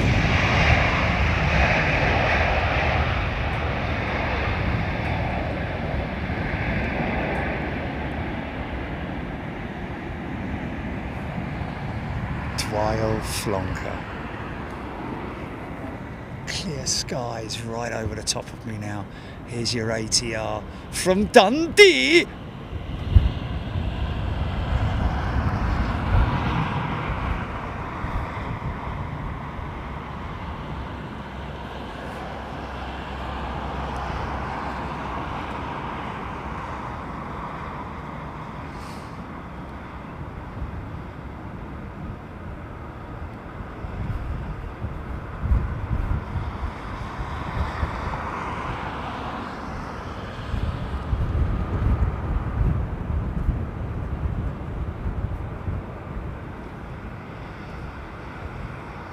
Kel's Redbud, yes, there you go.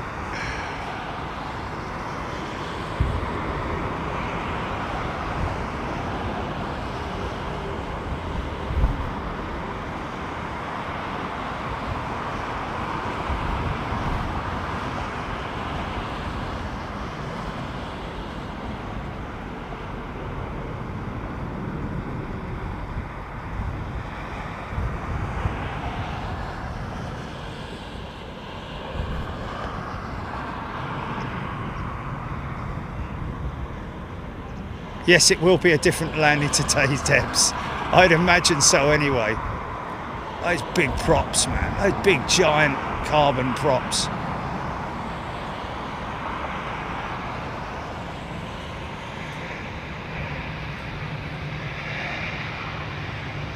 Listen.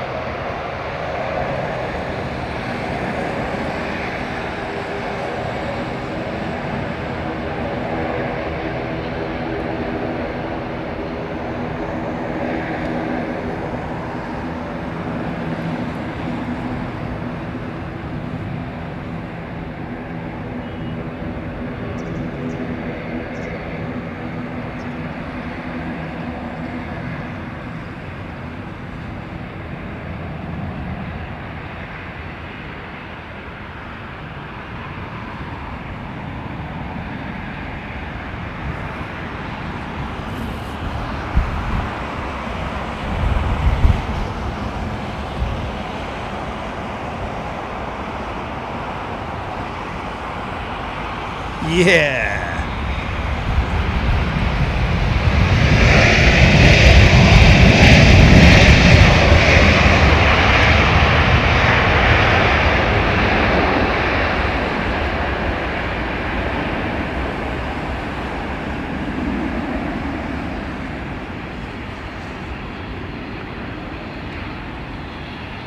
Nice.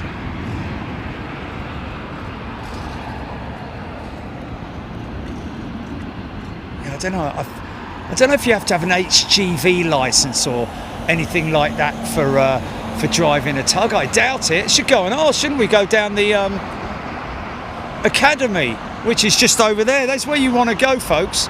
If you're thinking of,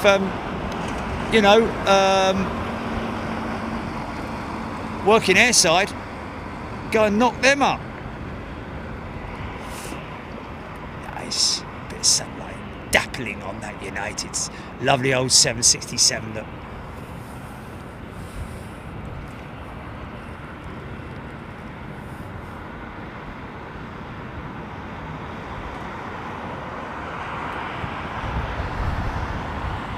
Joe Jet, like big engines at the trip.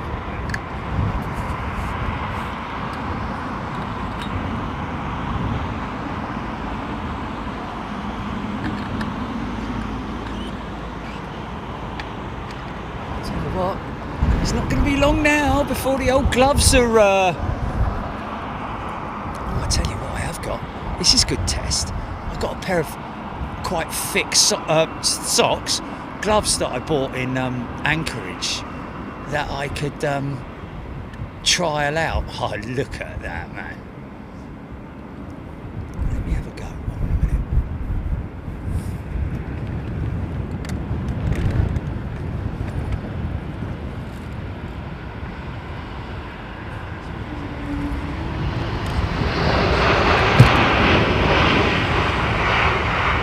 Terms of toggle action.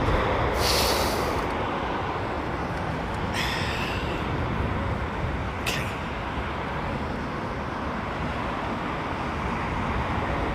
Darren Edmonton's driven tugs at an airport, and I certainly had no HGV license. Just get in, there's the controls. Now crack on. Yes, there we go. It can't be much different than driving. It's got an accelerator and a brake and a clutch, probably, I don't know, or are they automatic, maybe? Doubt they're auto, are they? A lot of pressure on an auto gearbox, maybe, I don't know. Are they semi-automatic?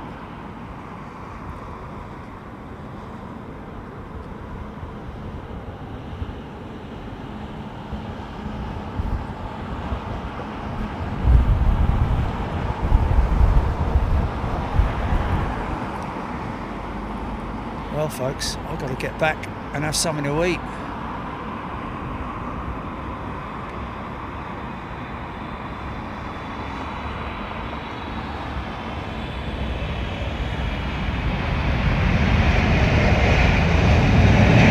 Yeah.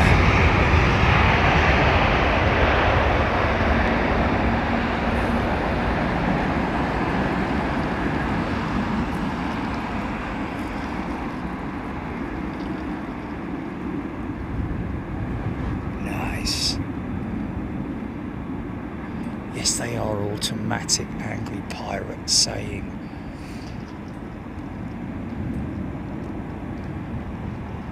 Pico 7 loving that 3D heaven.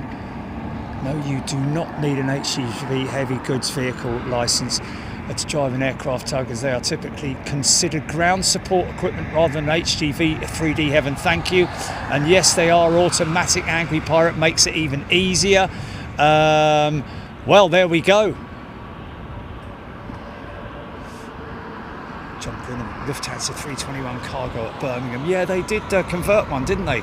I think it might be actually Titan's aircraft. Is it Titan's aircraft? I don't know.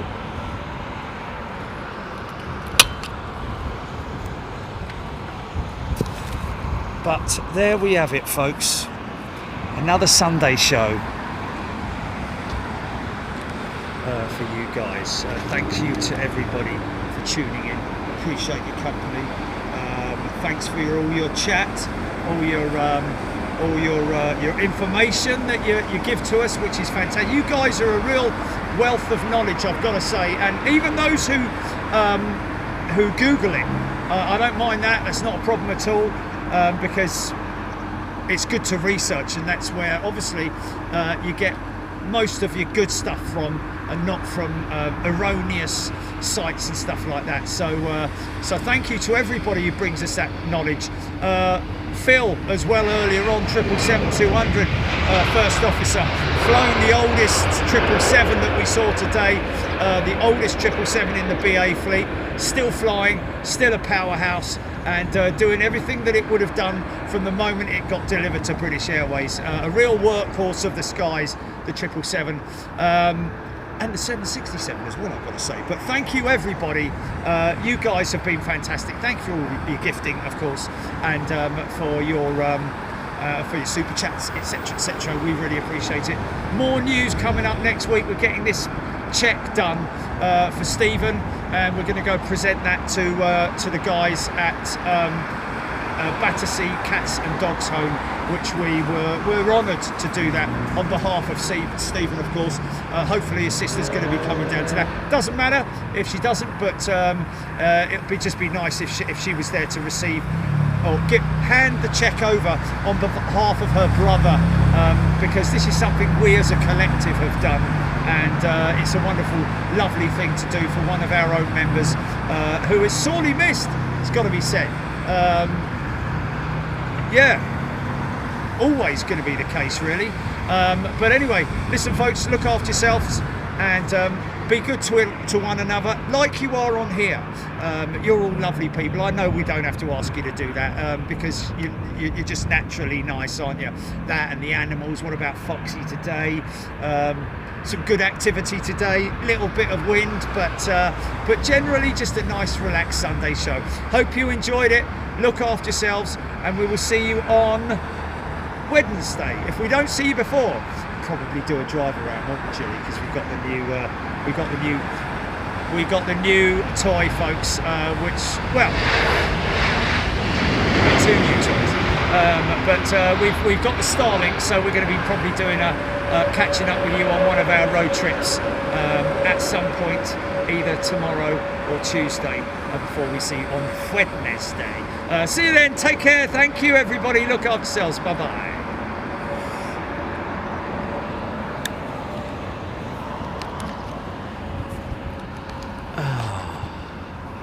I've got a lovely bunch of coconut.